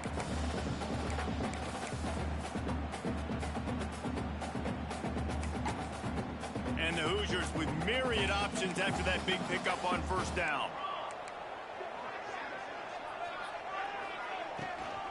From the gun, running back gets the give. And this one will be stopped for no gain. And that play shows you really what this defense is about. It's a difficult one to attack. They're really good. One of the best in the country. They come at you from all angles. So I'm interested to watch. How do you mix up the play calling? How do you keep the defense off balance? Because they are a good one. Looking to move the chains. They throw it complete to the left. Has plenty for the first down, and they stop him at the 28. When you're a playmaker like this guy is, your coaches are going to dial up plays intended for you, especially on third down. That's what you saw in that last play. There was no question where the quarterback was going with that football. All week long, they decided on the big... Intercepted. Bringing it back. Lowers those pads. And after the interception return, he gets it down to the 32-yard line. And that's why as quarterbacks, you cannot Gotcha. telegraph the pass. You cannot stare down your receivers because these defenders, they're watching it. And that defender knew exactly where the QB was going with that football, and that's why he picked it off.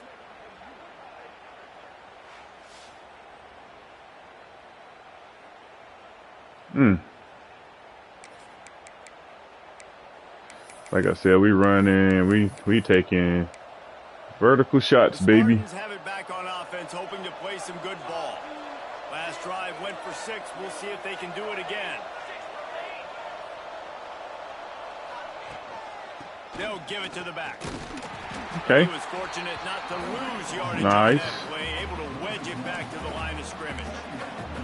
Let's talk a little bit about Michigan State. They've jumped Oh, to the look top like a of the blitz. conference standings. Now the trick is finding a way to stay there. Well, and that's your goal to start the season. It's always about the conference. Looks like a first. blitz. It's not about the national championship picture. We got So X, great job taking triangle, care of business within square. the conference, Jesse, but a lot of meat still left on the schedule. Yeah, and remember, conference Nice. championships mean a lot because the way the college football playoff is set up, if you're winning your conference championship, you're probably in the playoff discussion. So they've got a lot of games ahead. They're in that prime spot right now inside their conference. They've got to keep playing well. And the Spartans are at the line trying to move the sticks on 3rd and short.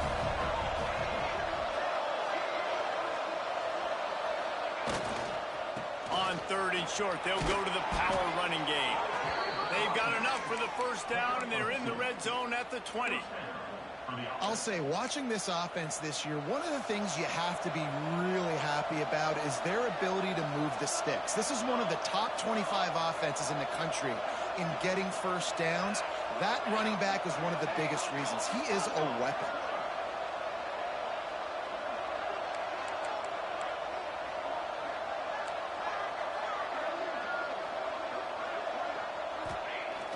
Wants to throw on first down off the play fake. Oh, no. Score! And that one's way too far for everybody. Well, they hooked up already once for a score today, so the quarterback's going back to him again deep down the field. Yeah, we don't care today. Behind the chains now on 2nd and long. Look like cover. No. Is this cover 2 man? Like got inside leverage.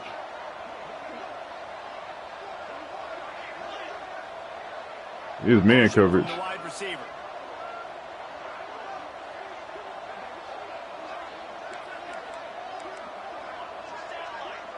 X, circle, triangle. Looking to throw. It's carry on. Fires to the middle. Catch it. Let's go, baby. What a job to lay out and make the catch. Man, this sophomore quarterback unleashed a cannon on that one. The Spartans have it in scoring position on It's a first and zone goal. blitz. Looks like some form of cover 4. Oh, it's man coverage again.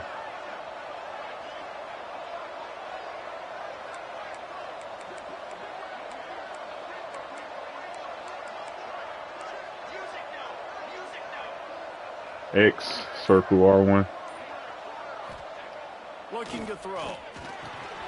Again, another touchdown. This dude on fire right here. Heisman, shoot. This dude might be the Heisman. Catch and run for 6. And that's his second receiving touchdown of the game. My man is just finding pay dirt. Tell you what, these are the kind of guys that you continue to feature throughout a game when he can do this kind of damage after he catches the football. And it'll be a touchback. The ball will come out to the 25-yard line. It'll come out at normal. The offense onto the field. They haven't exactly I'm gonna come out and cover 2 men, but we're gonna run. And they need to get something together with this possession.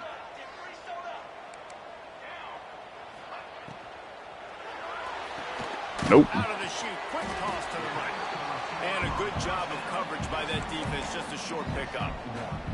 The rivalry started in 1922 in Bloomington with a Hoosier win, but the old brass spittoon first awarded in 1950 when they resumed play after a pause for World War II. Yeah, Indiana might have won the first one, Reese, but Michigan State has owned the old brass spittoon. And they have owned this series. It's been very one-sided. They've dominated it, Jesse, so looking forward to see if Indiana can kind of reverse that trend. And I know this is a rivalry that a lot of college basketball fans get really excited for every year, but the football rivalry is pretty good too, and you both just very eloquently laid out why and the history behind this game. They do not like each other.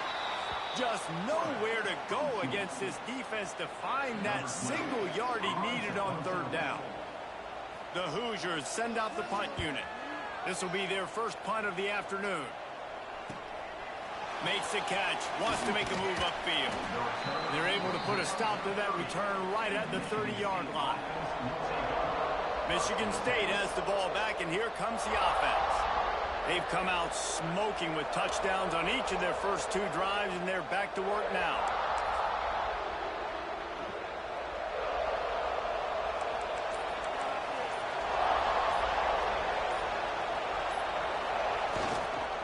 Power football with the run. Just working and poking and prodding and finding his way up to the 36. Okay, double bracket. So they were protecting the outside, the boundary. Maybe you're thinking about being aggressive Cover and taking 6. a shot. Because even if it's incomplete on 2nd down, on 3rd, you won't have that long to go. Off the play fake. Oh, they're after him. Nowhere close on that one as he got drilled trying to deliver the football, and now they face 3rd down. See if we catch him in man coverage. Really Yep. Come on, linebacker, you got to chase me. Makes the quarterback hold the football a little longer than he wants to, and then the pass rush gets home, hits him, and forces the incompletion. To the air, it's carry on. It's complete to the left. He's going to be out of bounds, but not before he gets it to midfield. Nice poise by the quarterback. Here's a big 3rd down throw, and you want to push the ball vertically down the field, but if the defense takes it all away, check the ball down. Get it to your running back and let him go do the work and move the sticks for you. And the Spartans have it with a 1st and 10. Wide receiver comes like in motion. double man. Okay. So we got triangle.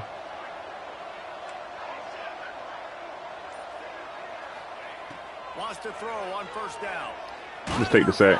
R1 was open. Quarterback feeling that pressure, and he's knocked down at the 42. This is a Get a big fella the ball. This defense. The rate they were going, not touching the quarterback, him already having 2 touchdown passes in the first half. This was not going to be a fun football game to watch. Now they're turning the tide a little bit, getting a little bit of pressure, getting a sack. The give to the back. Breaks into just steamrolling the defense. And he was able to run through a tackle, and they finally get him, but not until he picks up the 1st down. This is what Spartan running backs do. They get behind their pads, they move the chains. Le'Veon Bell among many who've been great at that. And Kenneth Walker, man, you pulled back a couple years ago, such a great season too. But just that's their physicality. That's the brand that they've had. That's what their coaches have. That was a nice cut. I'm sorry, I got to see that again.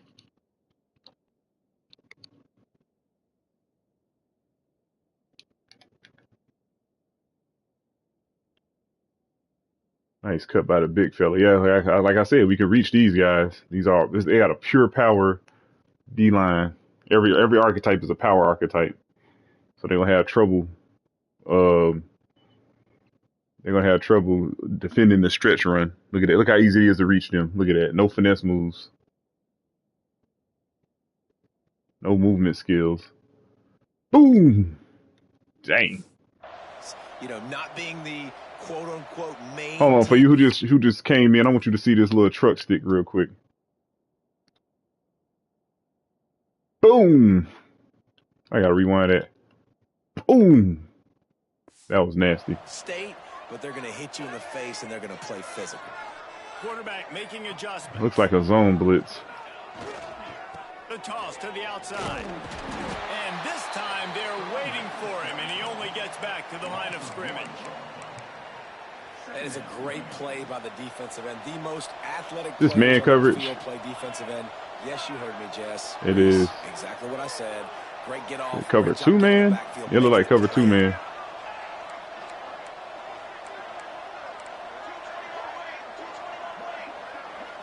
Back to pass. It's carry on. Here's a hit.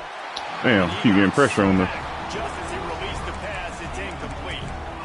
We're already in the first quarter, but already you get the quarterback getting hit. A long day for this QB. He's already been sacked. He gets hit right there on the incomplete throw. They've got to find a way to do a better job up front of protecting this guy, or it's going to be difficult to put up points. On third down, he'll try to pick it up through the air. He's got it on the left. Touchdown, Michigan State. And they take it in for 6 more points. They are seizing control and taking away hope as they push out the lead in this Week 8 showdown. This offense is looking ridiculous. 3 touchdowns now in the first quarter, doing whatever they want at will. I don't know if you're panicking, Palmer, but I mean, they got to put something together on the other side of the field, or else this one's going to get ugly fast. One thing I know, David, is the defensive staff, after having the ball just run down their throat and throwing over their heads, they need to make some adjustments. Oh, they got 17 rushing yards. Right now, most of that because of the sack. We were running the ball pretty decent, but the quarterback did get sacked. And that counts against your rushing yards, which is weird. It's a damn pass play. Turn and try to improve the field position. And the returner will be brought down. Indiana has the ball back, and the Hoosier offense comes out ready to go. They just haven't been able to get anything going, and they better get started or it's going to get away from them, David. Yeah, and these are the weeks that you really wish that you were playing a video game and you could just reset the console. There's nowhere to go, son. Jesse, and make something better happen early. They just look like they're sleepwalking in this first half, and it's not just one guy. They just haven't been playing collectively as a unit. And if I'm the head coach, I'm considering starting to give some other dudes some chances here. From the gun, the running back has it. And the defense holds firm. No pickup at all on that play. I don't like the play call. You're down this much against the best run defense in the entire country. You're just smashing your face against the wall. You're not going to get it done. To win this game, you're going to have to throw the ball to get back in it.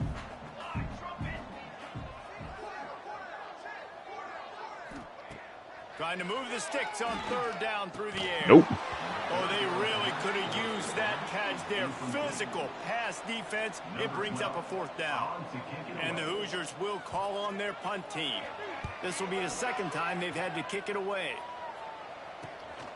On the move, looking for a little sliver of hope. And the returner is stopped.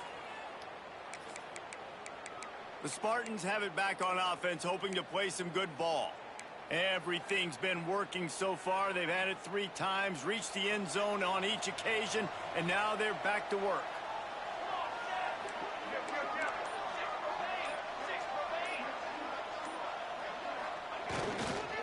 They go to the ground. Oh, he's got some space. They'll finally get him on the ground, but not before he makes it to the 30 and gets a first down. Oh, we got the bleeps. Here's this offense with a fresh set of downs.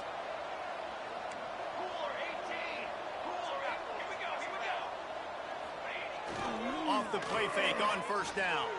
Keeps looking downfield. Pass interference. Flag comes in as that one falls incomplete, but this is going to be a positive. I mean, that was uncatchable. I'll take it, though. I'll take it. So the pass interference in the end zone will have the ball placed at the 2. Ain't get the 2. Penalty moves the ball into the red zone. It's what the hell is he talking about?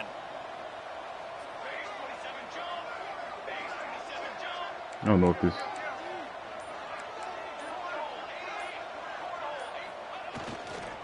Here's the handoff.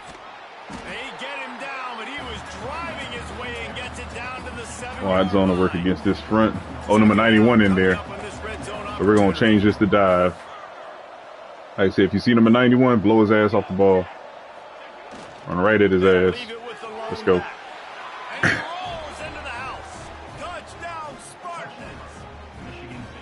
You talk about going on the road and making a statement. I want UCLA. 7-0. Hostile environment be danged. You talk about home field advantage. Well, it hasn't worked. They have come in and had answers and started this first half as good as you possibly can. He'll start the return inside his 5. What kind of and good work by the coverage team to get the return man down on the ground.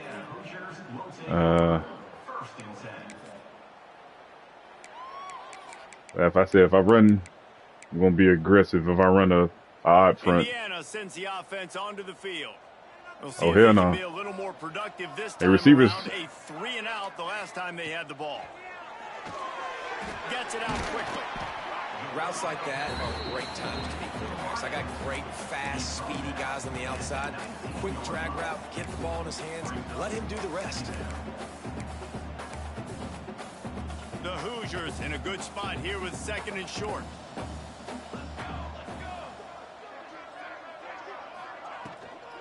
On the move. It's Nope. Coleman. He's going to lose a yard on that one. And man, it's nice to have a guy that is just better than your guys. And no matter what play you call, man, how about him getting in the backfield quick, penetrating, using his quickness, and using his strength to get him to the ground? That is a baller.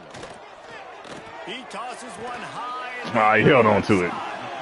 So important to convert these 3rd downs, and they get it done. Look.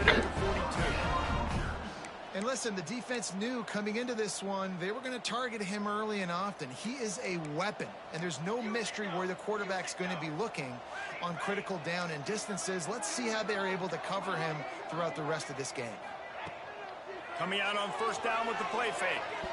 What the hell was that? That one never had a chance. Incomplete. There are many brass spittoons, most of them quite common, but none quite as famous as the old brass spittoon. The trophy itself, first created for this series in 1950. This has been a great rivalry in the Big Ten. I know they went to different divisions. This was a protected cross-division rivalry for a little while. It isn't anymore. They don't play every single year, but when they do meet up, David, it's must-watch TV. And I think the coolest part about this rivalry is the trophy. And Reese omitted it. He usually doesn't do that. He usually goes on top of all of these details, but he kind of missed it. Back in 1950, Michigan State students were trying to make it more exciting, so they went by this store and basically bought a $25 trophy, an old brass spittoon. It's kind of gross, it's kind of nasty, but it's kind of awesome. Quarterback just flat missed it. Incomplete. And the Hoosiers will try to pin them back with the punt. Kicks it high, and it's just hanging there as if it has helium in it and floating down toward the earth. Really good job by the coverage team to make the stop, and that's where they'll put it in play. Michigan State has the ball back, and here comes the offense. This has been exactly the way you draw things up, David. The offense has really been moving the football. And it's been great execution. They've done exactly what they've wanted to do. Build the lead. Now Palmer's a different animal. Now you got to protect him. You can tell they were paying attention in practice this week in the film room because they have gone out, everybody right now on the same page. He'll try it again. Turning it on. Brings him down at the 48. It's a gain of 15 and a first down. And a great job on the offensive line. You're going to run the ball right up the middle. You better control the line of scrimmage. You can see the center, the guard, the tackles doing a good job getting on their guys just enough where this running back can get into space and make the big gain. Back to throw. It's carry on. Fires to the big fella. Nice gain on that play, but leaves it a little short of the first down. The Spartans can really attack on this second and short.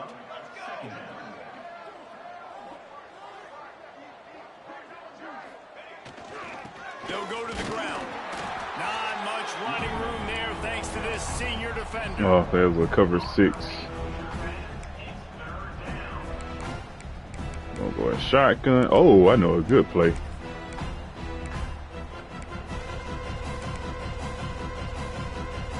And the Spartans come to the line on third and short, trying to convert here.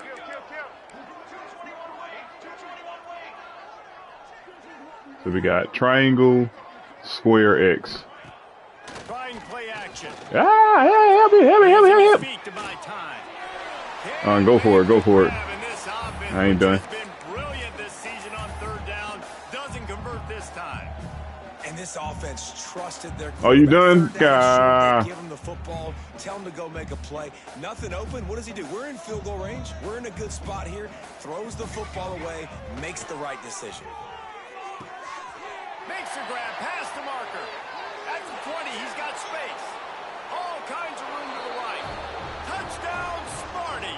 He got a step and just dusted the field. Uh-oh, I gotta put my phone on the charger. Have a day, young fella. I foresee some social I didn't really see you played this game from the beginning. I didn't even play. I didn't start the season out with it. I waited till like what, November to get it, or somebody bought it for me.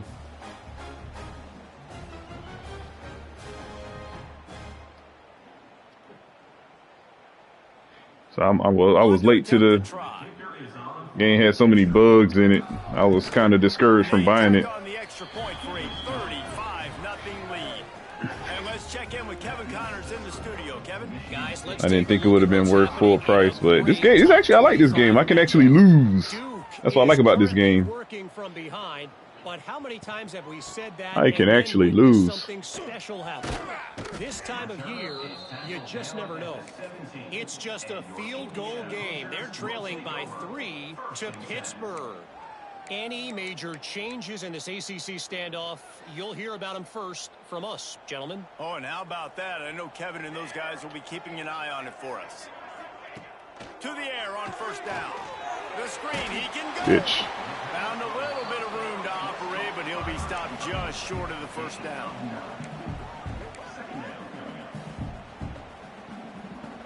The Hoosiers with a second and short to keep this drive moving. Now they'll run it to the right here. Get that ball out. Get that ball out. Nice little run. Nice effort. Down across the 40 and forced out of bounds at the 42. And now this offense is clicking. Defense is going to have their hands full trying to get this guy in the ground, man. He's got some serious moves once he has the ball in his hands. Finally, this offense starting to shake the cobwebs and get things moving. It's 1st and 10.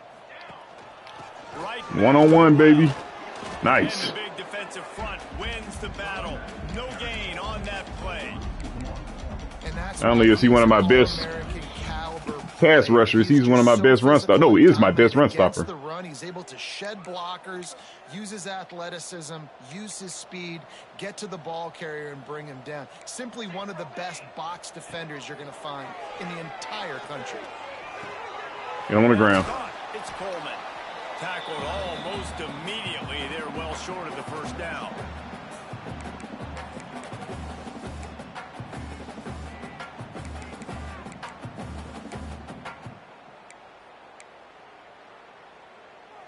A chance to sort of put the defense on its heels if you convert a 3rd and long. This one from the 44. From the gun, wants to pass. On you. And a missed opportunity on 3rd down as the defense knocks it free, and 4th down is coming up. And the Hoosiers will send out the punt unit. Trying to play a little field position with that high punt. No chance for a return. He makes the fair catch at the 26, and that's... All right, we got some banged up guards and centers. Let's see. We have to take them out the game because I don't want them getting hurt. Okay, so it's only speed and movement. Oh, okay, not that bad. Go to work. But just to play it safe, I might take them out. Back on offense, hoping to play some good ball. They take over late and have enough time to put together. We're center to it. Right guard too. There we go. Leaves it with the back. Not a whole lot of progress made there on the short run. Hey, we can run stretch. Didn't get much on first down. It's 2nd and 9.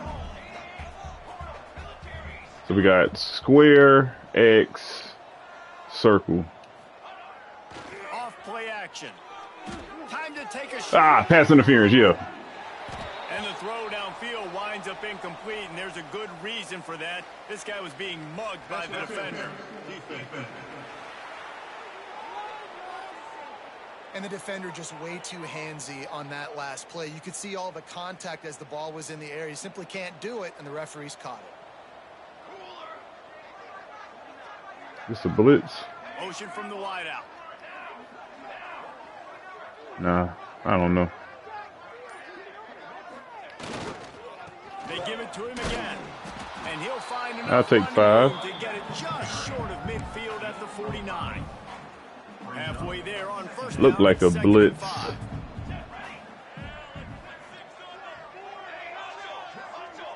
So it's like double man. So we got square, X, circle. Keeps it on the bootleg. That was inaccurate. Just missed the target on that one. Gotta put it on his body. And you see this formula work at all levels of football. You pressure the quarterback, his numbers start to drop. He's not as efficient. Nice job by the defense.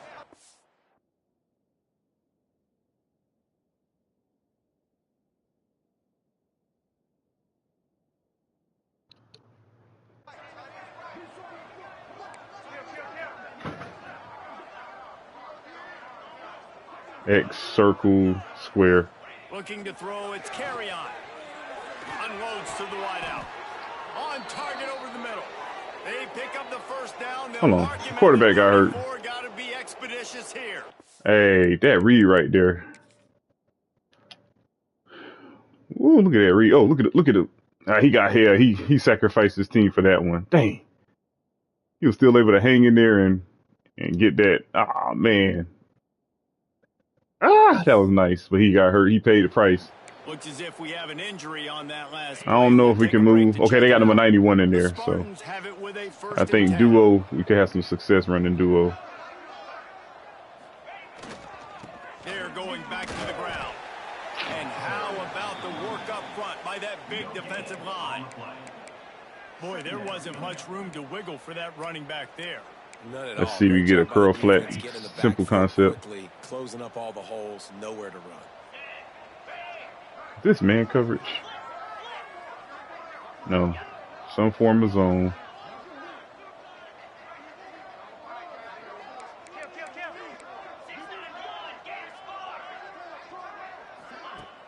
Now the play fake.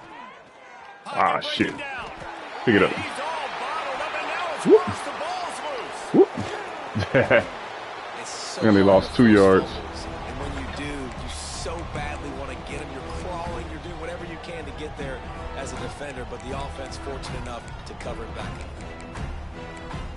That's going to wrap up the first half. Oh, good. Could have kicked the field goal, but don't matter.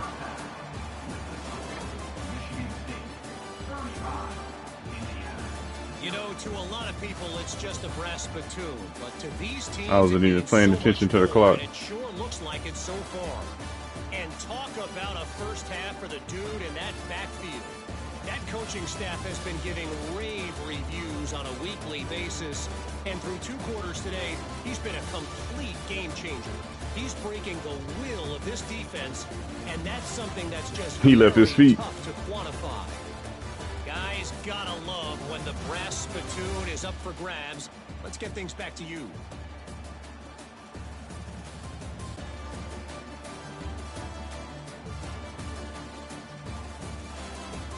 He held on to it. They actually got some good receivers. Quarterback is solid. And the Spartans will boot it away to start the second half.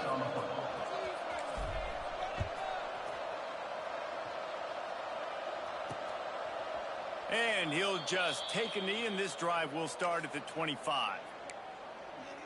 Indiana has the ball back, and the Hoosier offense comes out ready to go.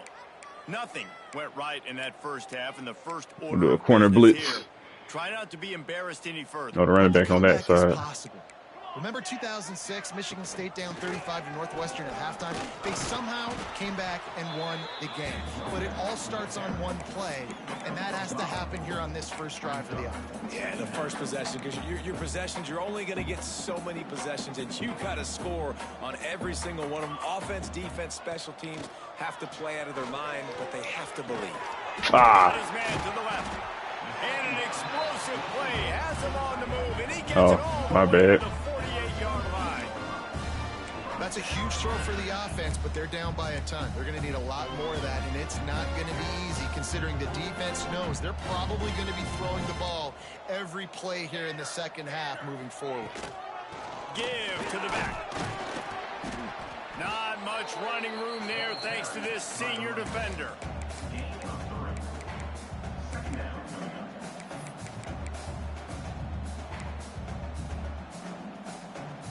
After the 3-yard pickup, they come to the line, 2nd and 7.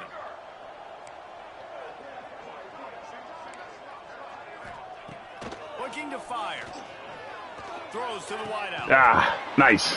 And it goes through his hands. Oh, he had an explosive play right there for the taking, but couldn't reel it in.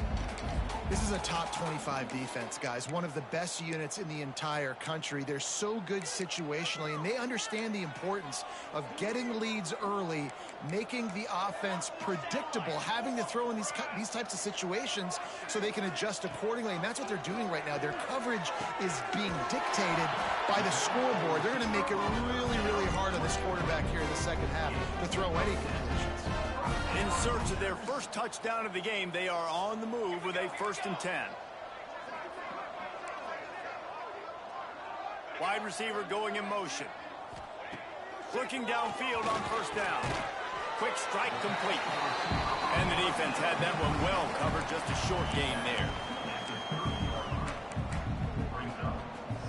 Here comes the offense on 2nd down. 2 gapping. They'll run it from the gun. Nice. And he is stopped immediately by the big defensive. I gotta see how he did. That was I had a small guy at nose tackle. Okay.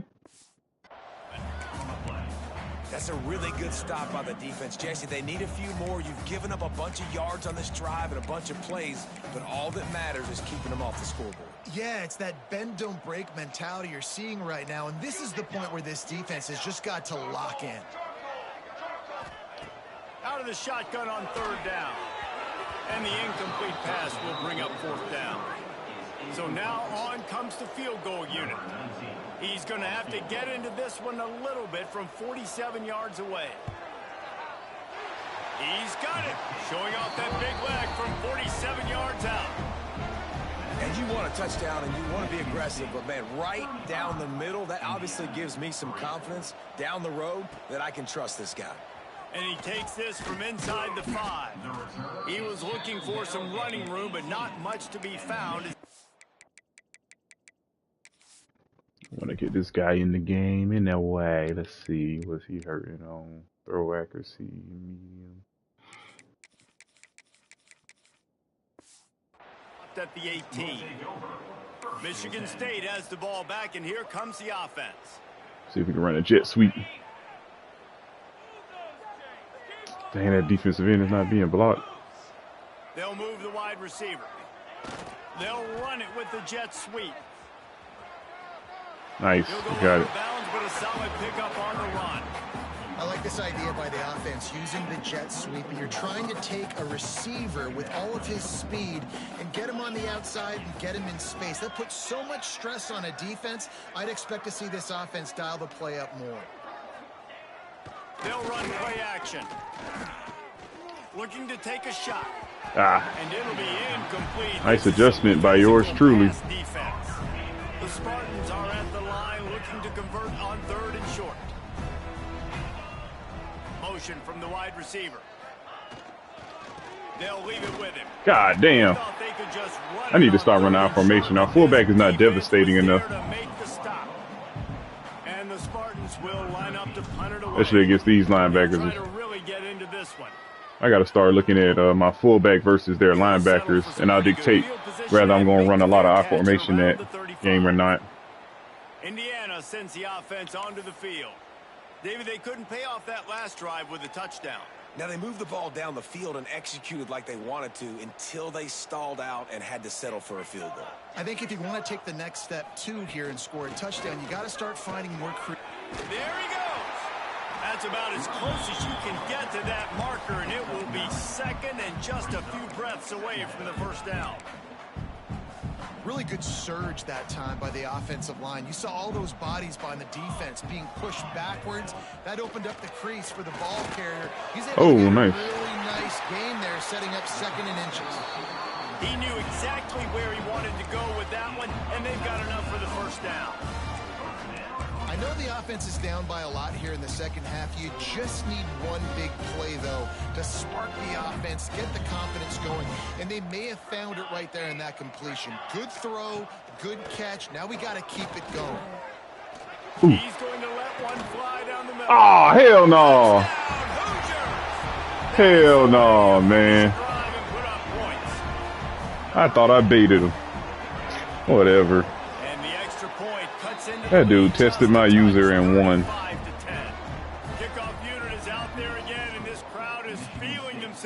I was surprised I held them, shut them out the first half. From inside his own 5. Nice job executing all of the assignments as they put a stop to that return at the 22.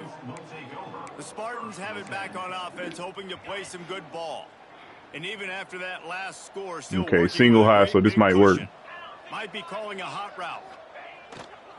They're looking to get the edge with this one on the toss. Man, their run defense is actually pretty good. Stop at the line of scrimmage. And just a great job by the defense being stout, right? That's your job. Be stout up front, stuff in the run play, make them get in more passing situations, but do not let them run the football. That's 101. Stop. All right, square, triangle, X, circle. To throw, it's Payne. Got him. Fires left. A strike downfield. Ripped off. There goes your Heisman winner. Let's go, baby. Let's get that Heisman. A lot of times when you go to the stat sheet after the game, defenses are going to look at explosive plays. Like, we're taught to be top down, stay deep. Don't give up those big plays. Make them earn it all the way down the field. Bad job. Caught that thing in stride. Barely time to catch our breath after that one, and they've got circle X R1. The red zone. Looking to throw on first down. And the pass is broken up incomplete, but wait, there's more. Flag on the field, and it might be against the offense. We'll repeat the previous down, but this time the offense has 10 more yards it has to cover. After getting moved back, it's 1st and 20. We gotta run down the middle. Number 91 in there. Leaves it with the running back. And he'll be brought down. Working well behind the sticks on 2nd down. We can run a stretch right here. I mean, oh, we do got a stretch. Hell yeah. Got the leverage. The run to the left. Oh, good job by the safeties. The defense was ready, and they stop him in his tracks. And I think that might be an example of the running back maybe trying to do a little bit too much. Everybody wants to try to bounce the ball outside and hit the home run, but in college football at this level, you just need to do a better job taking what the defense gives you. Looking to pass, it's Payne. Unloads to the right. Got his man downfield. And the catch and run into the end zone. Touchdown, Michigan State. Now they've got a little breathing room. They are in firm control of this game, guys, but you never want to let up in a rivalry game. Because it only takes one play. We know how much of a factor momentum can be in these types of rivalry games, David, so this game's still far from over. And this is where my leadership and my experience comes into play. When you got guys that have been through these fires, been through these rivalry games, you know the swings happen quick. Now you got to swing it back your way. Defense trying to keep this offense from getting a line on who to block. The give to the back. Nope. That is a big win for this defense as they were right there as soon as he got the ball. Man, it's been a surprise today for this offense. Like, coming into the game, we all talked about it. We thought they'd be able to run against this defense that's been run on a lot, and this offense just can't get the running game going. Be interested to see what they do to try to change it up, but somehow, some way, they need that physical ground game.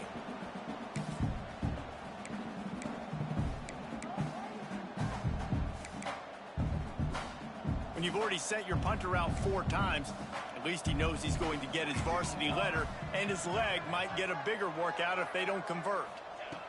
On 3rd and long, he has to throw for it. They're working that left side. They'll make the stop about 3 yards short of the first down.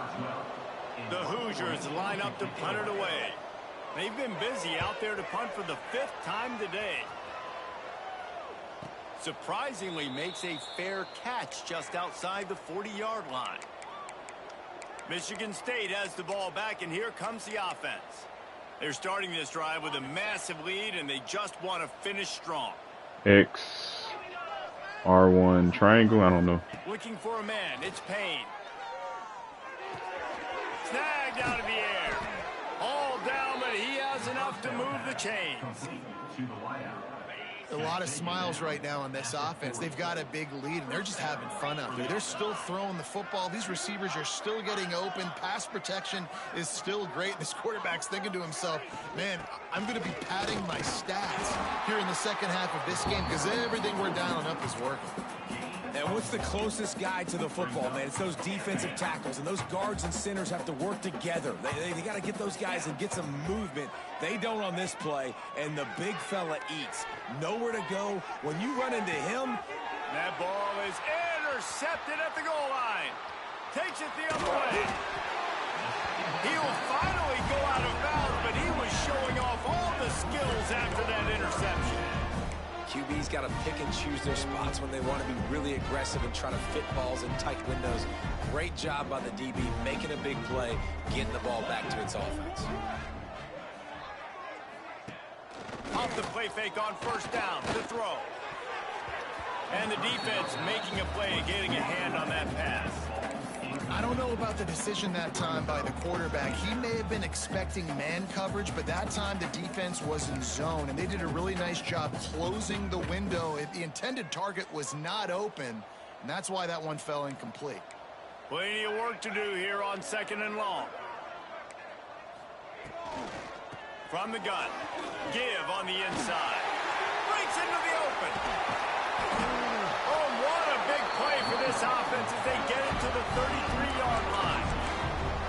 Busting big runs like this is a total team effort. Obviously, the back has to find the hole, but you got to have everybody around them doing their job to make it a good play call. And everybody around them doesn't just mean the offensive line. The receivers getting their blocks downfield is a big deal, too.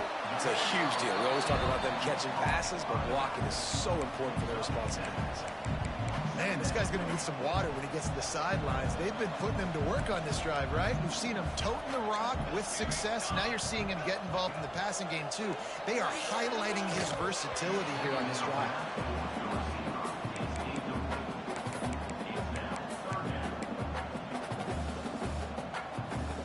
And the Hoosiers come to the ball trying to pick up this 3rd and short.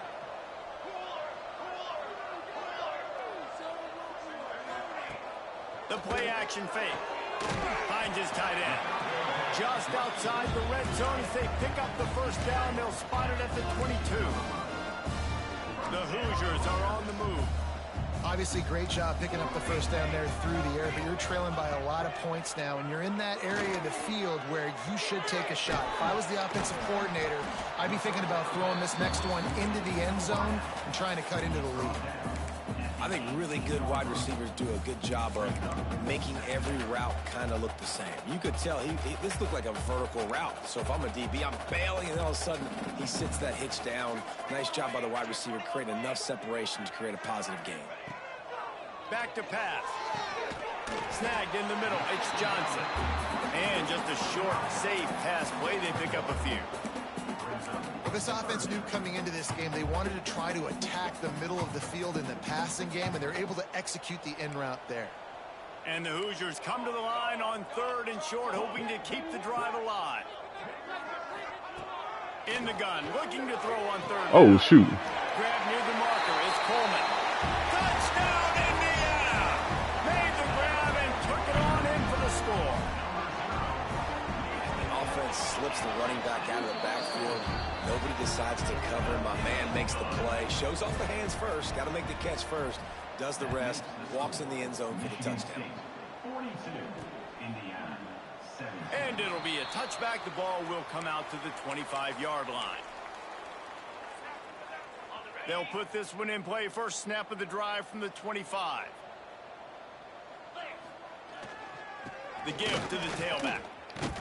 Defense in the right spot. They stop him after a gain of 2. We can't overpower this D-line. We got to run wide. We got to run zone concepts. And Michigan State has the lead. And as we switch ends of the field, Even if their block shedded is low, but if their power move is high, they're telling you straight up that they're specialists in the gap scheme, defending against the gap scheme.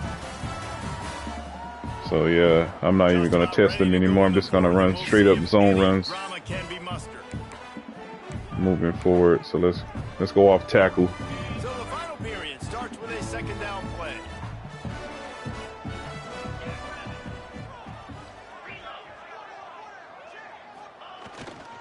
Keep it on the ground.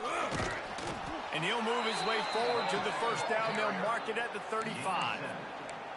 And this is the part of the game where you no can counters. see this guy take over, right? Like, you've got the lead. The big running back, he's physical in the 4th quarter. Like cover 4. A little bit tired. Let's see if he can keep this going.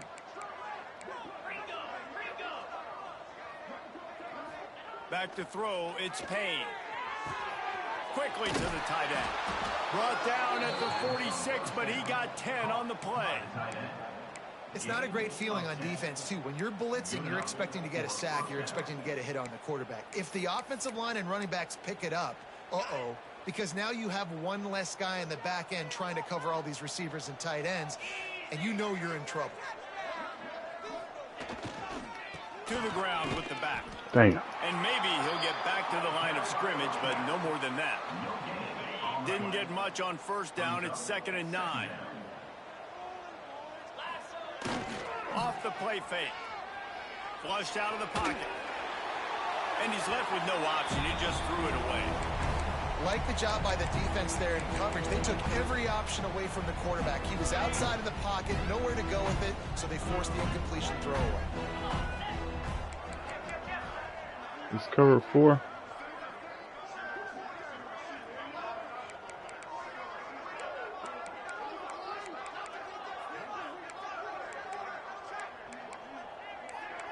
Oh, let's go this.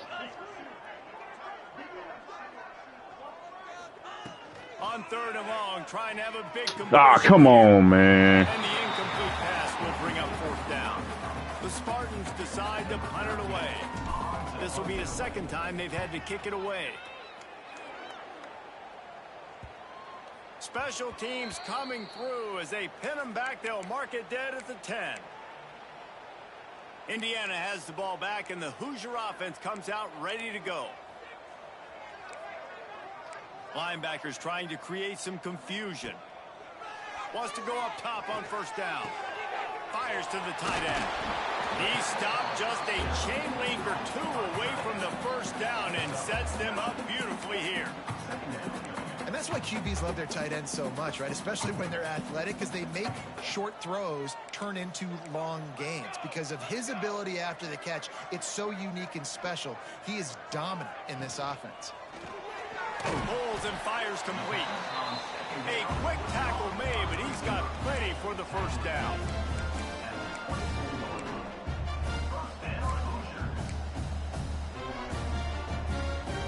Here's this offense with a fresh set of downs.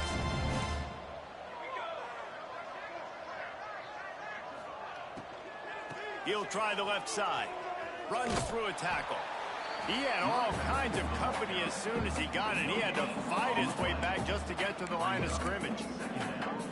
Man, oh man, that ball carrier was just shut down. And I tell you what, they need some push up front too, right? They got to move those defensive linemen out of the way. At least create a hole so your running back has a chance. Not there. He didn't have it. Yeah, damn, get him on the ground. He's brought down, but it'll be enough for a first down. Well, I know the tight end did some good things after the catch, but got to give the quarterback credit, too, for the location of the throw. Because he put it out in front of his big man, he was able to make the catch and accelerate, creating some distance there between him and the defense. Oh, now back to doubles. Looking to throw on first down. Hauls it in. After the pickup of 9, it's okay, we got to throw off their timing. We're giving them too many easy reads. Every time. And when you put him in the slot, Reese, he's closer to the quarterback. It's an easier throw. We can run in, we can run out, and really take advantage of his versatility of the guy at that slot position. And he gets it to the 45-yard line, and that'll be a first down. Well, they only needed 1 yard, so no mystery there. Turn around, hand it off, and he finds a way to get it. The Hoosiers will have it 1st and 10. Might as well give it to him again. And a good, solid pickup before the defense cuts him down. Man, it's easy to call plays when you're getting 5 or 6 yards a pop on the ground. Like, why would I get complicated? Why would I get complex? Like, up front right now, this group just win, fall forward, get that good gain, stay ahead of the sticks, don't have to get in bad situations. This defense better respond, or else I'll do that all the way down the field. He's got his man. Tackle is made at the 44 after the 5-yard gain and the first down. That was a nice pickup, running the drag route and finding that quiet, soft spot in the zone. Yeah, drag routes not only work against man coverage, they work against zone too. If you can find the soft spot and the quarterback gets it to him early, he can turn that. Oh, that why he ain't jump? He's brought down, but there's a flag on the field. Let's see which way that's going to go. Offside, defense. And you got to focus, right? The first thing you're looking at as a defensive lineman, the first thing you understand is the ball starts with a snap count. I have to line up, see the ball. When the ball moves, I move. I know it's simple, but you still see guys jumping off sides all the time. They'll try to take advantage of that offsides call. It's 1st and 5. Wants to go up top. Caught near the sticks. It's Johnson. And the defense makes the immediate tackle, but he has enough for the first down. Here's this offense with a fresh set of downs.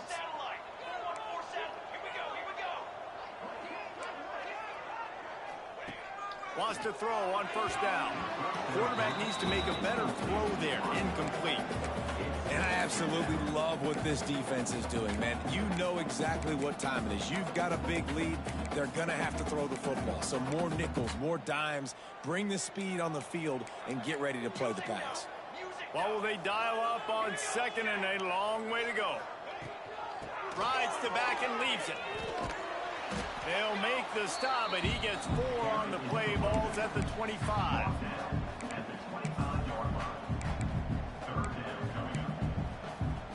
Ball's at the 25. They're in field goal range, but they'd love to convert this 3rd and short.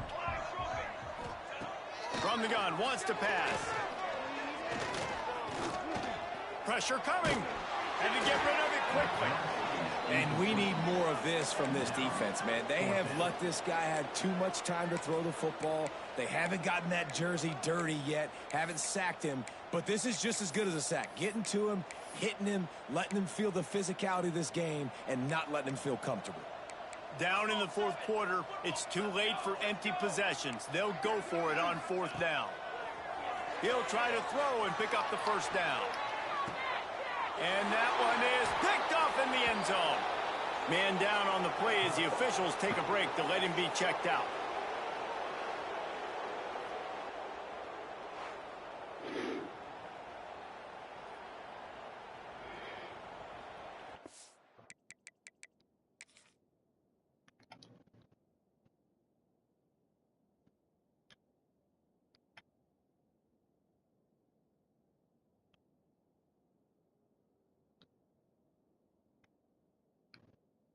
I know 99 standing up playing linebacker. He fast though. He fast enough to do it.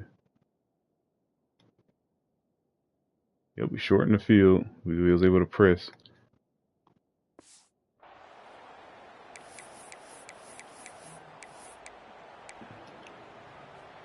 The Spartans have it back on offense, hoping to play some good ball. They missed an opportunity to extend this lead the last time they had it, Jesse. Yeah, they got to be able to regain that momentum, right? Go back to what was working earlier on in this one. Oh my God! That starts with being the more physical team. We really can't run the ball. Physical team, but understanding the situation of the game. You're still winning. You got the football back. Now put a nice drive together and execute. After getting knocked back to open this drive, it's 2nd and 12. Dropping back, it's Payne. And he really needed to hold on to that one, but it was... What is wrong with our offense? Third down is coming. And now this offense will try to figure out a way to move the chains after that 2nd down incompletion. On 3rd down, he drops to throw. And that defense gets to him, and down he goes at the 9. And the Spartans will punt it away on 4th down. 3 and out, and not much choice but to get rid of the ball. And the punt team able to sling him to the ground. Indiana sends the offense onto the field.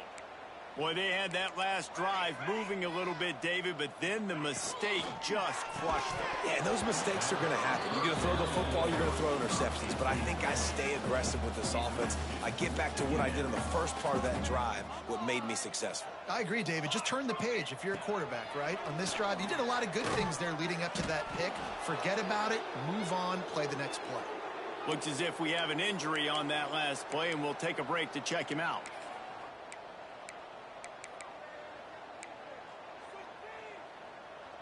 It'll be 3rd and long. These corners backing off a bit. Sends it back in motion. 3rd and long, and he'll try to throw for it. Oh, you got smoked. That's where they'll mark him down, but what a play there to pick up the 1st down. You know, as the head coach of this team, this is one positive you're going to take away from this game, is that your players don't quit and are still willing to fight. And there's obviously a lot of things they've got to iron out offensively, and we've seen that today. But I do... Into the end zone he goes. Touchdown, Hoosiers! Lining up to add another. Precision blocking up front. Created the open lane, and the running back followed it beautifully. Second half, they pretty much beat us. Those holes and just gives you a caravan all the way to the end zone. What an unbelievable job blocking up front.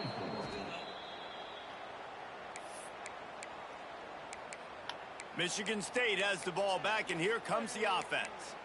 And now one of the most satisfying moments in football, just watching that clock drain away while you have control of the ball, Jesse. And this is definitely one of the best play callers, right, for an offensive coordinator. You're getting ready to go into victory formation. So many good things happened today. It seemed like everything he was dialing today, David, ended up working out. No doubt. They put a lot of highlights together, put a great offensive game. Touchdown, Spartan! No victory formation. Punishment has been extended. They are finishing the deal, building the lead here in the 4th, and they are going to go to 7-0. Let's go to the studio now and check in with Kevin Connors. Kevin, what do you got? Hey, fellas, here's a quick update on a top 25 clash today. Duke is down big on the scoreboard, and for a program that traditionally struggles to score, I think we know where this one is headed. They're trailing by 20 to Pittsburgh. It wouldn't be the ACC if there weren't this kind of storyline, guys, and we promise to keep you posted. And how about that one? Kevin will be keeping an eye on everything going on elsewhere. Off the play fake on 1st down, wants to throw. Pulls it in, it's Coleman. And this one will be stopped for no gain. And that's a really good job by the defense understanding leverage. I can't let that fast sucker get outside of me towards the sidelines. Nice job expanding with him and then going and making a tackle. One of the hardest things to do in football is tackle guys in the open field. Great job going and getting them on the ground. Now facing a 3rd and long.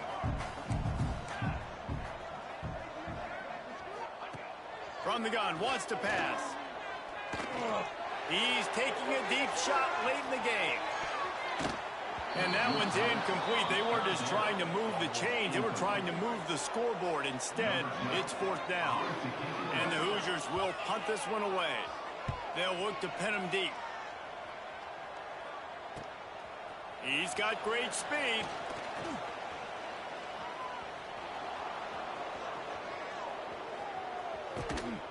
He just about took that one all the way to the house. They finally get him down after a tremendous return.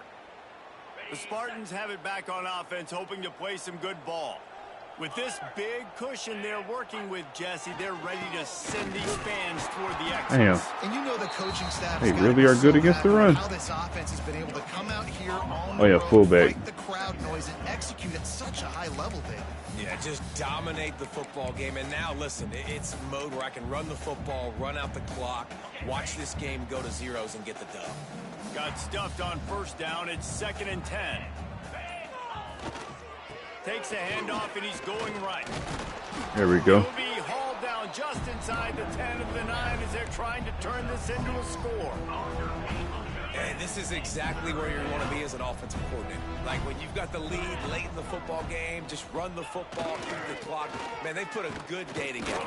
They had their way with how much I could do there. A lot of good game. Things to point to. This is one of those weeks when you watch tape, it's going to be really fun to watch. Not like when you get beat up. A lot of big plays from this offense. There's a long and storied history of great games between these two rivals, and this chapter adds another to that legacy. Really impressed by the poise by the winning team as well here. They weren't overhyped in this game. They came out, they looked prepared, they were calm. Shit, he might have to get considered for Heisman. Execute well enough to get this win. And it's hard in these rivalry games with all the emotions running so deep. Like you sometimes get overzealous. Sometimes you get too many penalties. It's hard to rein in your emotions, but they did. They kept it in check, and now bragging rights for a whole year.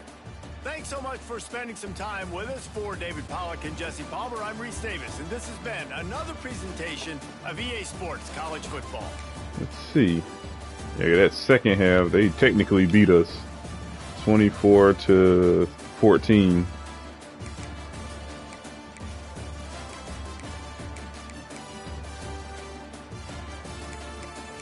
But we were more explosive. We could not run for shit.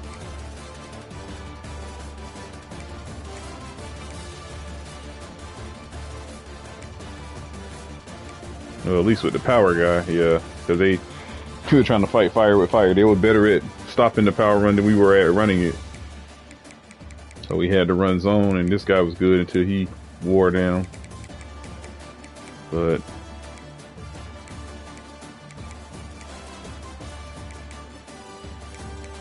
he was still getting pancakes, though. No sacks, but we got 2 picks.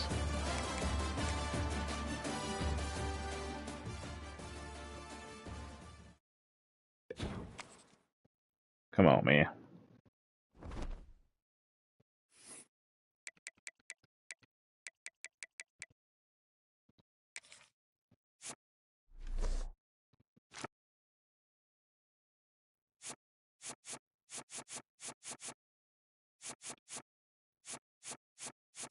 I got the Paul Bunyan Trophy 3 times.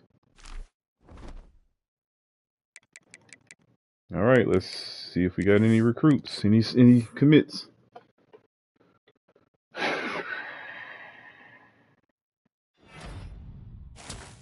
All right, we got the D tackle. You get some power in our defensive line. I didn't even have that as a need.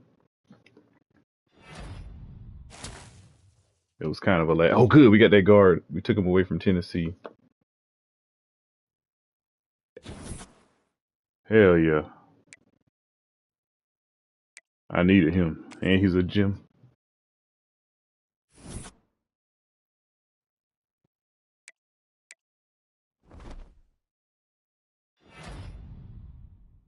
Shoot, he might be up for Heisman. Ah. I hate this team. They beat the crap out of us last time. Dang, Michigan still #1. Wow. Ohio State. Yeah, this is going to be a rough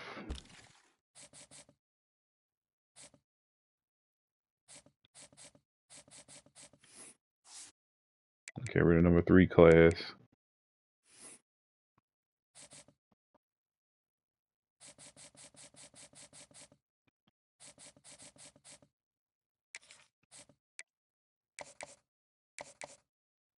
Okay, so this is gonna be the game. That changes everything. Okay, so we're uncovering more proximity to home. So yeah, so you do have to talk to friends and family to uncover their motivations. It makes sense. So sending the house gains influence. This gains influence and uncovers motivations. Search social media, DM the players, common sense. Okay. So now we're gonna try to. So what is it? Proximity to home. So his is team player.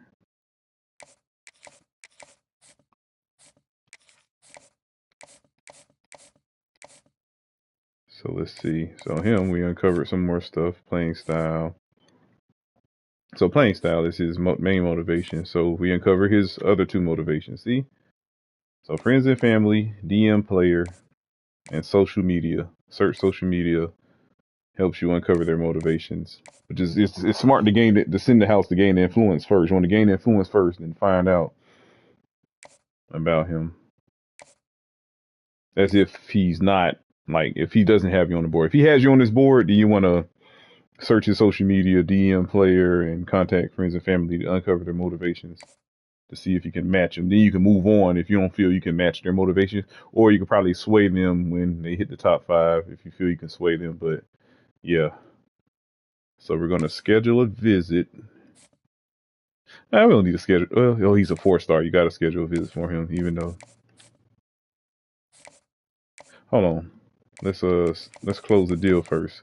I'll schedule a visit if somebody tries to come after him, but I don't think anybody on that list would be a threat. So coach stability, playing time, playing style.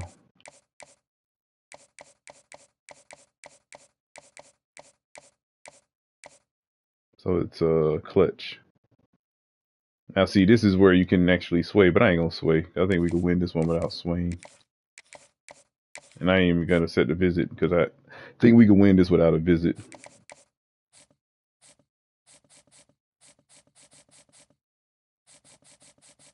Or no. You know what? This can help out with the visit can help out with complimentary visits. So if I get if I bring another defensive player on the visit, that'll be a good thing. We'll think about it. Let's go position by position. Yeah, I may as well scout this QB, see what he got. And throw under pressure 72. Not a gym. I want a gym. Ah, crap! I got stuck.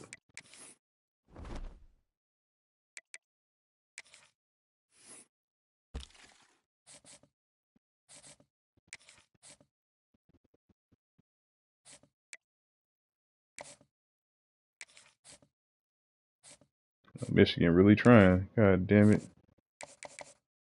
I gotta hurry up. So I got to win this game. It's I must win. And we beat the crap out of Penn State. Oh, let's see. So we got Brand Exposure Championship contender.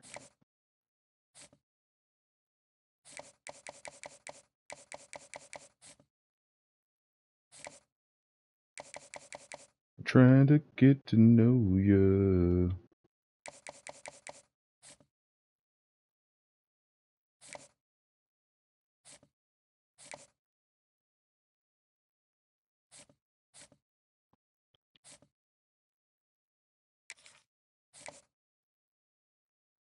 Coach prestige, conference prestige. Okay, so he got his attention. Now let's get to know him. I'm gonna offer a scholarship until they get to their top 5. Especially, yeah, you get to your top 5, then we offer a scholarship.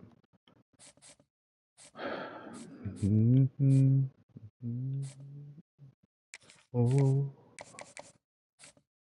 So we didn't learn anything new. Close prestige, that's it. Oh, but we don't. No, we are learning everything new. So not only do you learn what motivates them, you also learn what doesn't motivate them. So we get eliminating a lot of those question marks with X's. So we're knowing what doesn't make him tick. So when you search social media, DM player, and contact his friends and family, you'll one, find out what his three motivations are, or two, find out what his motivations are not. So you eliminate question marks when you search the social media DM player and contact friends and family. Sending the house is purely for influence. So look, see, we even got some influence too. Coach prestige.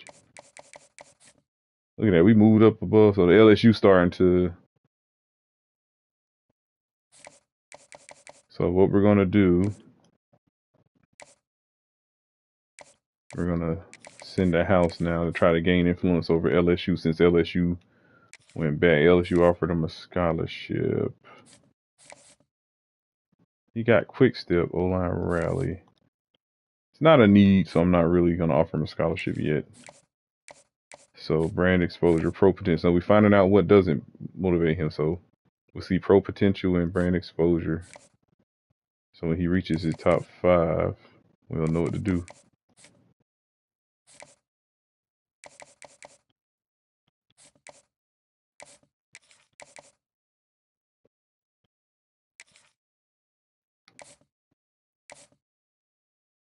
Okay.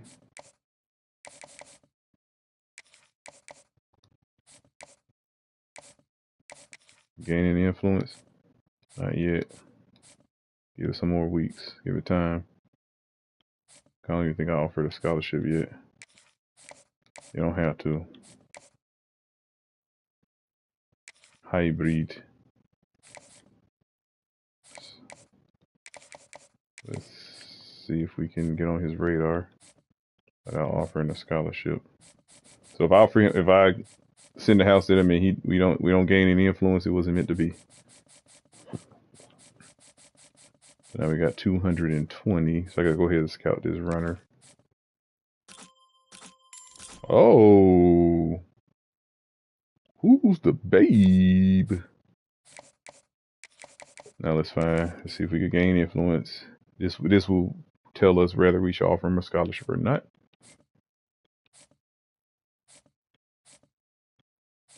Who's the babe?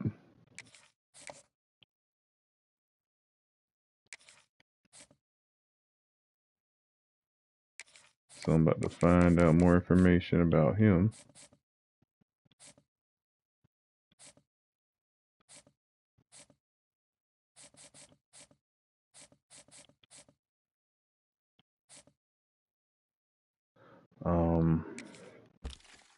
I don't know what else.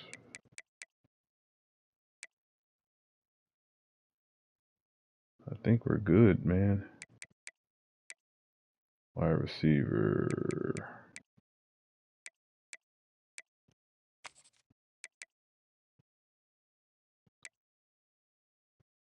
Did I look at him already? No, I looked at the one from Opalaka. I think I scouted all those guys.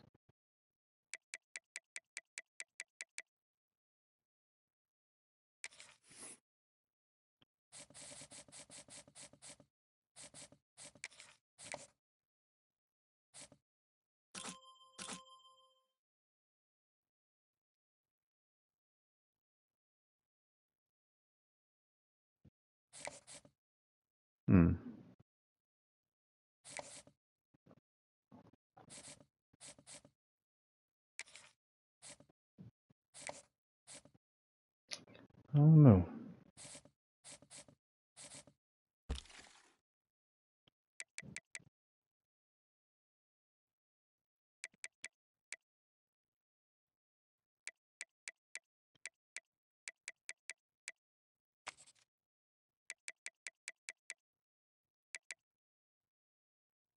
Did I look at him already?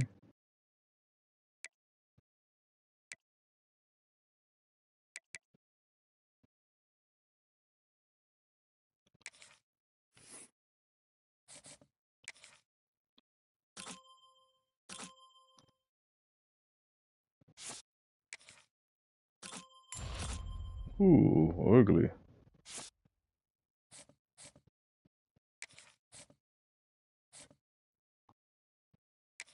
Troy ain't gonna try to go after him.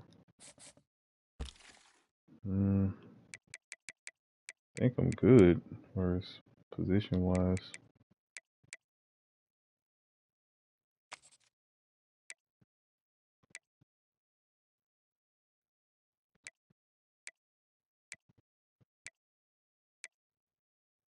I think I looked at him already. Yeah, he wasn't.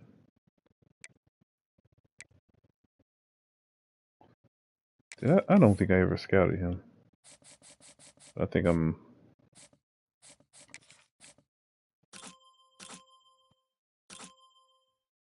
He's okay. Not better than this guy.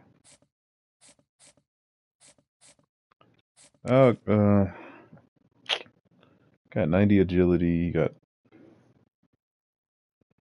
average route running. The route running you would expect from a college wide receiver.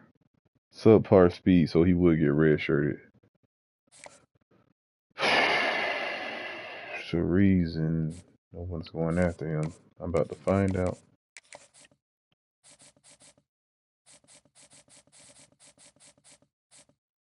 Let me make sure I take care of the meaty positions. So O-line, going after left tackle, left guard and a right guard, and a center. Defensive line is next, going after a right edge rusher, and 2 interior power guys for depth. So linebacker, I might put them in safety, I don't know. But moving forward, I'm thinking I'm going to go outside linebacker, middle linebacker. Then I'll probably sort who's going to stay on my roster next season at middle linebacker. I'm going to get rid of all the normal dev guys. And, you know, if you're going to be a normal dev, at least be physically gifted. You know what I mean? But if you're going to be a normal dev and slow, that's another thing. So at least have something, some redeeming quality.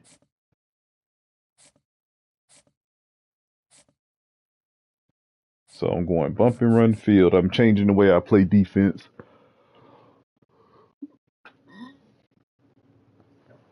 Gotta be 6 feet, 180. Gotta be able to play man. Only reason I got this guy because I like him. Kind of like when Nick Saban and Belichick was with the New York Jets. They liked Aaron Glenn, even though he did not fit the physical profile. They liked him. So same with this guy. Looks versatile. Probably could sit a year or two to get his speed up to par, at least up to 90. This guy already meet the speed threshold. He doesn't. He meets the speed threshold. So especially a field corner with that speed, yeah. Okay, we're looking good, man. Looking good in the hood. Okay. So we got O-line, D-line, DB, linebacker covered. Then on offense, skill position, offensive skill position, we have wide receiver, tight end, quarterback, not so. So let's check out the Heisman race.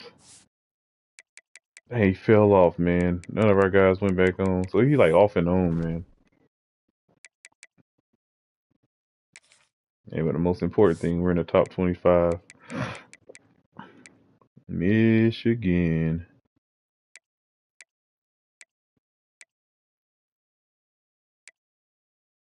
That's gonna be crazy.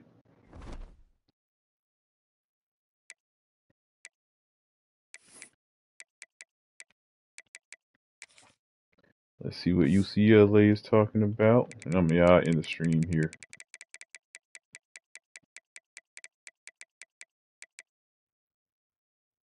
Patrick Scully. Oh, so same coach. Let's see what their depth chart looking like.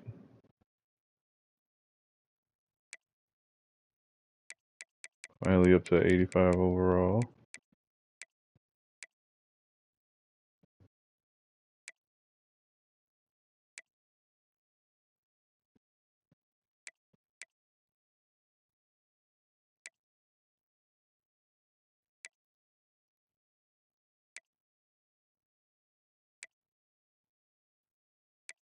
Oh,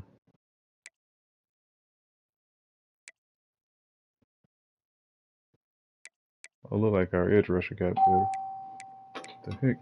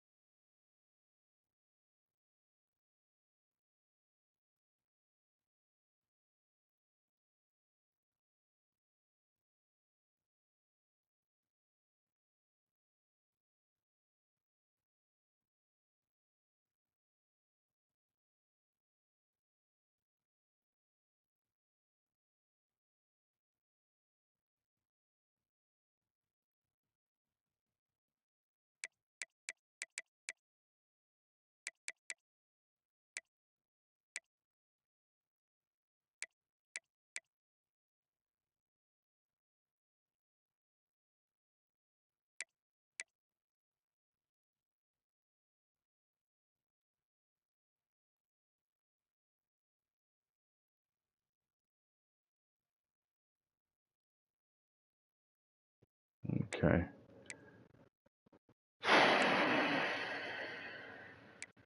Oh, did my linebackers get? I think my coaches upgraded. Yeah, I think my coaches upgraded. They're like, yeah, he got smarter again. So I think my defensive coach got better.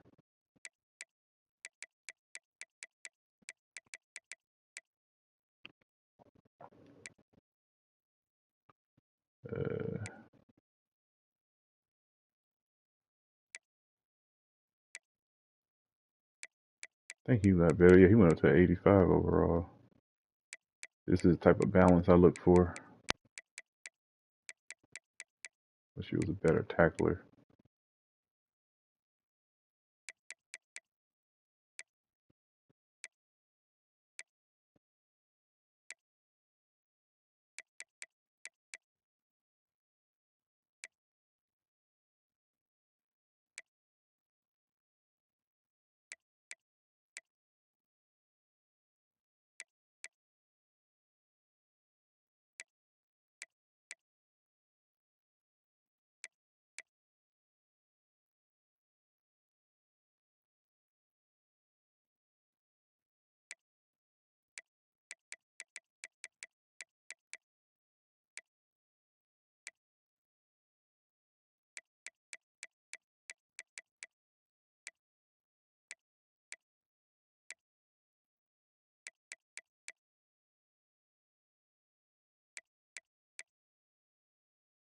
Okay, now look at UCLA's roster.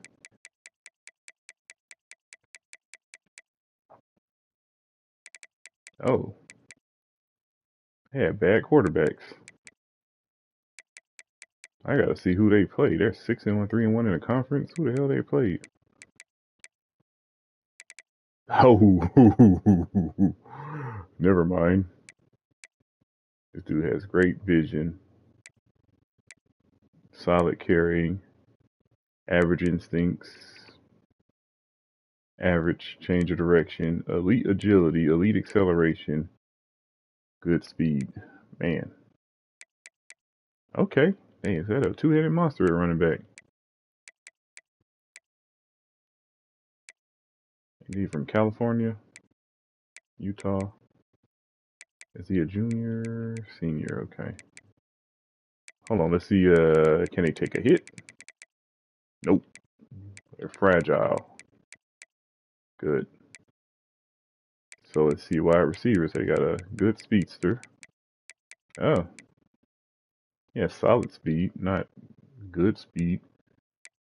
Great acceleration. Now this guy is a burner, but he's more of a route runner. Oh, he do have good deep route running.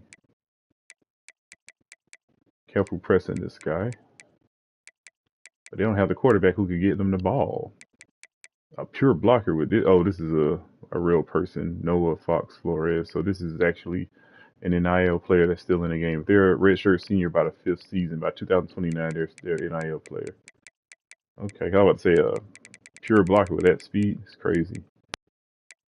Okay. Oh, they actually got a good old line, so this is probably why they're winning.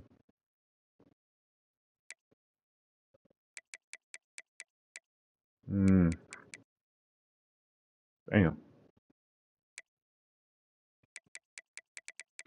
And their O-line complements their running back. Look at all this run block finesse. Oh, so this team is going to give us a hard time.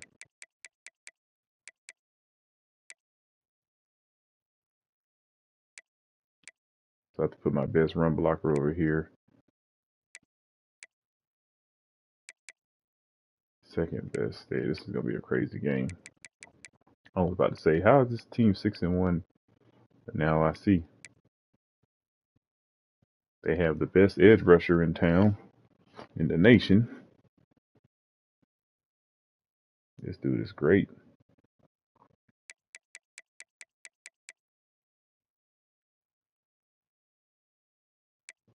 Good speed, elite acceleration, elite get off here. He got that quick jump. He got pocket disruptor. They run what defense they run? They run a 4-3 multiple.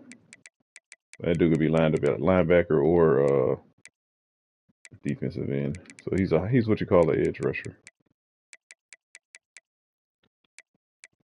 A hybrid edge. He can stand up or he can put his hand in the dirt. So they got 2 gap specialists. They can't resolve anything though. Yeah. So we can run up the middle. These guys, we can run power, we can run zone. Can't run zone on this side.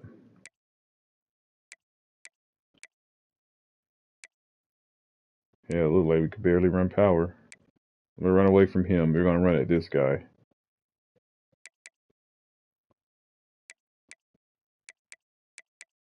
They got a weak interior.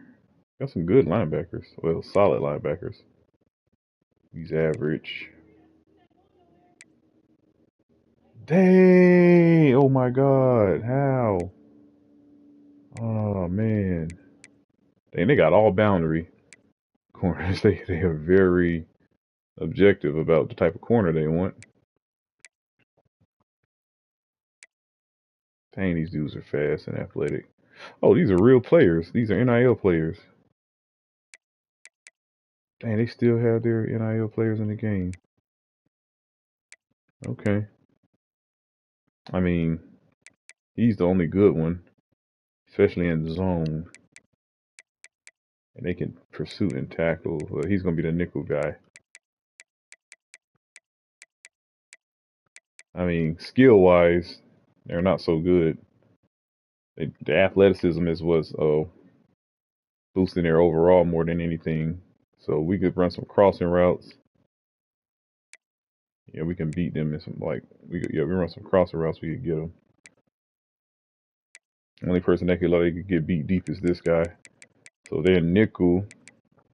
The pick on number 13, and they're pressing. Don't pick on these two. They can run. Pick on number 13. Okay, their safeties are not all well. Take that back. Look at this guy.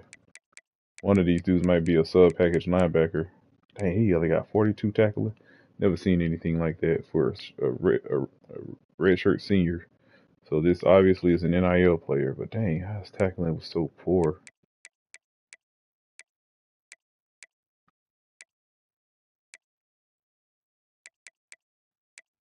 This dude need to play wide receiver.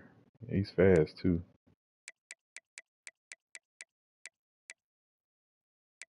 Okay, hey, you gotta be careful against this team. Luckily, we're playing at home. Dang, look at this dude. They got some good pass rushers.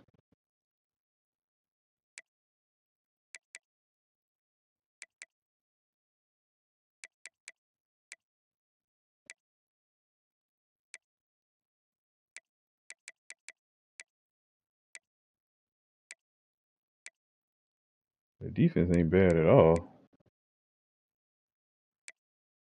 Okay. So I'm going to end the stream here. I had fun playing this.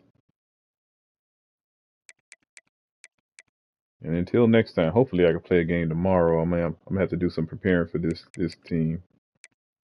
Let's see. We've been putting up points. So we got, yeah. Minnesota, we get a break before we play Michigan.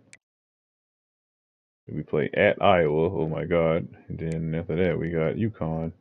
Get a break before the playoffs, if we make it. So we still got 4 games left that can change the trajectory of the season. So this is like a competitive Big Ten. That'll be it.